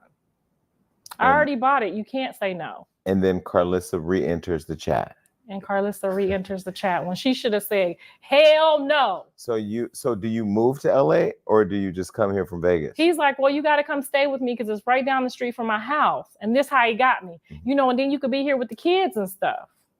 And so then when you came and moved in, where was your husband at? He was so mad at me, but he did it because he really likes the restaurant and the business. And, you know, him and John had their own relationship. John gave me away to my husband. So they had a relationship too. Mm-hmm. So he understood, okay, you know, he's Blueface. He's got a little money. He's trying to make some moves. Let's get in on it. So the husband move in too? Yes. So now it's a full house. It's a full house. You, him, is Jaidyn there? It's a beautiful thing. Yes. And the kids are there? Yes. The kid, one kid. Because the son. So the son, Jaidyn, Blue, you, and my husband, Mr. Harvey. And then we always had Carter, Callie's son. Wait, who is Harvey? Because that's Mr. Sappho. My dad is Harvey. So why's your name? Oh, so you keeping your dad's name too? No, just Instagram was on me about something. Okay, got it. Okay. So you, Mr. Sappho, the kid, the girl, baby mom, first baby mom, because now you got another one, allegedly. I mean, he, you know, and then you're all in the house. Yeah. Was Jaidyn working at the restaurant then? Yeah. Okay. Because we saw that video pop up. So you were her manager? No, I mean, we were just, you know, we were just working. I wasn't her manager. Who was in charge? We both were. Mm. So you were co-managing it with? Yes. Okay, with Jaidyn. Okay. And so at what point do things go left when Blue Girls Club is birthed? Yes. Soon as the devil came and they start putting them horns on them, it was up. Who was the devil? They got horns. The Blue Girls. Oh, I thought you were calling Wack the devil. Who put? Was that Wack's idea? Was that Blue's idea? Who created Blue Girls Club? No, Wack was totally against Blue Girls Club. Wack just want John to just focus on the music and make you some money and sit down somewhere. That's it. Wack knows the game too. Yeah. Okay. So literally the game and the game. Yeah. Get it? Okay. Yeah. So now Blue Girls Club, the game Blue Girls Club is created, and that was the beginning of the end. Yes. And so Blue comes to you and says, Mom, while you run the restaurant, I'm gonna go get another house and move a bunch of girls in and start filming them every day. He picked me up and took me to see the house, and I was so excited for him. Like, this is your second house, and you know, you balling out of control, son. You making it happen, Captain. And then he told me he was going to start this TV show with the girls. And I was like, this is great. Yeah.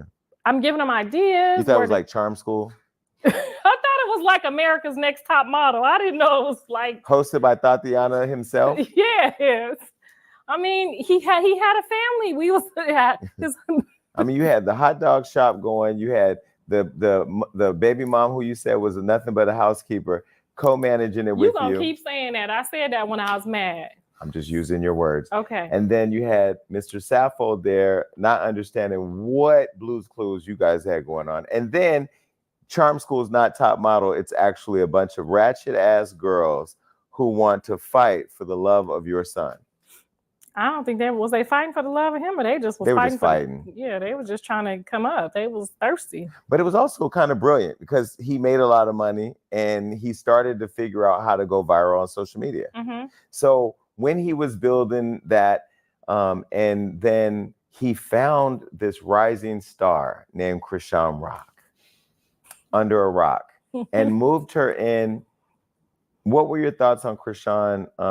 So I watched the videos, and I was watching the videos of all the girls, and I would, send my thoughts. Like, he gave a fuck, he really didn't, but I would send him my thoughts, like, oh, this one, like just hearing them talk and getting a vibe. I'm good with that.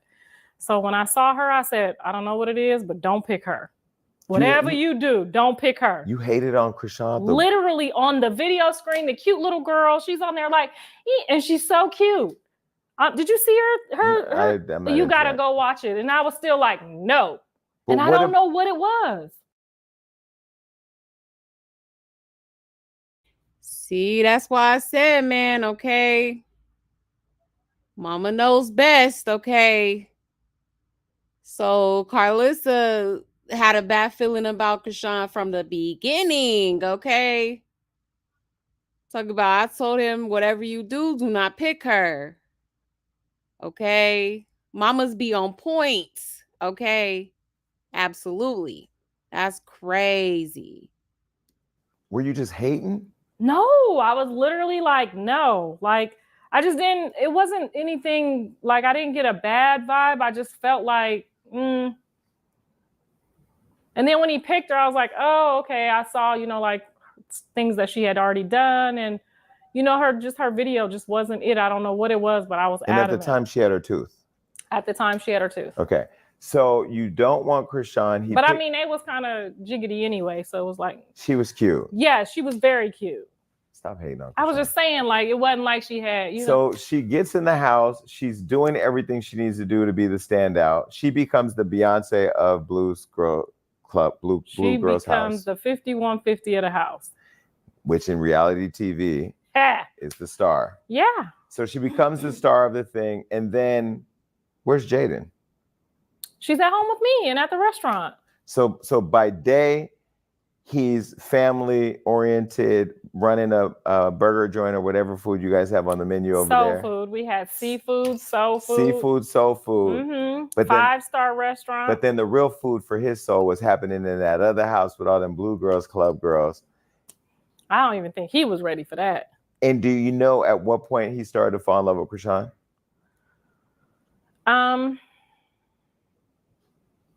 I got it from Jaidyn, so I didn't get it from him. Oh, she told you. Oh, she just started acting crazy in the restaurant, moving, throwing stuff, and I'm like, what the fuck's going on? What's wrong with you? Slamming pans and stuff? Oh, she was in that motherfucker about to tear it down one day, and I told John, I said, I don't know what's going on. What'd you do to her? She's like... But how did she find out about what was happening over there before you? She just had that woman intuition, literally. That there was something going on. She just had her woman intuition, and it just kind of, she probably made it, manifest more than what it would have. Mm-hmm. But she definitely had some type of intuition, because when she started slamming them pots, I don't even think it was a thing yet. Mm.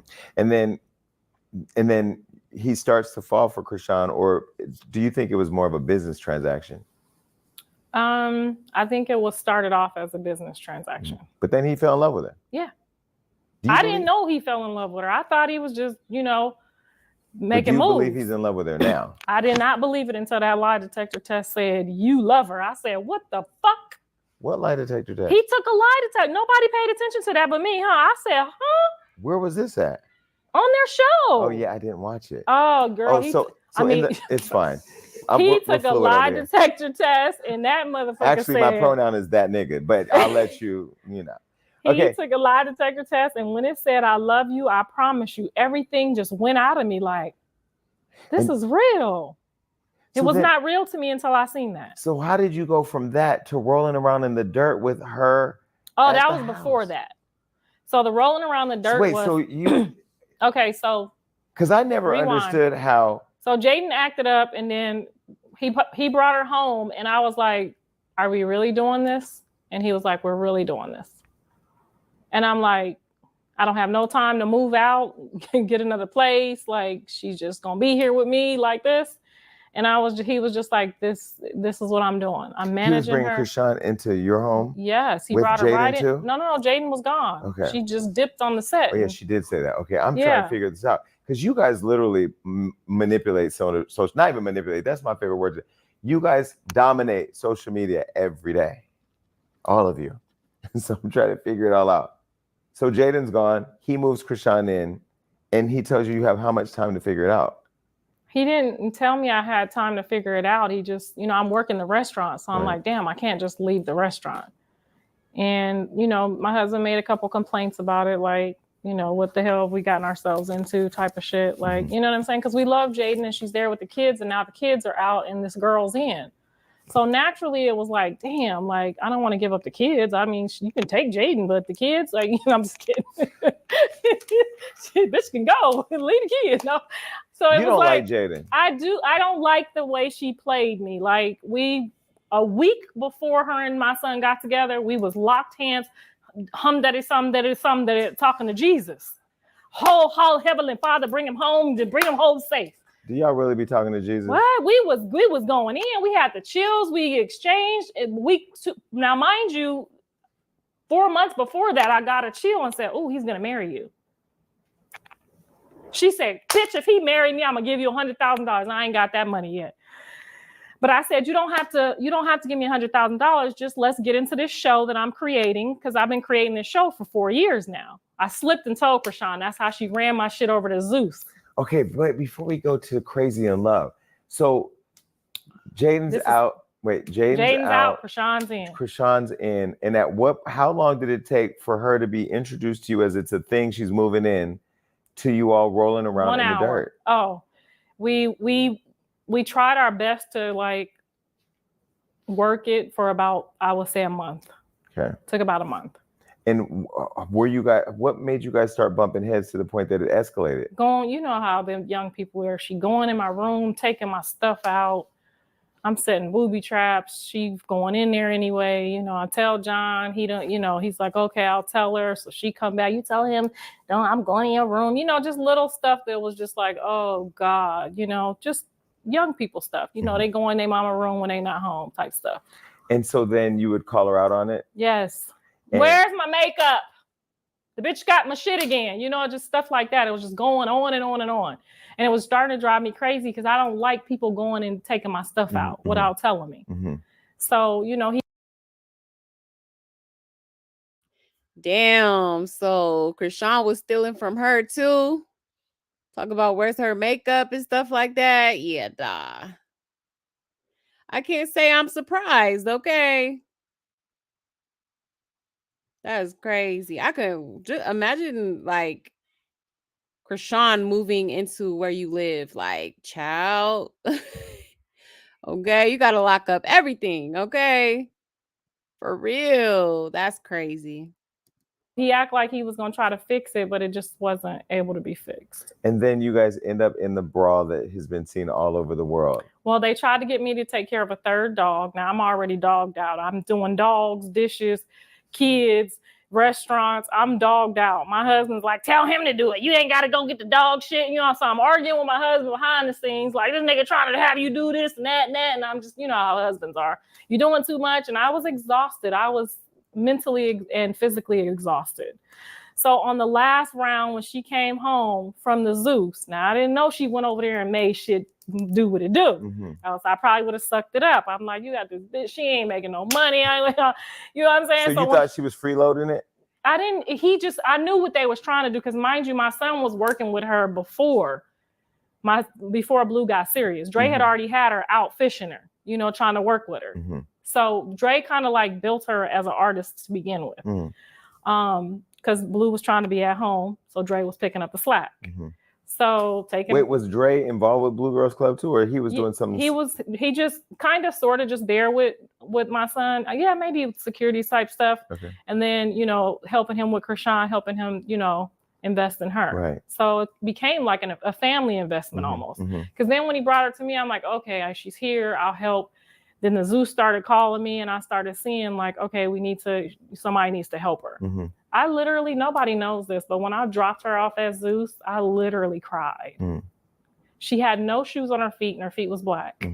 She had no suitcase. All the other girls had their Chanel bags and, their parents were there and, they had makeup artists. They came ready and she just was like a wandering lost soul. No shoes. What you mean she ain't had no shoes? So she took her Blackfoot ass to Zeus? Oh, wow. I'm trying to figure out where her shoes at. I mean, Blueface did say she came with a backpack and cleats. Shit, at least put them cleats on or something. I don't know. I wish I would show up to a audition shoeless. That's crazy. Showing up to a fucking audition shoeless is crazy. Okay. And I just felt so bad for her. And I was like, God, really? You really just gonna let her be out here like this? So I calls my son and goes off like, you need to fucking get it together. And if you finna be helping her and managing her, don't have me dropping her off. And these bitches got Chanel bags. You know, I'm a mom, so I didn't feel right dropping her off like that. But she was cool. I'm here to get my shit. I don't give a fuck about what they got. And I was just like, oh my God, are you okay? Like, you gonna be okay? So I'm fine. So I took her to the nail shop and got her nails done and, you know, left her there. She came back home. She kept running from him to be with my son. Like, damn, if I make too many wrong moves, Jaidyn might creep back in. So she wasn't trying to do that. So she not be with your son, how though? She was trying to be up under my son and wasn't trying to take advantage of her opportunities. You know, she wasn't handling her business. So I started like being, you know, bridging that gap and trying to make sure she was there. So they literally started calling me like I was in control of her. Like, can you have her here? Can you do this? Can you do that? So I'm doing all this stuff for her. I'm cleaning up the dog shit. I'm running a restaurant. And then in the bottom of my heart, I still feel Jaidyn's heart pounding every day. Like, how could you be there with her? You've been with me all my life. And I'm like, I'm helping him with this investment because, you know, this is what he said he's doing. I had already tried to take over and make him do a certain thing when we got through out the first time. Now, mind you, I'm still trying to make sure my husband don't know nothing's going on. I'm trying to make him think this shit is as normal. But he's in the house. Right. But so I wasn't like complaining and like this, you know, saying what I needed to say. I wasn't putting my foot down. Like, you're not going to move some stranger in the house with us. You know what I'm saying? Because we had already been down that road. So I was just trying to, you know, convince my husband, like, this is his artist. This is an investment. Like, I'm just helping him with it. You know, my husband even took me to drop her off at Zeus. When she signed up to go do that.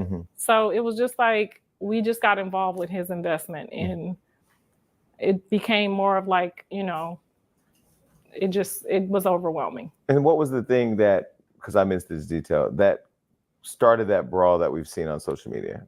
She came in the house. They came in together. John was with somebody the day before. So at this point, I'm looking at him like, motherfucker, you ain't serious about nobody. Was somebody who, another girl? Yes. And so it was like a lot going on. They was coming, they was going. I was getting dizzy. And so when she came back, when she came home from the Zeus and, you know, she had got the money, she had went and got the sneak deal behind my back that I, you know, told her that I'm finna do, like, you know, you go here. Cause I think I had went and did some stuff too with like celebrity moms or whatever.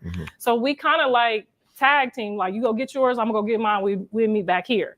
When she came back with the dog, and I told her I can't do another dog. So you're gonna have to take the dog to your mom or somebody else. I refuse to do the dog. Like, I'm sorry, I can't. I had already heard about the dog not being trained and all the shit that goes with it. Now I'm gone 10 hours a day. I can't have my husband coming back with shit on the floor, like how they did the other house. So I just had already these preconceived like notions and I just wasn't gonna do it. So I tried to put my foot down when they came back, but you know, they $1 million in now. So they was a team. I was on the outside. I'm like, Jaidyn now. They done threw my ass to the curb, okay? So when they decided did you get thrown to the curb because they fell in love? No, I got thrown to the curb because she went and got the bag before I could get the bag. Got it. That's what happened. Literally. Like there was not like I said, there was somebody there the day before. And I slipped and said that. So when I slipped and said that. You slipped and said it or you said it? I slipped and said it. Like, nigga, you not about to be in here trying to tell me I'm finna take care of this bitch dog and do X, Y, and Z and all of this. I'm going off. I done turned into color purple, okay? He got Medea all day. And I'm kept telling him, bitch ass nigga, I'm going in. Okay, now my husband is stone cold sleep upstairs, melatonin sleep. I'm going off like, I'm not finna take care of this bitch dog. Now, mind you, she not in the house yet. I'm just giving him, the dog came in with him. And I said, oh, no, this bitch didn't. And where's she at? She in the car getting her last little swig in. I didn't know they was drinking either. So that was another thing. They were pissy drunk. That day? That night when they came in. Okay. And so And where's Callie at? She's not there. I was just there with, Okay. my husband and my grandson was there. He was upstairs on the video game. So she came in, funny style. She knew I had already said don't bring the dog there. And John didn't know I told her don't bring the dog there, but she was gonna bypass what I said because bitch, this is my house now. Mm-hmm. You know what I'm saying? My dog is coming here. And I just looked and it just irked me so bad thinking about it. And I was just like, no, I'm not doing another dog. So she gotta go. But why were you mad at her when clearly Blue's the one that made her feel comfortable enough to feel that way? Because there was stuff that I was saying to her, grooming her of what I was gonna put up with and what I was gonna do there, with her in that house. Like, don't go in my room, don't take my stuff, I can't take care of your dog. I had laid some laws down and she said, fuck you. Mm. Now, to me, they're still young people. I don't care if they're 22, 23, they still young people to me. So I'm still looking for them to have a certain level of respect, the same level of respect that, Callie and Jaidyn and the other people have. You know what I'm saying? I'm thinking I could say this what it is and that's what it is. And that wasn't the case because she didn't know me like that. I put her in a position too because she doesn't have that type of home training. And that's not her fault. And that's not to say, she's a bad person, but she didn't know when I say, no, I ain't doing it. That's what it is. She didn't know, bitch, you gonna do it anyway, And so she started telling him that I was a horrible mom and saying, my mom will come over here and take care of the baby and the dog and the cats and all this other shit. And I was just like, don't talk to me about your mom because your mom is incapable of doing what I'm doing. So don't talk to me about that. I might have said, your mom's on drugs or something that like infuriated her. So then she went to being who she is, you know what I'm saying? And saying some things that was like, and so when she said something, I know what she said. She said, you know what? Because I'm already fucking mad and I want to give you what I want to give your daughter and Jaidyn for knocking my tooth out or for whatever happened to her at the house. And that's when it dawned on me like, oh, she's an enemy. Because if she they enemy, she my enemy. Now, mind you, if you pussy whooped, I'm not. She our enemy. So at that point, I just was like, what? You gonna do what to Jaidyn and my daughter? And I just picked up the jar and threw it at her. I ain't Babe Ruth. The shit went flying over there somewhere. And then that look she turned around was like, and John said, if you throw it at her again, now mind you, I done already pissed him off because I done said the bitch was here the night before. So he said, if you throw it at her, if you throw something else at her, I'm gonna let her get you. What you think I'm gonna do? You threw something. That's my son. Nigga, I dare you. That's crazy. So Blueface was with some female the night before Krishan had came to the house. And she's still women for dude. I don't know. That's crazy, man. That is very crazy. Okay. But I've been showed y'all videos. Like, Blueface was definitely doing him. Okay. Clearly he did not want anything more than just, not Karlissa. Krishan was nothing but just a, business transaction. Okay. That's definitely what it's giving. Damn, that's crazy. And you out here windmilling, fighting his mama, his sister, and he over here having his way with whatever, the female gon' bust it wide open. Okay. That's crazy. And so I threw something and it connected and she just sat there like breathing like, Hulk Hogan or something like, and like, I was sitting there like, oh shit, oh shit, we done woke up the beast, and I don't really know that she's a violent person, at this point. I'm just thinking she's just a disrespectful kid. Because even if that would have been one of Blue's childhood dude friends talking to me like that, I still would have threw something at him. So he had to make a decision that day, and it was $1 million on the line. And he said, my mama or the $1 million, and my mama throwing shit. So it's looking like it's going to be the $1 million. And after playing it back, I was like, shit, nigga, I would have did that too. Because I didn't have any right to be throwing anything at anybody's daughter or was acting out like I was, immature, or I was just thinking, if we get into it right now, she's out of here. And I was going to press that until it was done. So that's what happened. And then so you all ended up in a fight. I'm arguing with him. You motherfucker, you gonna tell me, I'm going at him about what he done challenged me to do, and I done did. So while I'm going at him, next thing I hear is boop, boop, boop, all on the side of my head. Now I'm dizzy. I can take a hit. I've been in a lot of fights in my life, but I was not taking none of those. I was down. Bitch was on the ground. And who was filming it? Nobody was filming it. John pulled out his camera because I think he thought me and her was about to go to work. But the way she hit me was no work left. I was down. And so as soon as he saw that, I could see the look in his face was like, oh shit, that's my mama. You know what I'm saying? This ain't BGC. I think he was literally lost, the look on his face. And then he looked at me with the blood and it was like, and then he looked at her, and then my husband came downstairs and my husband looked at me, and I tried to look away because I was like, oh shit, this could get really bad, So he was like, did you just let this bitch hit my wife? And John was like, just took off that way, and she jumped the gate and everybody was gone. And I was just sitting there bleeding like, what the fuck just happened? Then Blue and your husband got in a fight. No. Who was it that Blue got in a fight with? Callie. Well, it was Callie. Yeah. So Krishan then fought Callie. So Callie came to my defense. She Was this came the to same the house. day? She came to the house after I just told her what happened. And In the same day? That night. Okay. No, Callie went the next day. Okay. So she came that night. She saw me. She was just like, oh my gosh. She just was so enraged and so angry. And I didn't know, I just you know what? Everything is cool now. Wack called and said, she's going to stay at the other house. I'm going to stay over here. We just going to keep it, separated. Mission accomplished. Woo, thank you, Jesus. There's But no Callie more. wasn't done. Her feelings was just so hurt. Like, John, you let somebody put hands on mommy. She just kept saying that. And she was so mad that the next day I took a nap. I didn't go to the restaurant because I didn't want the employees to see the black eye. So I just took a nap and woke up and all hell had broke loose. And so that's where Callie and then her boyfriend. He drove her over there. They got a babysitter. He drove her over there. And I guess she wanted to just go at it with Rock, but she ended up going at it with 3 or 4 dudes. And while she obviously wasn't gonna let them beat up her husband. So she went through some shit, with the guys. And then by the time John comes downstairs, he sicks Rock on her and she ain't got shit left. So her and John went back and forth too. So she went through a lot that day. So everybody that's listening, that's watching this, lived through all of that online. I guess my question is, have you ever thought about where it went from him being just with mom and not having dad there and not having a father figure in his life or whatever, and protecting mom to letting mom get beat up?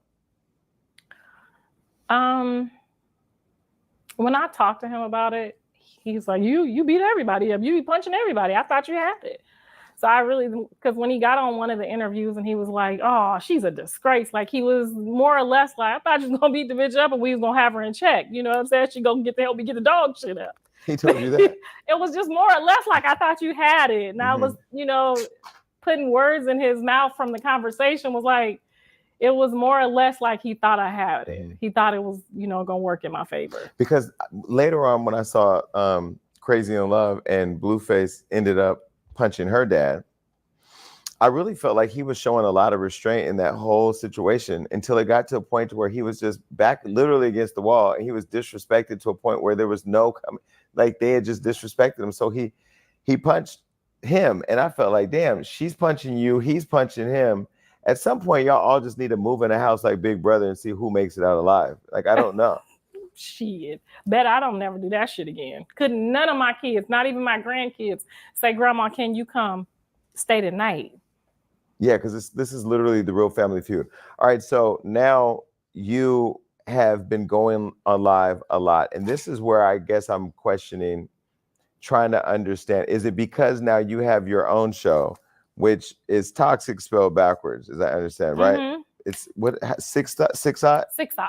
So now, is it because you have Six Odd, she has BGC, he has the whole thing going on, is this all just benefiting each other, have so much toxicity going on online where you all are fighting in each other's business?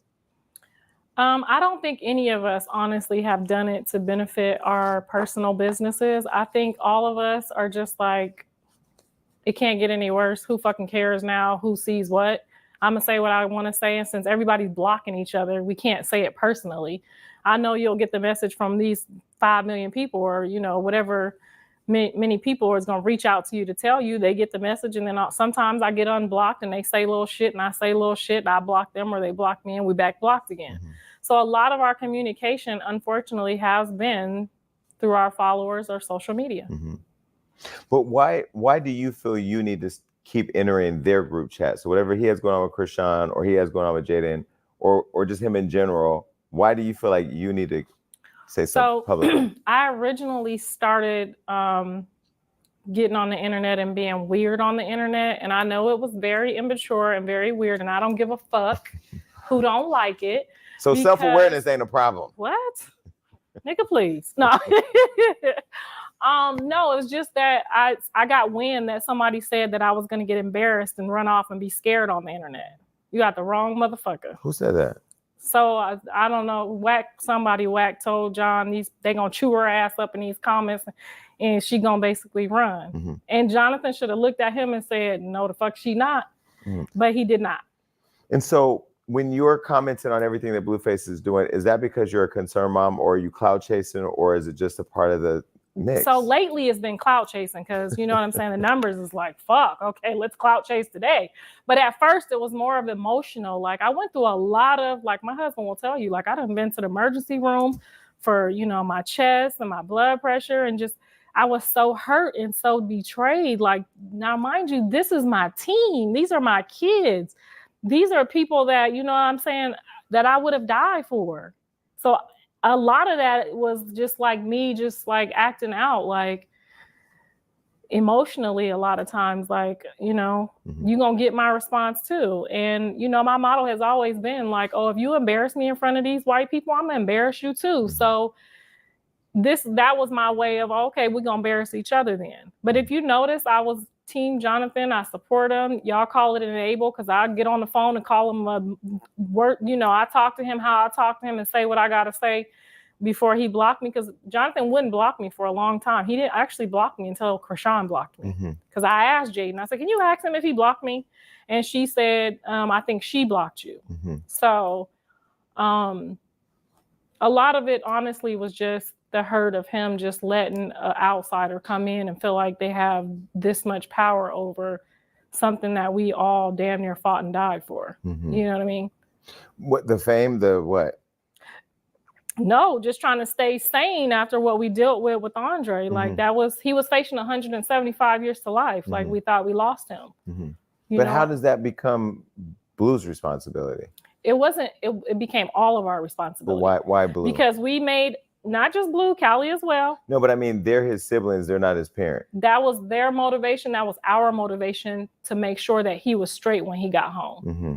You notice. But it's not technically his responsibility. No, it wasn't anybody. It wasn't any of our responsibility. Right. There are plenty of people who go to prison who come home to nothing and go right back. True. We, as a group, decided we're going to fight hard in school. Mm-hmm. We're going to fight hard on the field. We're going to fight hard in the world, and we're going to figure out a system to where Dre has a lot of issues. Going to prison at 16 years old is, it's traumatizing. Oh God. Some days I got him, some days he's gone again. Mm-hmm. Like, you know what I'm saying? So it was like, we had a plan to make sure that we got him the help that he needed. Mm-hmm. And when everybody started bailing on the plan, everybody just grew angry. But I will say my own experience with my mom, who, like I said, was on drugs, and I ended up putting me in foster care. And then my dad, who was absent. I did get to a place in my life where, I realized that people can live in your heart and not be in your life. And my mother, I gave her forgiveness literally the day before she passed away, because she needed it. I mean, I had already forgiven her, but I made sure she heard those words from my mouth. And then when I was hosting the Breakfast Club, I talked, with Charlamagne and our therapist, that my father was older and was getting ready to die, and that people were trying to pressure me into this relationship they wanted me to have with him. But I had closure on that relationship a long time ago, because I had mastered the art of cutting people off, regardless of who they are. And I didn't feel any sense of obligation to him or to her. Why do you feel like he had no out from the obligation that he had made? Like once the pact was made, it was a pact in blood? Because each of you are still individuals who should reserve the right to change your mind. Yeah, absolutely. Well, yeah, he changed his mind, and his mind's been changed ever since he became Blueface. So, but then you guys held him to what he said, meaning like if he decided to check out, you weren't going to allow him to check out. No, I never forced the issue. In fact, I don't even think I brought it up as much as I watch and, observe. But I said, okay, if that's what you're going to do, I'm going to get in here and figure it out for them. If you don't see no way for them, then I'm going to get in here and I'm going to work this shit and figure it out for them myself. So, yes, I would love to be, somewhere sailing with my husband. But, Carter, Callie's in the, generational situation now. She's on her second baby daddy, and due to the circumstances of what happened, we all feel obligated to like helping her now because they ran off her husband. You know what I'm saying? So and Carter is innocent. He needs help. She needs help with him. Carter's her son. Carter's her son. Okay. Advanced reading lessons is $200, $150 a week. Those things are starting to happen again that we had going on before. And I'm not going to let them fail at this the way I did.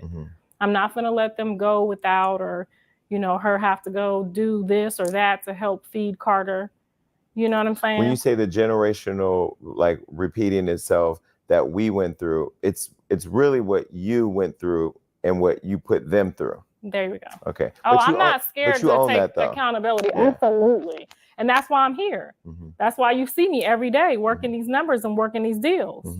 Because otherwise, Mrs. Sappho could take great care of me right now and I could just be cool. But now Andre has a daughter and a wife and, a situation, and it's not. And I rode him a lot when he came home, like, oh, people get jobs. Don't bullshit me. I've been there when Walmart turned him away. I've been there when the bus, Santa Clarita bus gave him a uniform and then found out 2 weeks later when he's all excited and, his record comes up. That defeat is on him.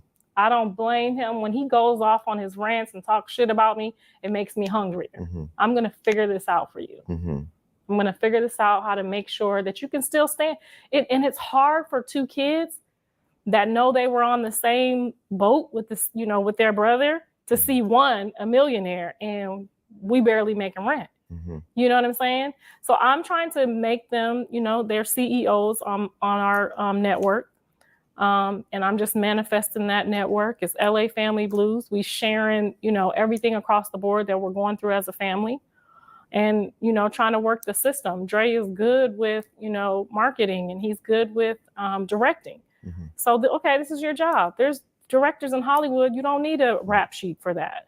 You know what I mean? So I'm just trying to create something for all of them to eat, honestly. So is there animosity among any of you against Blue? I don't think so. I think they openly forgive him for whatever it is that is going on at any given time. I don't think, Callie is still kind of heartbroken for what she went through, but if he called her right now, I don't think she would not pick up.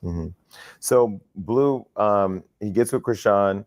Jaidyn's out the picture. It's Blueface and Krishan. Well, Jaidyn said she was always still kind of in the picture. Yeah, she was never out the picture. So what do you think about her staying while he was over there with Krishan and all that was going on? I think that was her choice as a woman. She could have did what I did, or she could do what she doing. And what she has always said that that's what she was going to do. So I explained to her when they were very young that Jonathan is not probably going to calm down. His dad was almost 35 years old by the time he wanted to sit down. So I advised her to run if she wasn't, able to sit through and weather him growing up and maturing out. And she said, no, I'm going to stay. But then when he had proposed to her and you say you proposed to the housekeeper or whatever, or he wanted a housekeeper, if you respect that she chose to stay and that was her decision, why not be happy for her? Because the way she went about it, I was angry. Like I said, a week before that, it was like, we were praying together. And then as soon as they got together, so what people do with my sons that I've noticed, and my daughter too, they feel like I'm going to help them make sure that they don't need them.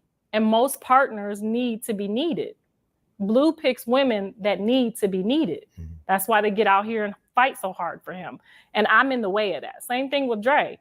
If she don't want you to stay there, or if she ain't got it, my mama gonna make sure it happens. So I'm in their way. I'm the person that they don't, want to get to a position to where I own a network and they got jobs and they don't need them.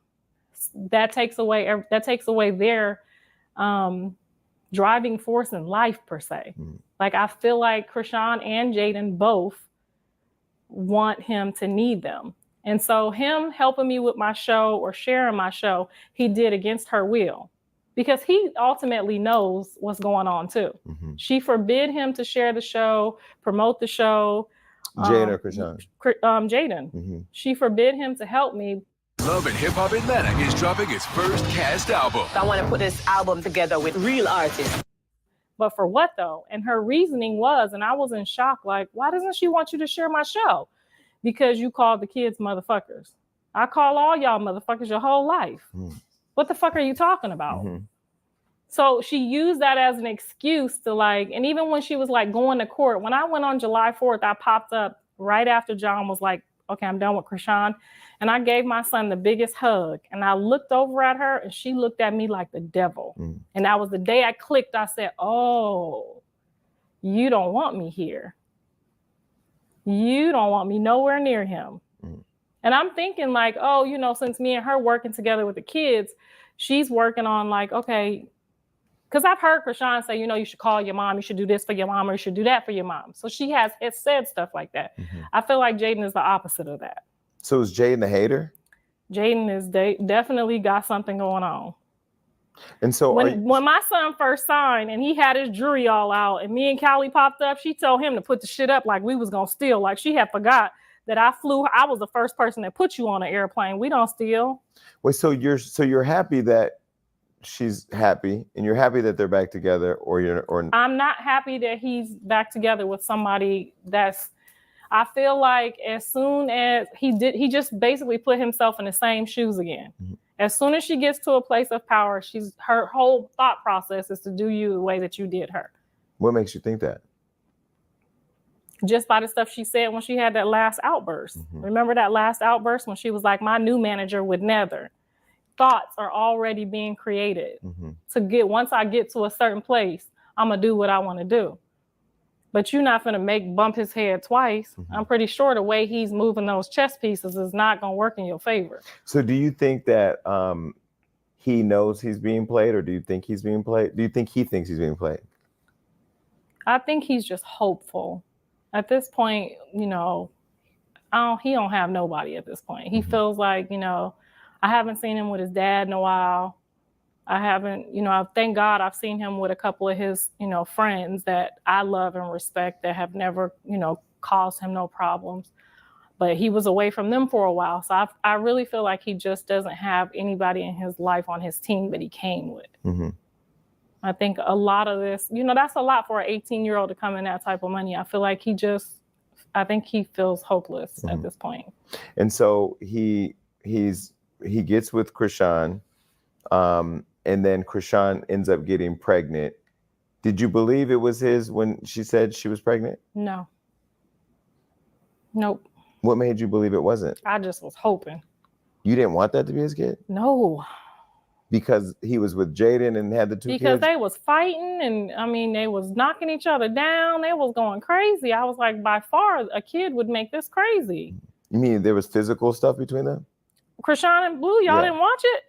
I mean, he was bust upside the head. He had black eyes. Yeah, we saw that, but I'm asking, whooped. did you see the fight? I mean, we saw what was happening on social media, but I never saw her physically attack him. No. Okay, but we knew it was a toxic relationship. Yeah, so you were hoping that there wasn't a baby to keep them connected. I was honestly hoping that this just kind of dwindled out and he would be home with his kid. I could see that Javon needed him more than anything. Like, okay, I know we make moves and our kids, got to be on the back burner for that. But he can't take another 5 minutes of this. So I was putting that in his ear. I know you're trying to move some stuff around, but I could just see when I got Javon, I could see that hole that Andre has, that hole that John sometimes has. I could see that hole growing on Javon, those temper tantrums and, he was moving different. So definitely in his ear a lot, like, you got to go home. To whereas to y'all and to people, it looked like, oh, she just don't want him with Krishan. I was like, I don't care what he do. He needs to be with Javon. But he did seem to be spending time with Javon. We would see him on social media. Was he not a present father? He wasn't doing what Javon needed. Mm-hmm. And I could clearly see that, like how Javon is now, you see the difference? That's like a different kid. I only see them in clips, so I don't, You can see the difference in them clips. Yeah. He's a different kid. Is it because Blue's more involved and he's present? Yes, absolutely. Okay, so when Krishan announces that she's pregnant, we see her moving very publicly while she's pregnant, and you're hoping that it's not his. But now, there was a moment where they came to my birthday party. I don't know. You didn't see them when they were there. No. Blueface, I Krishan missed came them. together. Yeah, somebody called me and told me they were there after I left. They came later, and I was people shocked. were extremely surprised that they were together. Why? Because he had gone back to Jaidyn at the time. Mm-hmm. So Jaidyn just sits by and lets him come and go as however he wants. I mean, well, Jaidyn is people think that she's just like, she's a fun girl too. So she likes to hang out with her girlfriends and do her things. Like, she's not really like, her life, although it may seem like it revolves around him, she's a fun girl. It doesn't. Okay. Like, and so it appears that they're going to have a baby together. He says it's his. He says it's not. He says it is. He says it's not. She has the baby without him. They both have done interviews here. So when she was 3 months pregnant, God gave me a dream and told me that she was going to have a son. Okay. And so when I woke up from the dream, that's kind of when I backed off. Because you notice I was riding her. And then I just kind of like, okay, I'm sorry. It was more or less like, all right, God done put his foot down. It's coming and it's mine. So I got to figure out how to work these pieces a little differently. Although it took a lot for me to accept that. Like that's when I really started like, oh gosh, he's going to be here forever. At first I was like, okay, this is just going to dwindle out. It's going to be a phase. He's going to laugh about this one day. But when I had that dream and it was like, she knows, the whole internet knows when I said she's having a boy, she didn't know yet. So that's when I was like, okay. And then when they said it was a boy, I was like, oh gosh, okay, this is real. But did you ever put yourself in her shoes and think about the Karlissa who was having these broken relationships with these other men? And I wanted to, but John kept making a statement like, she's you when you were younger, and it just pissed me off every time I heard him say that. Like, I have 100 text messages from him saying, oh, that's you when you were younger, remember? Like, my dad said that was you when you were younger. So it was like one of those, you can't tell me nothing, you did the same thing type shit. So it was just like, is it true? She's me times two though. So I had a dad, you know what I'm saying? And me and my dad been like this my whole life. Like, I'm rocking for him, he's rocking for me. We slept in cars together. We did what we had to do together. My dad saved me from getting, molested. Like, my dad's like my savior next to God. Well, now my husband is, but so I couldn't imagine like having those two holes. I feel like with these kids or with myself that there's two holes. And if both of them are empty, it's like, I feel like both her holes are empty. And I mean, a lot of that, I feel like John saw and was like, some of it was like, oh, he wanted to help. He wanted to save her from what he watched his mom go through, per se. Why weren't you able to have compassion for her in a way nobody had compassion for you when you were going through it? I was having compassion for her, but then when I saw how reckless and how ugly it could get, the fight per se, I was just like, oh, hell no. I can't find it. I can't figure it out. I'm running a restaurant. I got dogs and grandkids. I just didn't have the time. And I do regret, because some lady came into the restaurant when she was there and I was so embarrassed of her and she was hopping all over the place, doing her thing. You know what I'm saying? And it works for her, but that's her in real life. And she was doing that at the restaurant and it was a business person in there. And I just put my head down, embarrassed. And the lady looked at me and she prophesied and she said, she's your responsibility. And I just could not accept it. I returned it to sender. God, get somebody else to do it. And to this day, I feel like, damn, he gave me something to do and I failed. So did you see both the interviews I did with him? I did see some of it, yeah. So when you saw her interview and she said that she just recently hooked up with him again and may be pregnant again, what do you think about that? I was definitely hoping that, you know, this baby would just be like the light of her life and, you know, the joy of her life for a moment so that she could give him what he needs so that he doesn't have these empty holes that I was talking about. So I was disappointed. Disappointed that if he would do that too, like it's a bad situation. She needs some help. So giving her more responsibility on top of all this, I just hope and pray that he wouldn't do that. Well, and since then he did the interview here and he proposed to Jaidyn. There was the whole ring gate where he said your ring wasn't shit compared to the ring he got for his fiance. And he found out that was a lie. No. How? He motherfucker didn't know what diamonds. He didn't know they had names. And he just thought somebody would know, baby. We went in, we got something. Just because it wasn't a little big old chunk of junk, it was they got names. You think Jaidyn's ring is a chunk of junk? I mean, I don't know. I'm just going by what the people say. I haven't really got to like put a scope on it and check it myself. I mean, it's not something I would have wanted. Wait, so was your ring cheaper than that one or more than that one? No, mine was more than that one. So when he was trolling you online, was that just he was just thinking, because he's young, he was just thinking big diamond, like, you know what I'm saying? Like, okay, so if he got Krishan pregnant after the interview he had here with me and Jaidyn, and then proposed to Jaidyn before the interview aired, not knowing that Krishan was going to claim she's pregnant, do you think Jaidyn will stay? I don't think Jaidyn's going anywhere, not until her bag is complete. So do you think Jaidyn just thinks of Blue as a bag?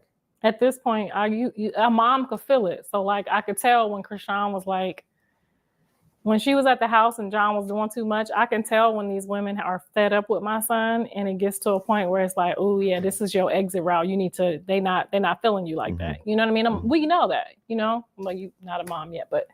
Well, I'm never going to be a mom. Dad, you know what I'm saying? We know when like, ooh, she don't really like you. She just there, you know, for the groceries. And I'm just starting to get that look on her face and that, you know, defeat. I sat a lot of nights with Jaidyn after work. People don't realize I would come home from work at 11 o'clock at night from that restaurant that she quit and left me in because she couldn't keep counting that goddamn money right. No, I'm just playing. That was a joke. But she quit because she just threw in the towel because of the rock situation and kind of left the ship and left me there. But when I got off, I was dread going in the house because I knew she was going to be sitting at that fucking table waiting on him or waiting on me to talk her shit. And night after night of hearing that, I'm like, you know, I'm starting to hurt for her. So when she left, I was kind of like relieved that like, okay, she's going to try to do something else with her life other than sit here and soak in her misery. But I'm confused at when you like or don't like Jaidyn, because there's also the video where you slapped the stuff in front of her at the restaurant. Remember? I mean, he posted that video. When do you... Child, she called me a fucking liar that day. Now, this is a child I've been raising like it's one of my own. When you look up at somebody that's raising you, I don't know how y'all do it in y'all community, but in my community, when you look up and call your mama, stepmama, grandmama, baby mama, whatever mama, a fucking liar, you lucky you don't get slapped in your mouth. She was pregnant, so I didn't slap her in her mouth. I took the tray of food and flipped it. I just had cooked her a gourmet meal. And the bitch looked at me and said, you a fucking lie. First of all, I don't gotta lie to nobody. I'm always gonna tell the truth because I'm not scared of you motherfuckers. There's no reason for me to lie on this earth. So when I flipped the tray of food over, the hot sauce jumped up and hit her in the eye like the bloody tear like Mother Teresa. And they thought that I threw the tray on her, but the hot sauce literally just bounced off the floor and hit the bitch in the eye, and the tear was coming down, what looked like blood on her face. I said, oh, hell no. So she jumped up and she was like ready to put her dukes up. I don't know what I'm not going to say she put her dukes up because I don't think she would ever put her hands on me. But she jumped up like she was going to do what she had to do. And then John grabbed her and, you know, took her outside. And then he tried to come in and talk to me. But he already knew, too, if he had called me a motherfucking lie, that I would have did the same thing to him. I just sat here and cooked y'all motherfuckers a gourmet meal. And you going to look at me and tell me I'm a lie? And I done went days without eating because y'all asses here and hungry and eating up my damn food. And I got to go to bed hungry, slamming my damn door because you got this girl over here that shouldn't even be here. She should be home at her mama's house. So is it Blue's shit? You fault? got me worked up in here. So is it Blue's fault that you're this involved in all their lives because he asked you to come back with the restaurant? I don't want to be with them motherfuckers. You say motherfucker a lot. Do you get any credit on the song Barbie? Because she says hello motherfuckers a lot too. Well, that's what she said I called the kids, and then they went and made a song. So maybe I should be getting a check for the shit too. Do you like that song? I love the song. Hello, motherfucker. It's a good song. I like it. It's catchy. Do you think Blue wrote it to get back at Krishan? Blue is motivated by the weirdest things. Like you saw when he got mad at us, he made that disrespectful song that was the shit too. Mm-hmm. Like, so he just, weird shit motivates him, but it's like, turn your, what did they say about the writers? Turn your pain into, yeah. Your son is a recipient of the Mandingo Hall of Fame Award. He came here, we gave him Mandingo because his penis is well, y'all already got mad when I said something about that, so I ain't bringing up that dick. I just know my man's dick bigger than his dick. Not just playing. I mean, that was like a joke to be funny. That was trolling for sure. I don't know. I was definitely going to ask the question, but you already probably was threw like it out 8 there. or 9 the last time I know. I don't know. But it was his. That's in it running a family. Running a family. That's what that was. Got it. Running a family, honey. So if it running a family, I just was assuming because it running Mrs. Sappho family. So I just was assuming. The internet dragged you for filth for that. Yes, like I knew. I didn't fucking know. I'm just trolling. Because they were saying that they were trying to insinuate that you're in love with your son. It's kind of sick that they said that. Now, mind you, if I'm in love with my son or had any type of weird ass tendencies, why in the hell would Jaidyn be in my life for 10 years? Now, I said I bought her first promise ring. Well, maybe because were you a lesbian before or bisexual? Mm-hmm. Okay, because she's bisexual, so maybe that was your connection, not in a sexual way, but she was. She said it here. She was bisexual. Yeah, but I didn't know at the time. I didn't know how. Y'all could have had ladies' night out the Abbey or something. Y'all could have been. I've been delivered. I'm born again. I've been delivered from that. The bitch did my hair today, and she had her titties all out. I had to pray and everything. Yeah, I'm born again. Wait, so what does that mean? You prayed the gay away? I just have to, you know what I'm saying? I not prayed it away. I walked away from something that I didn't feel. Were you in a relationship with a woman? Yeah. For how long? She in there. She's in where? In the waiting room. She's my best friend. Wait a minute. She in the waiting room. You out there, bitch? Hold on. Your husband's in the waiting room, in the guest room. Oh, shit. Why you tell me that? Wait, your husband's in the guest room with your ex-girlfriend? Yeah.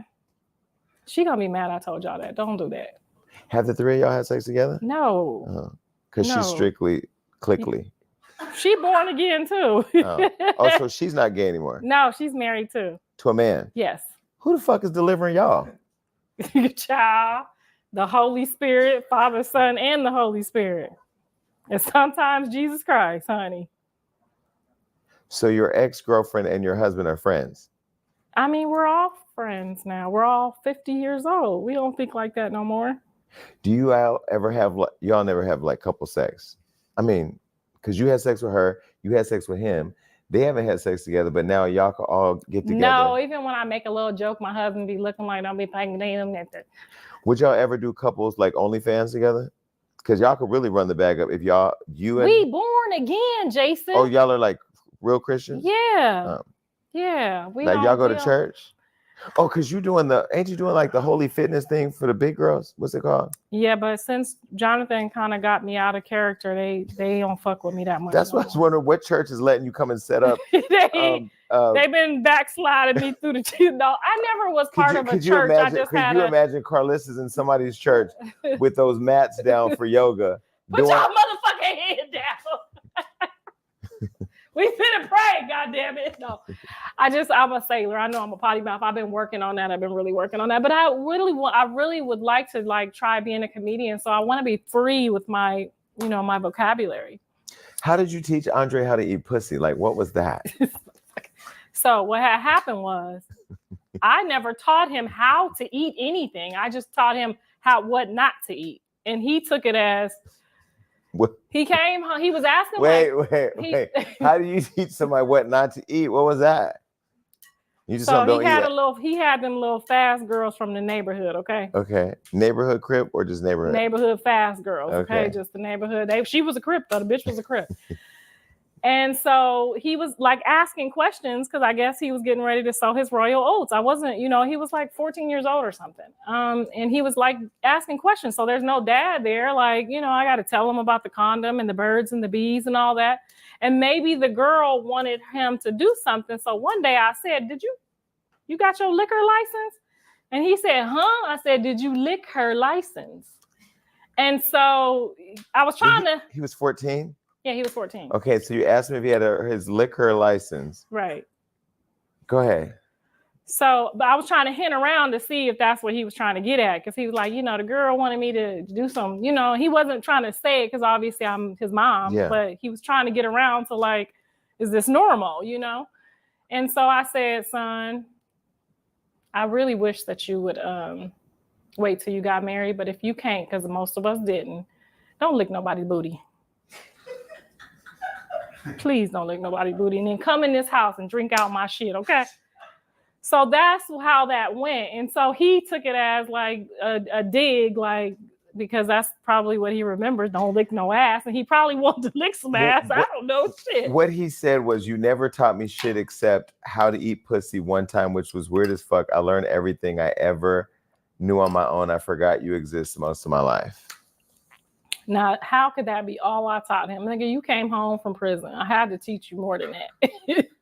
But how could this person who you all took this pack for to do all these things for feel this way about you? What happened to get him there? It's a lot of things, and it's not just me that he feels like this. Like he throws these temper tantrums with his wife. You know what I'm saying? It's just the anger and the buildup of, having to be last or starting, behind the gun, I guess. I feel like a lot of it is just like he feels like he should be somewhere that, if Blue had a regular job and was, cutting trees or some shit, he probably wouldn't feel so anxious or like I have to do something special type thing, Mm-hmm. You had said before that you weren't in a rush to see Krishan Jr., but I got a call from Krishan today that said you went over there to go see the kid. The kid? And she said the baby. And she said you showed up with all these cameras and wanted to turn it into a show thing. Did you go over there to see Krishan Jr. because you wanted to see the baby or because you wanted it to be a part of the show? I would have, as soon as she said no cameras, I said no problem. Mm-hmm. But I didn't. I mean, so a lot of people on the internet, because of her and Blue's dynamic and their situation, are coming at me daily saying things like, I don't care. I'm letting Blue not claim his child, or you a grandmother. They see me with the grandkids. You a grandmother to all the other kids. So since I was showing them that, if she was okay with this, I would be there. Mm-hmm. I've always said she could always call me if she needs something or whatever the case may be. So that was my way of showing them that I will pull up for him now, 9, whenever she's ready. Mm-hmm. You know what I'm saying? And I've sent her so many messages on Instagram that she just never checks. Mm-hmm. I sent her doctors, what can we do? I'll help pay for it. Cedars is the best. Like when I saw, what was going on, she had so many messages from me that she's just never read. Mm-hmm. In regards to him, do I want to be her friend? Maybe one day, not today. But in regards to him, like when I saw that, people don't realize I took a whole day and just sat in my car. Mm-hmm. When you saw what? When I saw his stuff. Mm-hmm. I sat in the car for a whole day just researching, looking it up, jumped right into mommy mode. Yeah. Mm-hmm. Yes, that flipped me out and I wasn't ready. Mm-hmm. And when I looked at it, I don't do good with like blood or difficulties or, shit like that. When they break something, don't call me, call somebody else. So when I saw that, I sat in my car literally the entire probably 15 hours, just looking up stuff, talking to God about it. Just like, how could this be? Just hoping it's not from like the drinking or, the things that went on and I know John, when he does like sporadic shit like that, it's because he's like, help, I don't know what to do. Mm-hmm. And we wasn't speaking at the time. So. And he had said originally that his phone was hacked, but then here he did admit he posted it because he felt like the kid wasn't getting proper care. Is that what you're saying? Is he would do something sporadic because he doesn't know how to handle a situation? Yes. So somebody help me. Anybody do something. Mm-hmm. She just ain't gonna do it. And people were saying that, and I mean, they really made Krishan upset. I mean, as you understand. Oh as a yeah, I mom. would have been. I was upset that he went that route too. I was upset. Like, couldn't you have just like showed us or showed somebody like help? You know, but he didn't have anyone to talk to. You know what I'm saying? And I'm not sure. I'm sure Jaidyn wasn't sitting there like, ooh, that looked like something we should. You know what I'm saying? So I feel like that was just like somebody get her to get him going. Okay, and so when you see that, because he went out there to go for the surgery, right?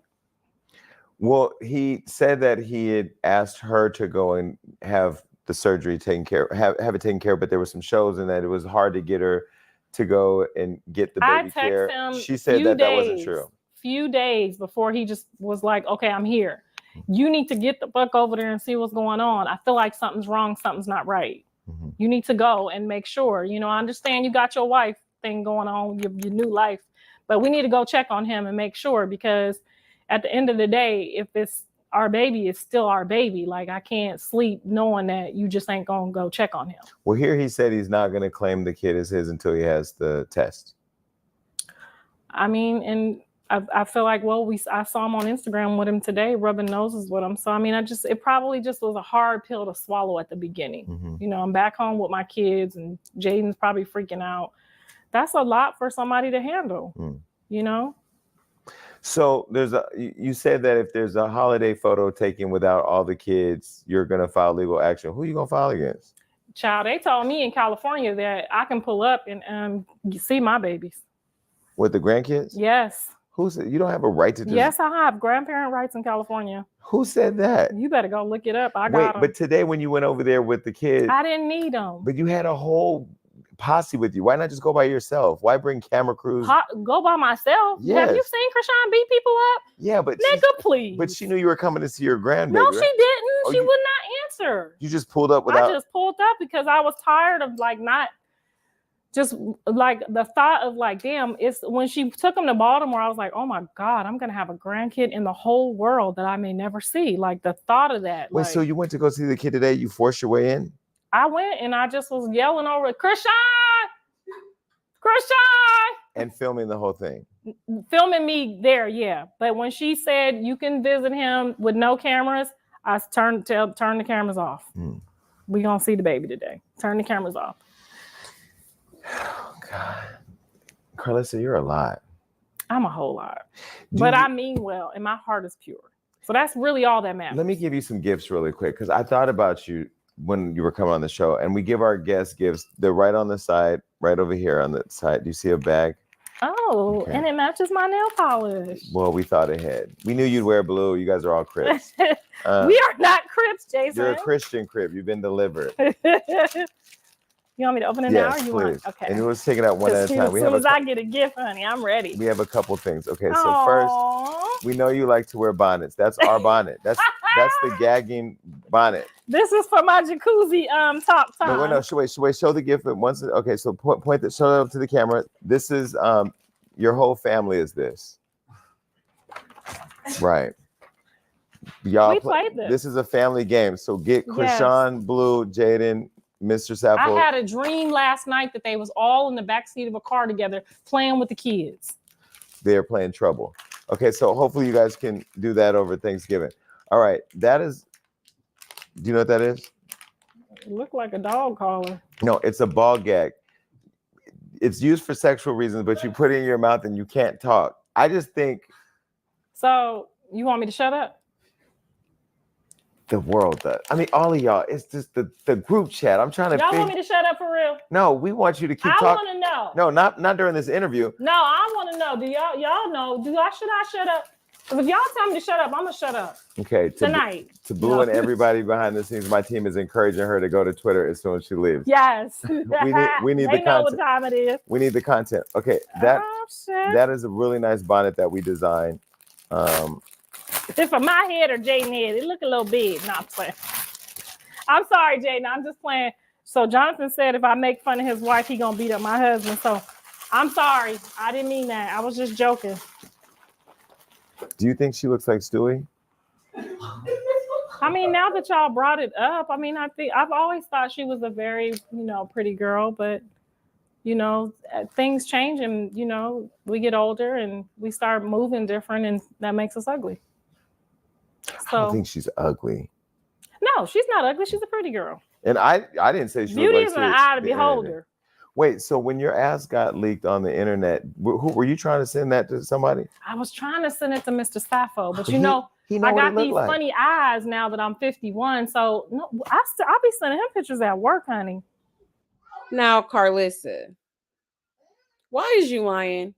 How do you accidentally put a picture of your ass on your IG? I'm sorry. What? Definitely lying, okay? I be the work bitches need to know what you send got him at nude home. photos? Yeah. Wait, so do you send him nude photos with the song "My Pussy Pink, My Booty Hole Brown"? Look at music today. Stevie Wonder and Smokey Robinson would have never said that. Okay, so you send Mr. Sappho nudes? Yeah. Don't all wives? I just don't think we should be sending nudes to anybody, because when you don't, I mean, relationships end and then all of a sudden now they're going to be on the internet. Well, when you're married, you don't think that relationships are going to end, first of all. I be trying to entice him to come straight home sometimes. Hugh Jackman just divorced his wife of 27 years. Divorces happen. I don't think Mr. Sappho would share my cookies. Okay, so you send him the nude. So you upload your nude, your ass is on the internet, and then didn't you say something about Jaidyn better not want you to post her before and after? Oh, because, I have pictures of them as kids, when she didn't have the BBL yet. So I was just... So you got the pre-BBL and then the BBL. Yeah. They was kids. So sometimes she walking around with her back out. And I have those pictures.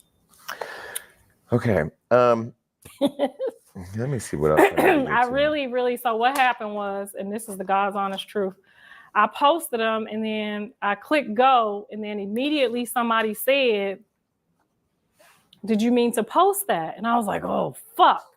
But then I was like, shit, 5, 4, 3, 2. Somebody got that bitch. No. it was, I mean, you posted on your Insta story. And then immediately. No, it wasn't on my story. It was a post. On your actual feed? Yes. Oh my. Like, did your heart drop? 9. Did your heart drop? That's even worse. Like, how do you accidentally post a nude on your, so it was a whole IG post? Like, where they do that at? Child, I guess she just gonna keep up that lie, okay? You ain't fooling nobody but Mr. Stafford, okay? As soon as I heard somebody say, "I don't think you meant to post that," I was like, oh, God, not that. And I went to go look, and I was like, I know they already got it. Okay, besides Jim Jones's mom, you're the only rap mom right now that's in. Well, Jim Jones's mom, Mama Jones, hasn't been in the news in a while. I love Mama Jones. I love Mama Jones too. Hey, Mama Jones, she gonna DM me now. Jones, we hung out. She's so cool. She gonna be like, when am I coming on the show? Okay, so is there ever gonna be a time where Karlissa's name is not all in the mix of Blueface, Krishan, and Jaidyn? Well, lately you guys have been posting Karlissa, not Blueface's mama. Well, you kind of established your own name. And I know you usually give gifts, but I don't think I've seen anyone give you one. So.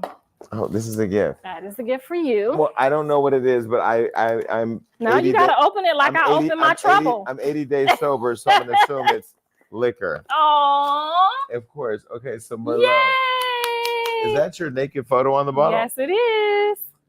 Cheese. No, I didn't get a new bottle of wine. Okay, thank you. We'll put that in our dressing room, and we're gonna put a little sticker on it that says "Blueface Mama Ass" right here. I used to have a crush on your son, but there's just so much. You better stop trying to. No, I'm not. I know what you're doing. No, I'm not. That's how I got mine. No, I know what you're doing. Stop it! I gotta. Don't be playing with my baby. All right, so now that you've met your is this your grandson? Mm-hmm. So you're claiming Blue's son before Blue. I've been claiming him since God told me it was a boy. So I haven't tried, whenever he's like, "Don't be overstepping your boundaries. We don't know, blah, blah, blah, blah, blah." It's his situation. So I don't want to overstep. That's been my problem the whole time. And then find out oh, okay, you were wrong. So I can't really, at the beginning, it's shit, we don't know what's going on. And then the lie detector test was like, she had 10 men, she had 4 men. And I'm just like, oh shit, you know? So it's a possibility that it's not his. So that's where that came from. Do you think he should get the test? If it's going to make him be a dad or step up and do whatever he needs to do, he absolutely should get the test. Is Blueface a good dad? I think he's a great dad. Is Blueface a good son? Fuck no. He used to be. He used to be like, Jonathan has never gotten in trouble in his life growing up. And that's like something crazy to say about a young man in Los Angeles. I'm talking about not suspended. You know, ain't no teachers call me. He didn't really, it was maybe once or twice. He embarrassed me, you know, supposed to do some assignments he didn't do. But other than that, I'm talking about easy peasy. Never had to go to the police department. Never had to go, you know, he stole something or, you know, just nothing like that. Just, this is night and day for me. We talking about a kid who every single thing he ate, he would say, Mommy, you want the last bite? 12 years old, Mommy, you want the last bite? And I would eat the dirty shit, you know? So you don't think he's a good son now? Not anymore. But you know, one thing I will say, I'll share this private conversation I had with Wack when Wack and we all thought he was going to go to jail in Vegas when that situation happened. And Wack was like, you better hurry up and get this interview if you're going to interview him because he doesn't know what's going to happen and we don't know what's going to happen. But I was actively watching how he was setting up everything for Jaidyn and Krishan to be good if he went away. So in many ways, there is a heart under all. Right, but there's like a heart underneath all of what we see on social media. Oh yeah, for sure. Why do you think he doesn't want people to see that? Do you think he wants people to buy into this character that he's created? I mean, this character that he's created is way far more interesting and way more like he's monetizing it. It's just it's the people are not asking. When he's a nice guy, Nobody cares. Nobody cares. He's extremely entertaining in a nice way. Yeah. Like the whole house used to be funny as hell. I mean, they used to make jokes and sometimes they would hurt my feelings, tell me I look like Marshawn Lynch and I got Marshawn Lynch's body. You know, so as Marshawn kids, Lynch? Yeah, they call me brutal. Marshawn Lynch. That's what the kids call me. Oh, Marshawn Lynch. And, you know, just joking around, not disrespectfully, but, you know, that was my name. It was either Mama D or Marshawn Lynch. Didn't your dad used to call you Marilyn Monroe? My granddad. Your granddad. So how you go from Marilyn Monroe to Marshawn Lynch? Marshawn Lynch. That's The a jump. cheeseburgers. That's a jump. So you saw Usher put it on Keke Palmer. Do you want to go to the show and see if he'll put it on you? Because you are married. I would go if my husband would permit it, if he was there with me. I don't think my husband would have a problem with me getting a lap dance from Usher. Would you let your husband have a hall pass? What's a hall pass? Like where he can go out and like bust it open with somebody else? No. Never? Never. Would you ever do a threesome? Never. I did that with Jonathan's daddy. It's just not a good outcome. No? No, it was horrible. The experience or the aftermath? The aftermath. They was just having too much fun on, you know, days, you know, when I wasn't there. It was like they was having, that they just turned into something else. So I don't, you know, that's why when John and Jaidyn did it and he said, my dad said you did it. And I was just like, oh, fuck, why would he tell you that? But Jaidyn did it because she liked girls too. Yeah, but I'm saying his dad let him know that, oh, your mom did it with me. Like, it's not the, you know, the worst thing you can do, you know? Some stuff you just don't tell. But in all his credit, he really grew up to be what a man is supposed to be, a provider. I mean, he is a present. That's you know, he is a provider and a protector. And in many ways, you should be proud that, like, even though you weren't necessarily, you know, the mom that you probably even wanted to be in terms of providing and resources and all of that, you figured it out. And one thing my mom told me that made me have compassion for her, and I think it's why I like Krishan. Like, I think I've grown to like her. At first, when she followed me on Instagram, I did not follow her back. And when, you know, I would see them around, I just kind of stay away. And she, you know, because I don't like to live in negative energy at all with anybody. But I see her and I think of what you're saying and how you shared your story and her with the Walmart video. Like, my mother said to me right before she died, she said, I want you to forgive me because I did the best that I can. And it literally kind of broke my heart because it was the first time I was able to see my mother struggle through all of my own experience with her, my own animosity, my anger, my frustration, my lack of understanding, and it humanized her because she was saying, I did everything that I was able to do. Do you feel like you've been given that credit yet, that you were? Well, actually, Blue gave it to me one day, and him and Andre was going back and forth like right around the time he got out. And Andre had all these complaints about me, and John looked at him and said, damn, mommy was only 17. Give her a break. She did the best she could. And that was the only time that I ever got like, damn, somebody saw, you know. We had Kleenex here. We've never had Kleenex here because everybody thought you were going to get emotional, and you did. When you think about your experiences with your children, what is it that makes you emotional? Is it that was it hard? It was so hard. It was so hard. You know, going to visit Andre in the jail.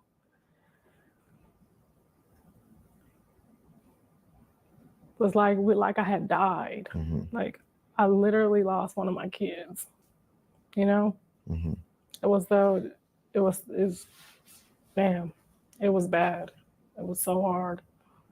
Did you feel like you were doing the best that you could during all that? I did. I was doing too much. And that's what when I look back, I'm like, you know, I look at my sisters, you know, and she's really close with her son, and they didn't have very much, and they struggled. Like we struggled, but we had it. You know what I'm saying? Like I was making moves, and my sister was more or less like home with her kids, and they didn't have much, and that's what it is. And they became to me like a more solid family. You know what I'm saying? They got time to get in touch with what was going on. Like I don't think we had time to take in like one day what was happening. It was from here to there, this audition, this track meet, this, you know what I'm saying? We were so busy that maybe we didn't even really get to know each other, you know? It was more or less, everything was just business. So but now it feels like that, right? That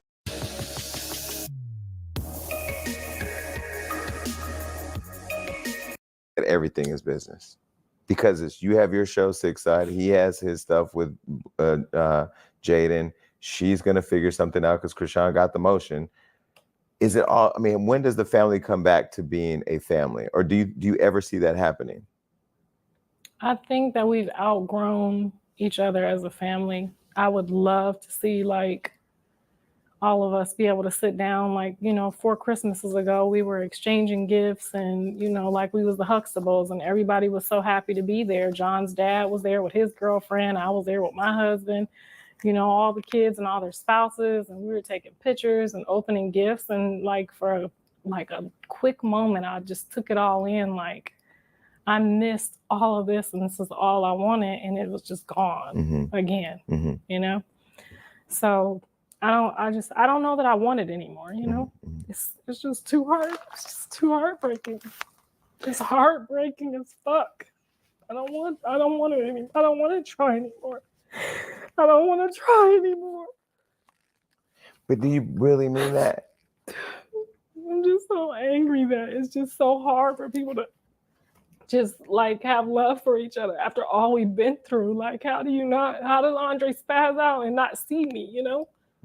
Can you be in that much pain that you don't remember all that I went through? Sometimes when I drove to visit him at jail, I risked the other two's life because I was so tired. I would get off work at like 10 o'clock and have to be in the jail by 8 the next morning. Sometimes I was so tired, I just give up and pull over.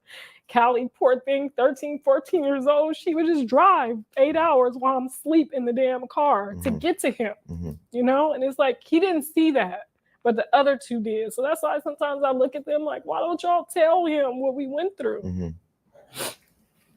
And I feel like, you know, I resent him sometimes too, because some of the stuff that he was running away and doing was just like, why? You're fucking up the whole family with this. You know, why are you? But he had his own pain and his own, you know, his own problems that I couldn't address. I didn't, you know, I had to teach him how to pee, you know? So I guess one question would be that I have is, do you think people aren't able to really see or humanize you and maybe the pain and stuff you've gone through because of all your online antics? I honestly sometimes don't even really care. Like, I really don't want. It's nice to know like now that people are seeing a different side of me, but it's still like that was never my motive. Sometimes my motive was just my own personal like anger, emotions. You know, so through it all, I don't think I really paid attention or cared how other people felt about me. You know, I mean, it's like my kids have bashed me in front of the whole world. Why the fuck would I care about what a stranger thinks? I'm trying to get them to remember, you know? I'm trying to convince them that, you know, I've been on your team. I'm on your team. I'm here because I'm on your team. I don't have to be here. How do you feel about you? Honestly, this last 6 months, I've grown to just like, well, I'm trying to like live without living through them or with them. So this is like probably the first time in my life that I'm just like taking some time to like, just like whatever is about me, you know?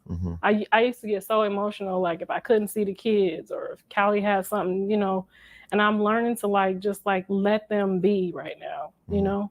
Oh, well, if you don't want it, figure it out, you know? And so you have the show Six that's on Patreon, and you're building that, the Real LA Family Blues, with your family. What else do you aspire to accomplish after that? I really want to do a series showing the kids, you know, in like all the details that people don't get to see, or things that would show them like what they've been through, what I put them through, what I've been through, and what it is for, you know, a single mom to actually go through out here in Los Angeles to raise her kids and still, you know, wake up and they're still here or not in jail. You know what I'm saying? So I really want to do, you know, my ultimate, like, okay, my hoorah is a Netflix series for, you know, starting off with, you know, them like Boys in the Hood. So.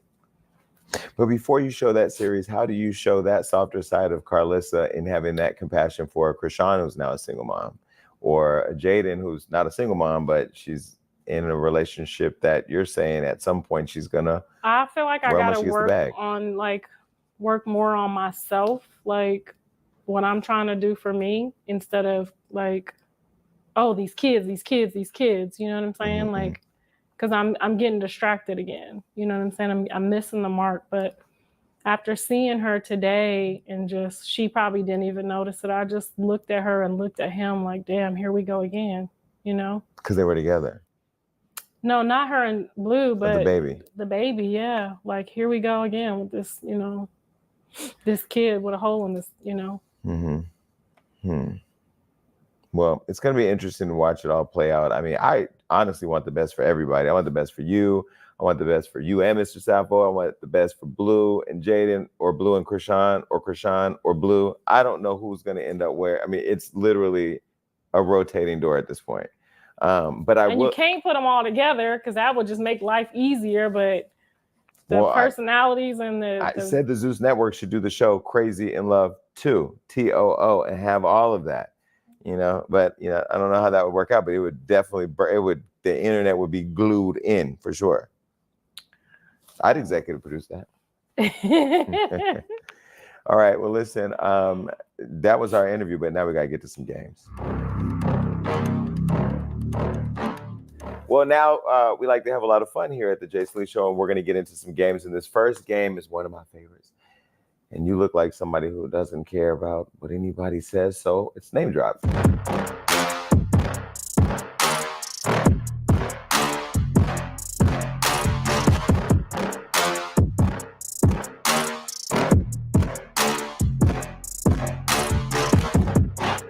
So this is a game where I'm going to drop a celebrity's name and you get to say the first thing that comes to mind. It could be funny, it could be a story, or it could be shady, whatever you want. All right, this first person, you've had her name in your mouth before. Megan Thee Stallion. Now, you said that your son should be with Megan Thee Stallion, right? She's perfect, right? Well, and then it ended up in him coming here and saying that she performed oral sex on him, allegedly. I had no clue.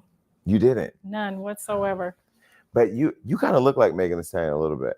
Oh. I could see it. She's perfect.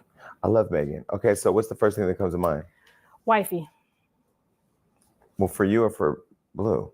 For Blue. Oh yeah, because you're born again. Okay, wifey. Well, she is recently single. I mean, her and Party aren't together. Yeah. But he's engaged. And may have a child on the way. Okay. Allegedly. Well, if it doesn't work out, wifey. Okay. This next person, Tokyo Tony. I can see you two on a car ride together. Only if cameras are rolling. Antagonist. Tokyo Tony antagonist? No. I'm just, you know, her and I had a good thing going when we was going through it with our kids, and then she got her daughter back, and it was like, ha, Nana and Boo Boo, I got my daughter. Oh, so you guys were friends? Yeah, well, we weren't friends, but we exchanged some heartfelt words that kind of, you know, helped each other out. And I felt like when she went on the Zeus show with Krishan, she just was like, I mean, in this business, I get it. You know what I'm saying? It was like, fuck her. Would you do a show with her? Absolutely. I'd produce that. Mhm. All right. What about this next couple? Larsa Pippen and Marcus Jordan.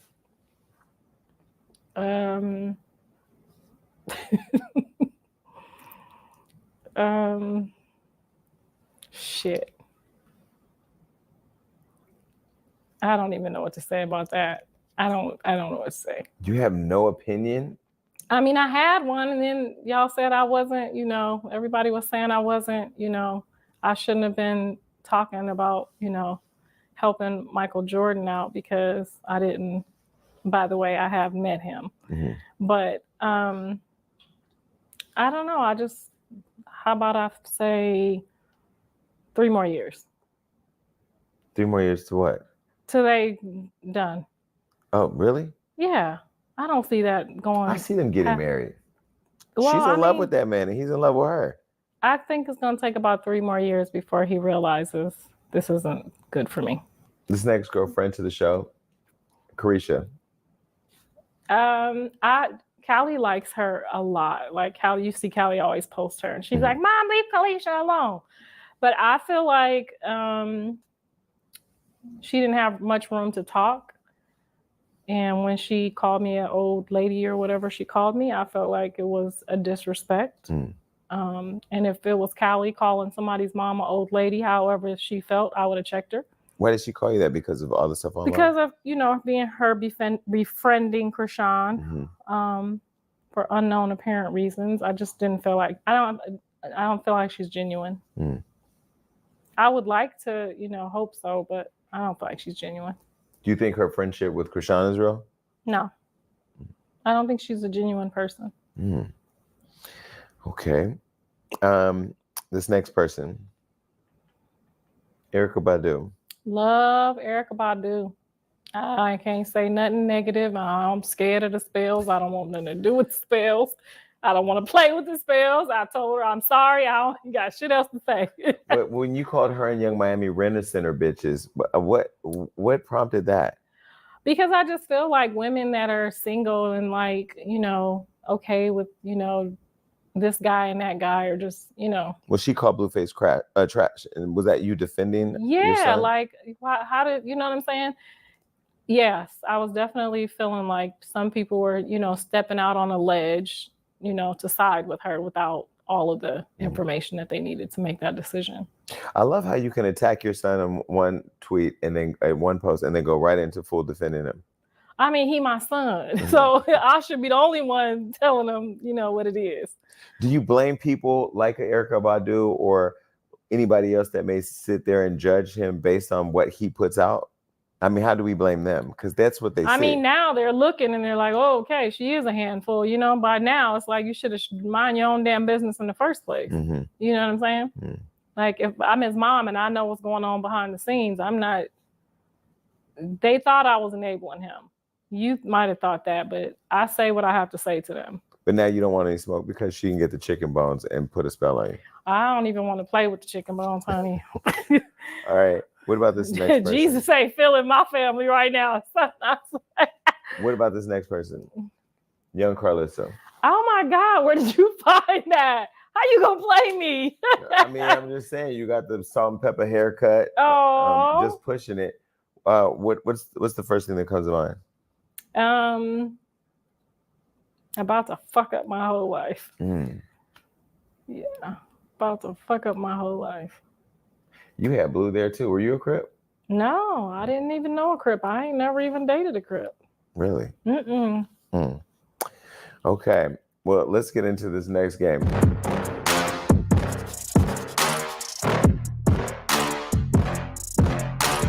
This next game I love is called Erase the Shade. Now, if you've ever badmouthed somebody publicly, which we all have seen you do over and over and over again, you get to change your opinion by erasing the shade, or you just stand 10 toes down. Okay. Now, the first one, Akbar, she did a song and she said, Messy Mama's Karlissa, get no Blueface for my business. Like, nigga, please come get your fucking mama, and said, fuck your mom. I don't know. I don't rap, so that's just me reading it off the paper.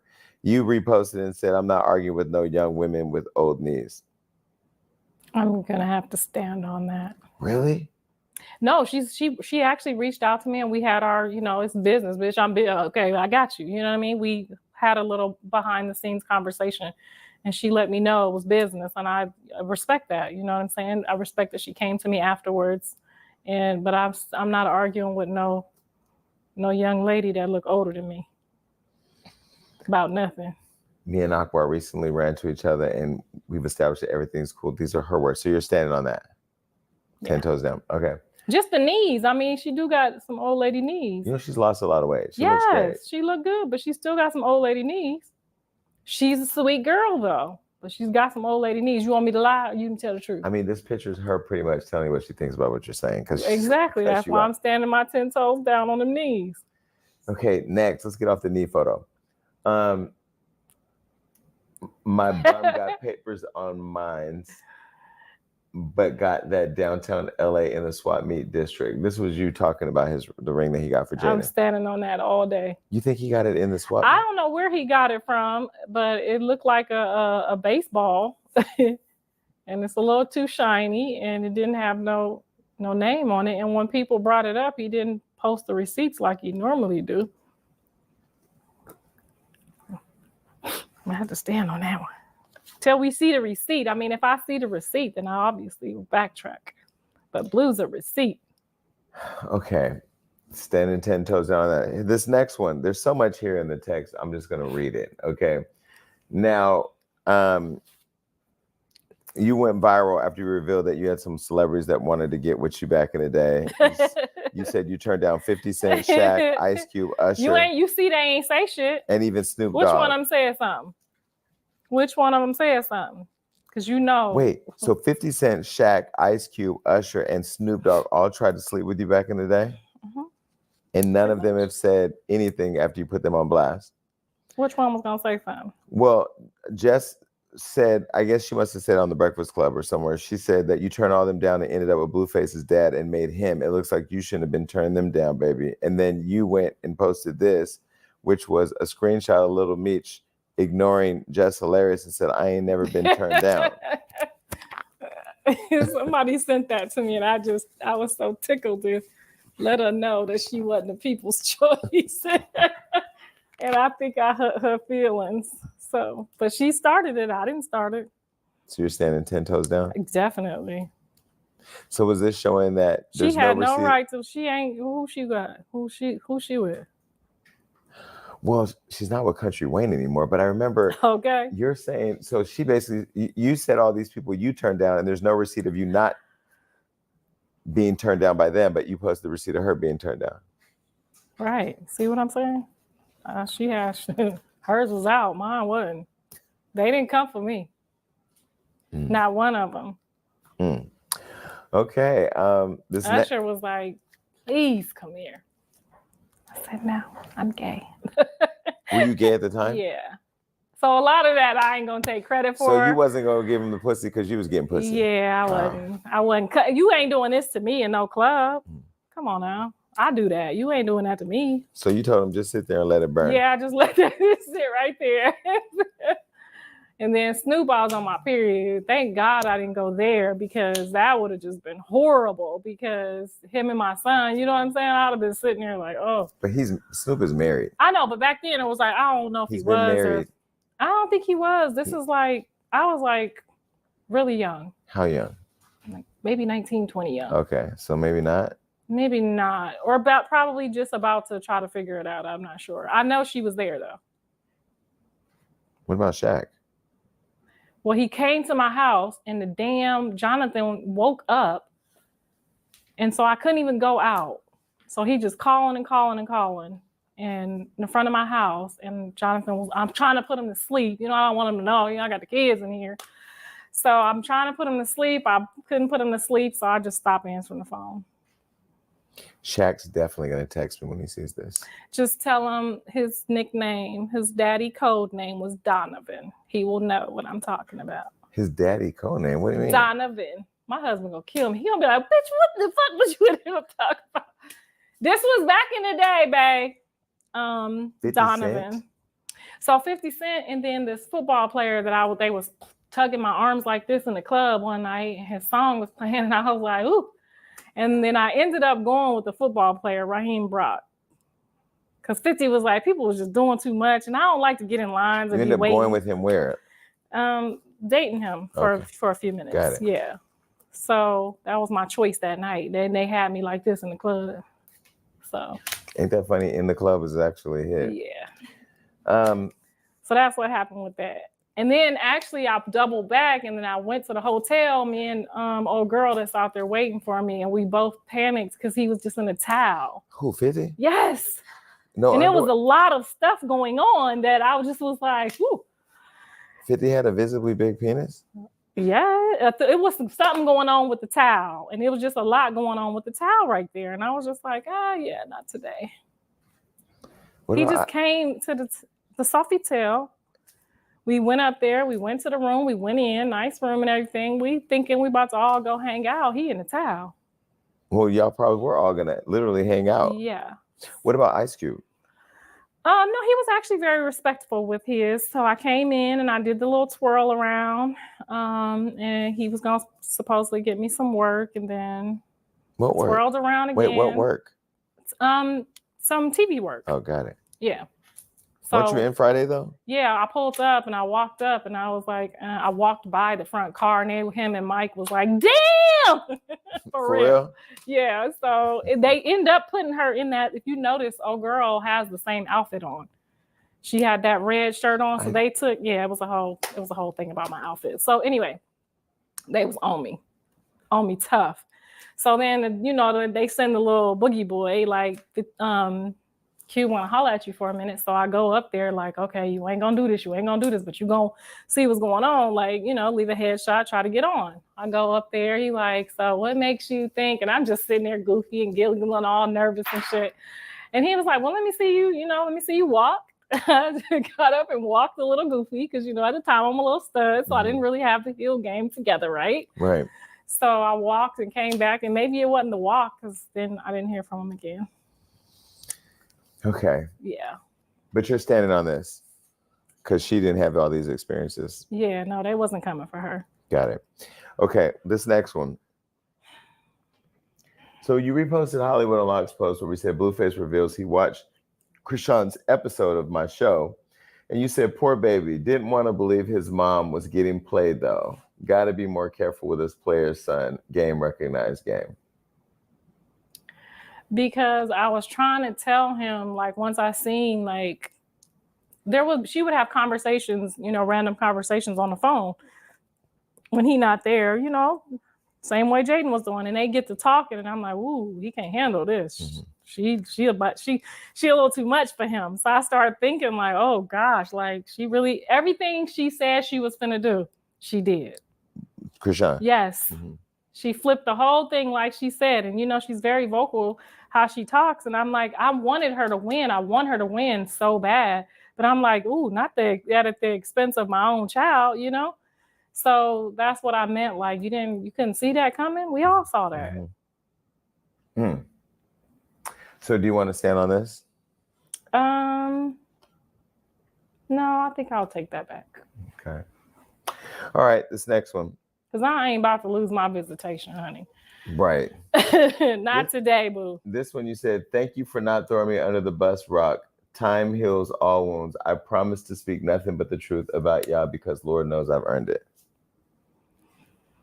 Yeah, yeah, I'll stand on that because I thought she was gonna she said a few things that I was like, okay, she know what I'm doing. I know what she doing type thing, you know? And she said that again today when I saw the baby. So it's like she knows that my heart is genuinely not against her, that it's for her as a single mom and now as, you know, my grandson's mom. Okay. This one you said, this is a long one. You said, Jonathan, you need help, and if I have enabled you in any way, I will ask God for forgiveness. You brought that trash bag and her dog where I laid my head and paid rent through helping you build your business, and I asked you more than 10 times to get her out my face, and you sicked that girl on me like a vicious dog. I never believed them about you, but now I see you are the living devil that I got pregnant with after that abortion. You haven't paid me ever since September for working in that restaurant, and my husband put his own money into it. I will see you in court. Now post the beginning where you punch your sister and her husband until they are hospitalized for coming to ask you about me. Some of it I'm gonna stand on and some of it I'll take back because I obviously don't want to call my kids the living devil when I'm not angry. Or associate them in any way. So some of it I will stand on and some of it I take back. Do you take back that you brought that trash bag? Yep, I take that back. I'm sorry, girl. You was not where the camera's at. You was not the trash bag I thought you was, baby. The abortion, you had an abortion right before Blueface? By who? I ain't talking about that. Was that the only abortion you had? Yeah. Was that was a painful experience? His dad was just like in and out and in and out, and I couldn't deal with it. So I called myself taking something from him that I knew that he wanted. But you also were doing the best you could with 3 kids, right? At the time, it was the two. So this was like, oh God, and he's not here. There's no way. I wasn't sure about the situation, so I did have an abortion. And then about 8 weeks later, I got pregnant again. And now we all have Tatiana. And now we all have. And all this. We love Blueface, though. Okay, this next one. You said, I think Nene Leakes and Will Smith have what one another needs. Let's go. You got all these posts, Jason. But what was that? What do they have that each other needs? I mean, I felt like they was at the time, they was like, they felt they both needed something. And what? Like she needed a man and he needed a loving, woman at the time. So you're thinking that they should get together? That's what you meant here? I thought that would have been a good match. You didn't agree? Will Smith and Nene Leakes? Yeah. How? Where? Why? I mean, Jada was still in the picture. I thought the stuff was kind of like up in the air. So I thought maybe she was trying to make her exit or something.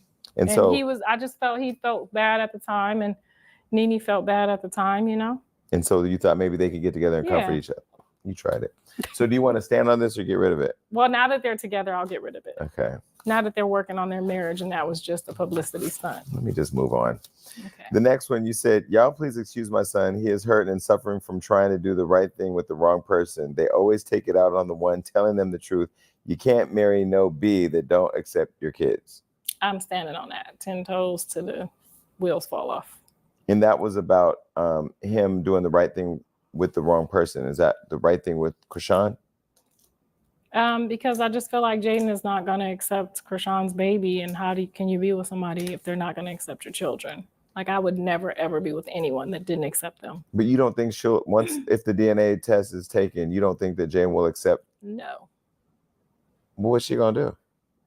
Something. Like she said, he going to keep his baby over there and it ain't coming over here. And she don't want that to do. Do you think that will shatter that whole image of what she's been waiting on forever? This family where he would be done running the streets and they would just get married and be a family and live happily ever after. Yes, that did shatter it. Like I was in disbelief and we went back and forth, me and her, a couple of times. Like, I think it's his. No, it's not. I think it's his. Like me and her played the guessing game for a while. But I feel like she knew the whole time. Like she always stood that I think it's his. And I kept saying, no, I don't think so, So. Well, if it is, maybe you all can do this next thing that we have on the slide. The next one says, you eating at Golden Corral for Thanksgiving because I fell out with my whole family. Maybe you guys can all come together. I used to want that so bad, but now I'm scared. Like, well, don't be scared because here I got one more gift. This is a gift card to Golden Corral. Just in case they don't come by for Thanksgiving. Yeah, I mean it's only $100, so pick the one you like the most and take them. Okay. Okay. Thank you. I appreciate the gifts. All right. I eat. The next one. Keep trying me and I'll post the before pictures I gave you. A head start, motherfucker. Keep playing. And that was when your son had said, why you are comparing your booty cheeks to the lady I sleep with every night. That's a little creepy. What is the correlation? So I was upset because when I first did it and somebody told me that I accidentally did it, I reached out to all the kids and told them like, oh, it was an accident privately. Nobody responded, but then they all went public. Well, so did they all posted about it? Yes. They all had something to say. Like I didn't talk to them privately. Even the daughter? She got on there. Yeah, they was all on there. Didn't you see it on the on-site? They had like all my 3 kids talking shit about me. No, we actually are going to mute out what you just said. Yeah, they was all 3 lined up. Like I didn't privately tell them it was an accident. Right. Okay. Well, so you're standing on this one. Mm-hmm. Okay. What about this next one? Old lady booty cheeks. Now I said it was accident, but now it looks better than the one you spent your life savings on. Jaidyn just caught all types of strays.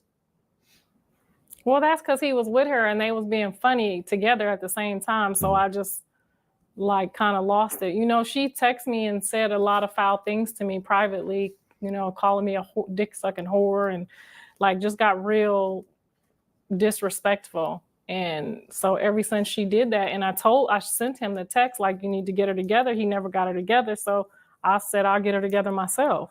When she was here on the show, she really carried herself well. And then Krishan came on the show and played the audio of her screaming in the background and running after Blue. I said that at the beginning of this interview, remember? Yeah. So when I said, I told you that already. So is the person I saw here not the person that you know? No, that ain't the person I know. I mean, she was in character. That's the character she got. She came and brought the opposite character of Krishan. I would have did that too, wouldn't you? Well, hello, motherfucker. Hello, motherfucker. But she does have, you know, a persona where she carries herself, you know, she can have a conversation, a business conversation. You know what I'm saying? She's not easily moved. So it wasn't like it was totally out of character, but it was a little, you know, every now and then you could see her little stank-a-dank. So do you think when she was here with Blue that was all an act? Yeah. I think she wasn't herself. She wasn't her bubbly, genuine self. Was Blue being himself? Yes. Because I like that Blue. Yeah, that's him. That's him at home. Okay. Why don't he just give us more of that? Because y'all don't want that. Yes, we do. Give us some of that and give us some.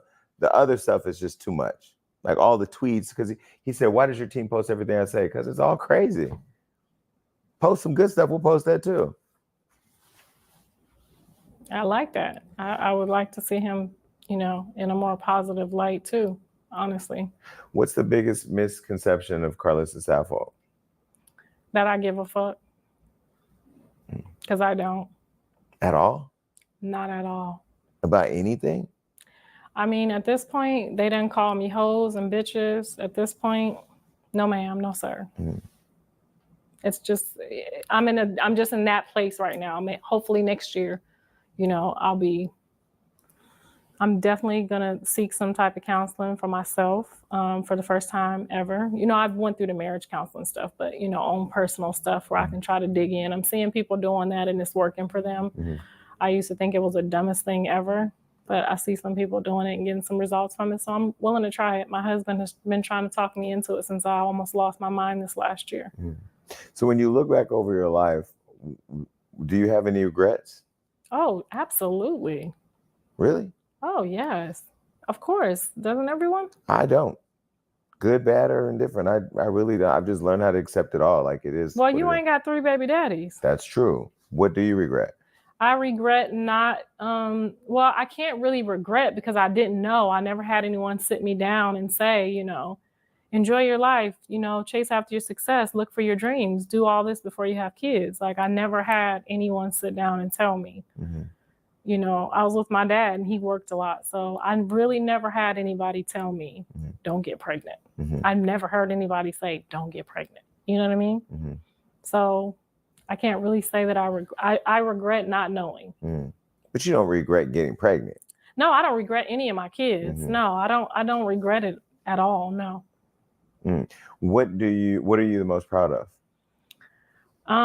Just overcoming this situation and even being able to go like I genuinely thought I hated John and Rock after that situation. So being able to go see the baby today, I learned something else so much more significant about myself. Because I went through a lot of emotions about doing it or being involved against like what I normally would do. Like I'm not the type of person that would have a grandkid or a kid in the world and not be concerned. You know what I mean? So, yeah. And for everybody watching, I guess the last question I'll ask is, how do we all get out the group chat? Go subscribe to Six Odd. That's how you get out the group chat.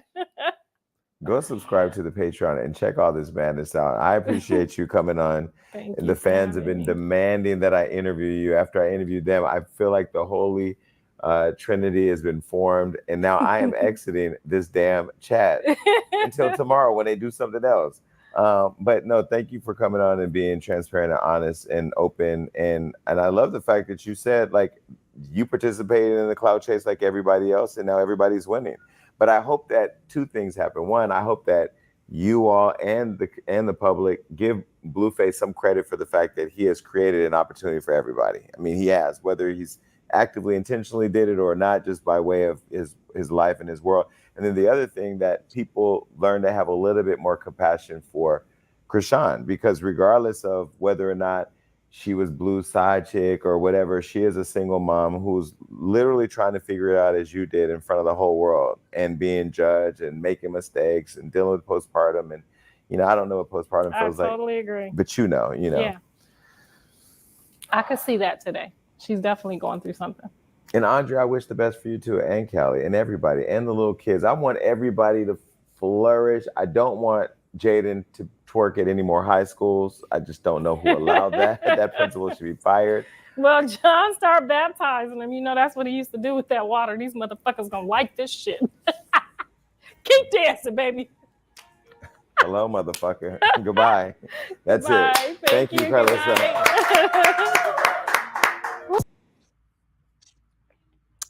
Ciao. Interesting interview. Okay. I feel like it definitely shows, that Karlissa, she even admitted that she wasn't really present because she was always busy, which is understandable. I mean, when you're an adult, of course you're gonna have, business to handle and stuff like that. You know what I'm saying? Especially when you're a single parent. So, I understand that, but still, like, you have to kind of find a way to still be involved with your children. So I see how Blueface kind of got sucked into that, quote unquote gangster life. You know what I'm saying? And, that's why it's so important to have a relationship with your kids and have, you know what I mean? Like, keep that line of communication, and just really be careful of their surroundings. I know that's how I am as a mom. You know what I'm saying? Like, I do not like my kids around no badass kids. Like, I don't. I don't at all, even, when they're just like as young as they are. You know what I'm saying? Like, it's just so easy for, especially teenagers, to get sucked into certain like groups of people that are bad influences. You know what I'm saying? But other than that, she did share some things that, some people might not have known. Okay. She did confirm that, Blueface did in fact, assault his sister, okay? Because he got on here talking about that was a lie. He denied it and stuff like that. But you know, if Callie's saying it happened and Karlissa's saying it happened, I'm sorry. I believe them, okay? I do. But also you know, Karlissa, I feel, is definitely a huge part of the problem when it comes to Blueface, okay, in my opinion. Um, and also I did notice that she didn't really it just seemed like she was trying to paint everybody else as the bad guy and, you know, paint herself as like this, oh, you know, I didn't do anything wrong, you know. So I feel like, you know, she definitely needs to learn, especially at her big age. Like, yes, she definitely needs to learn accountability, okay? For real, because just the way that they've turned out, okay, it's something that you did or something you didn't do, you know what I'm saying, that may have aided that, okay? I'm just saying. But yeah, y'all, let me check the comments here. I was gonna play like half of it and then like maybe do the rest tomorrow, but I was just like, I'm gonna just let it play. Like okay, let me see. Let's see.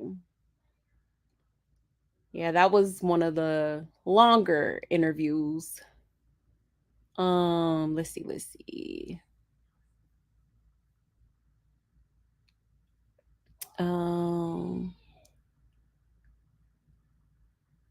Hey Chicken Coop, hey love. Didn't Blue say he slept with 1,000 women? Yeah, he sure did. It was like a short time span too. I'm like, sheesh, that's not the flex you think it is, sir. Okay. This is the day Blue lost respect for his mother. He said it himself because she didn't fight back. Oh yeah. Which is crazy to me. I mean, you should have never had your mama, or you shouldn't have your mama fought by anybody, okay? That's crazy. Karlissa really involved herself too much in Blueface relationships. Yeah, she never went hard for her other kids like this. Yeah, that's true. That is definitely true, Chicken Coop.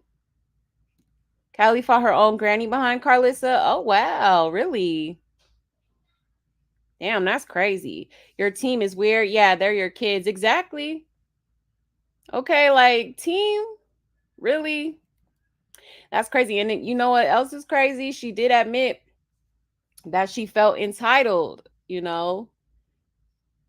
And we've been saying it on this channel, like, you know, Karlissa be feeling so entitled to certain things, like when it comes to her kids, like, you know what I mean? Like, yeah, ideally, like, you know, if you have a child that, you know, happens to, you know, strike it rich or whatever, like, of course you're gonna be like, you know, hey, I'm your mama, you know, I did this, I did that, I did this, you know.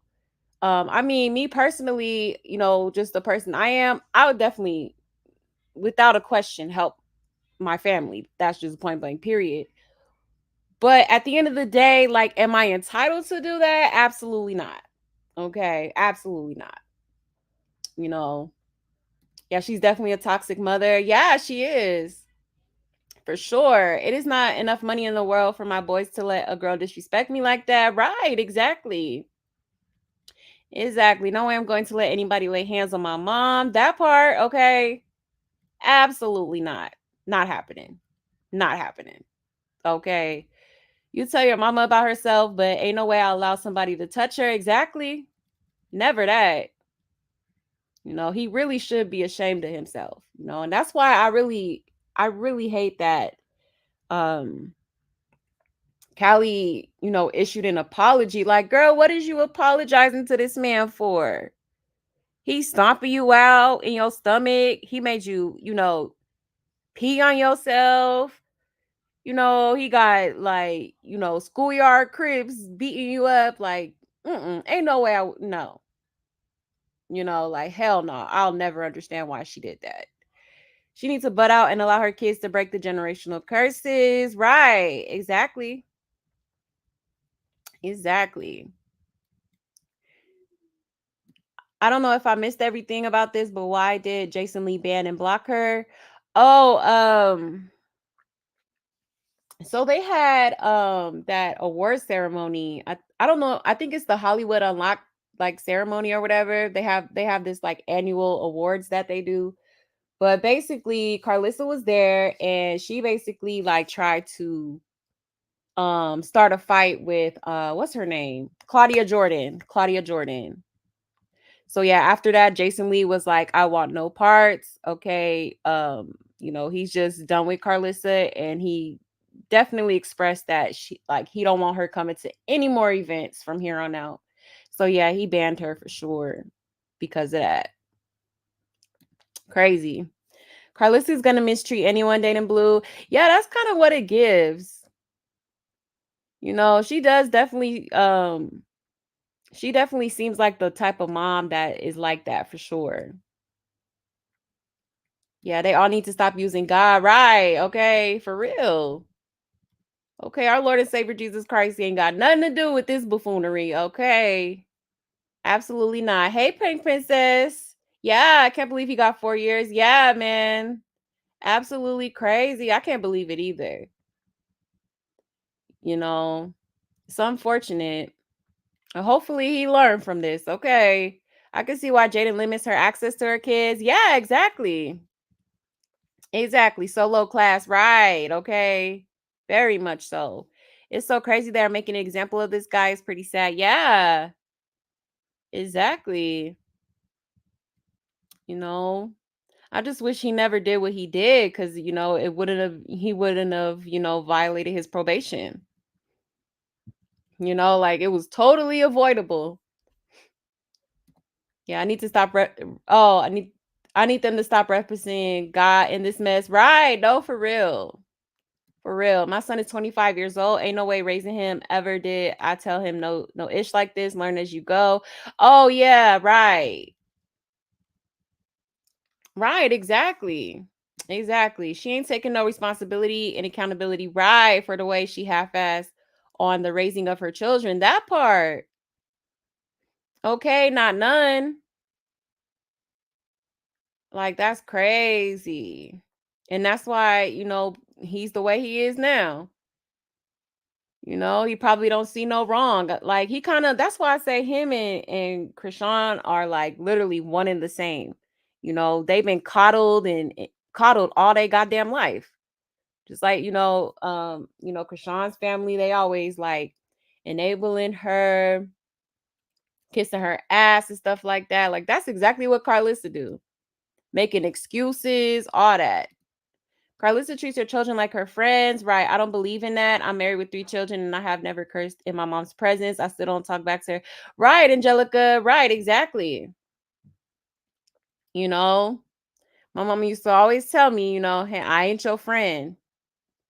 And I didn't really understand that until I got older. Like, damn, like that's deep, low key, But yeah, no, I totally agree, man. Like even now at my big age, like, I try to watch my mouth around my mama, like it just don't sit right with me. Like that's just with any elder. You know what I'm saying? Like with my grandparents or like my older family members, I learned how to like watch my mouth. It don't even be slipping out. I be already knowing like, okay, let me, make sure I don't, cuz at my, my family, Yeah, why she have to sit in the car researching? Right. Yeah, 15 hours in the car is crazy. Absolutely crazy. Oh, they definitely not having family game night anytime soon. Right.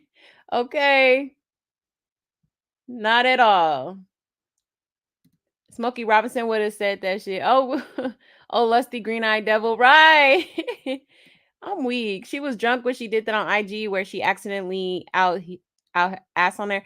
Yeah, I think so. I don't know. I don't know. I feel like she deliberately did that for some attention. I don't know. Because when it comes to Karlissa, yeah, just like she said, Blueface is calculated. Okay. I wonder where he gets it from. Okay. What they say about that apple? It don't fall far from the tree. Okay. She could have been drunk though, but honestly, in my opinion, I feel like I feel like drunk or not, I feel like she did that on purpose for sure. Can't understand a mother being jealous of her son's fiance and making comparisons. Yeah, that is weird. Yes, that is weird. She used her IG camera to put a filter on that ass on her head, right? Right, mean beans. Talking about it was how do you accidentally post something on Instagram? Okay. Now I done had, plenty of, little drunken nights in my days, okay? I don't drink like that now, but I'm just saying, like, I definitely have my days. And I ain't never in my life accidentally posted a nude on my fucking IG. Like, I just think that's straight bullshit, okay? For real. Girl, that ass was ashy. I'm weak. She should have lotioned up before putting it on. Right. She thought she ate for real. Okay. Yeah, she lying. Absolutely. Absolutely. Oh, so you saying the streets corrupted him before Krishan took his soul? Yeah, pretty much. She said he never got in trouble in school. He was never she never had to go to the police station for Blueface. Like, he was a good kid, you know. So just with that, I feel like he probably just got, involved with the wrong crowd for real. For sure. Yeah, they just straight up capped on their mom like that. Right. Damn, she could cry on demand. I'm weak. Not on demand. They straight up capped on their mom. Oh yeah, I just read that. Karlissa is definitely someone with arrested development. Yeah, she probably is. She is. Narcissist 101. Right. Definitely. I definitely feel like she's a narcissistic mother. For sure. Yeah. Karlissa likes to play victim. Right. Sure do. She sure do. Okay. I'm tired of seeing these grown ass women on this internet, with that victim mentality. It's so crazy, And then they wonder why their kids be the way they are, Like, you don't even hold them accountable. Y'all just out like, so you just gonna keep making excuses for him? Okay, and still making excuses for him right now. You know what I'm saying? Like, he's in there because of what he did, okay? And that's why I feel like, Blueface kind of needed to sit for a little bit. I mean, not 4 years. I think 4 years is outrageous.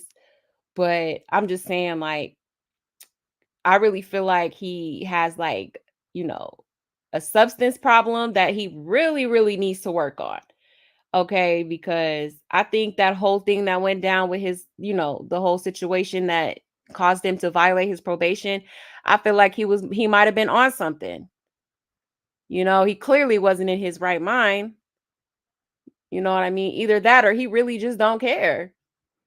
But, sir, you're going to have to care, okay? You got kids to raise, okay? You need your freedom. You need to be, out in the world handling business, okay? Not locked up, But unfortunately, I guess he didn't care. All right? Either he didn't care or he felt like he wasn't going to get in trouble for it, even though it was on camera. But yeah, man. So I'm gonna go ahead and get out of here, y'all. All right. Yeah, this was a way longer live than usual. That was I think that interview was like what 3? I think it was like 3 hours. So yeah. But thank you so much for everybody that came chilled with me, pulled up, watched the interview with me. I so greatly appreciate y'all. Okay. Happy Friday, okay? Or Saturday. It might be Saturday somewhere, okay, for some of y'all. But again, thank you so much for pulling up, y'all. I hope y'all enjoyed the show. Okay, we will be back Monday. All right. And I hope y'all have a great rest of y'all's night. And I will see y'all next time, okay? Take care, y'all. Love you guys. Bye.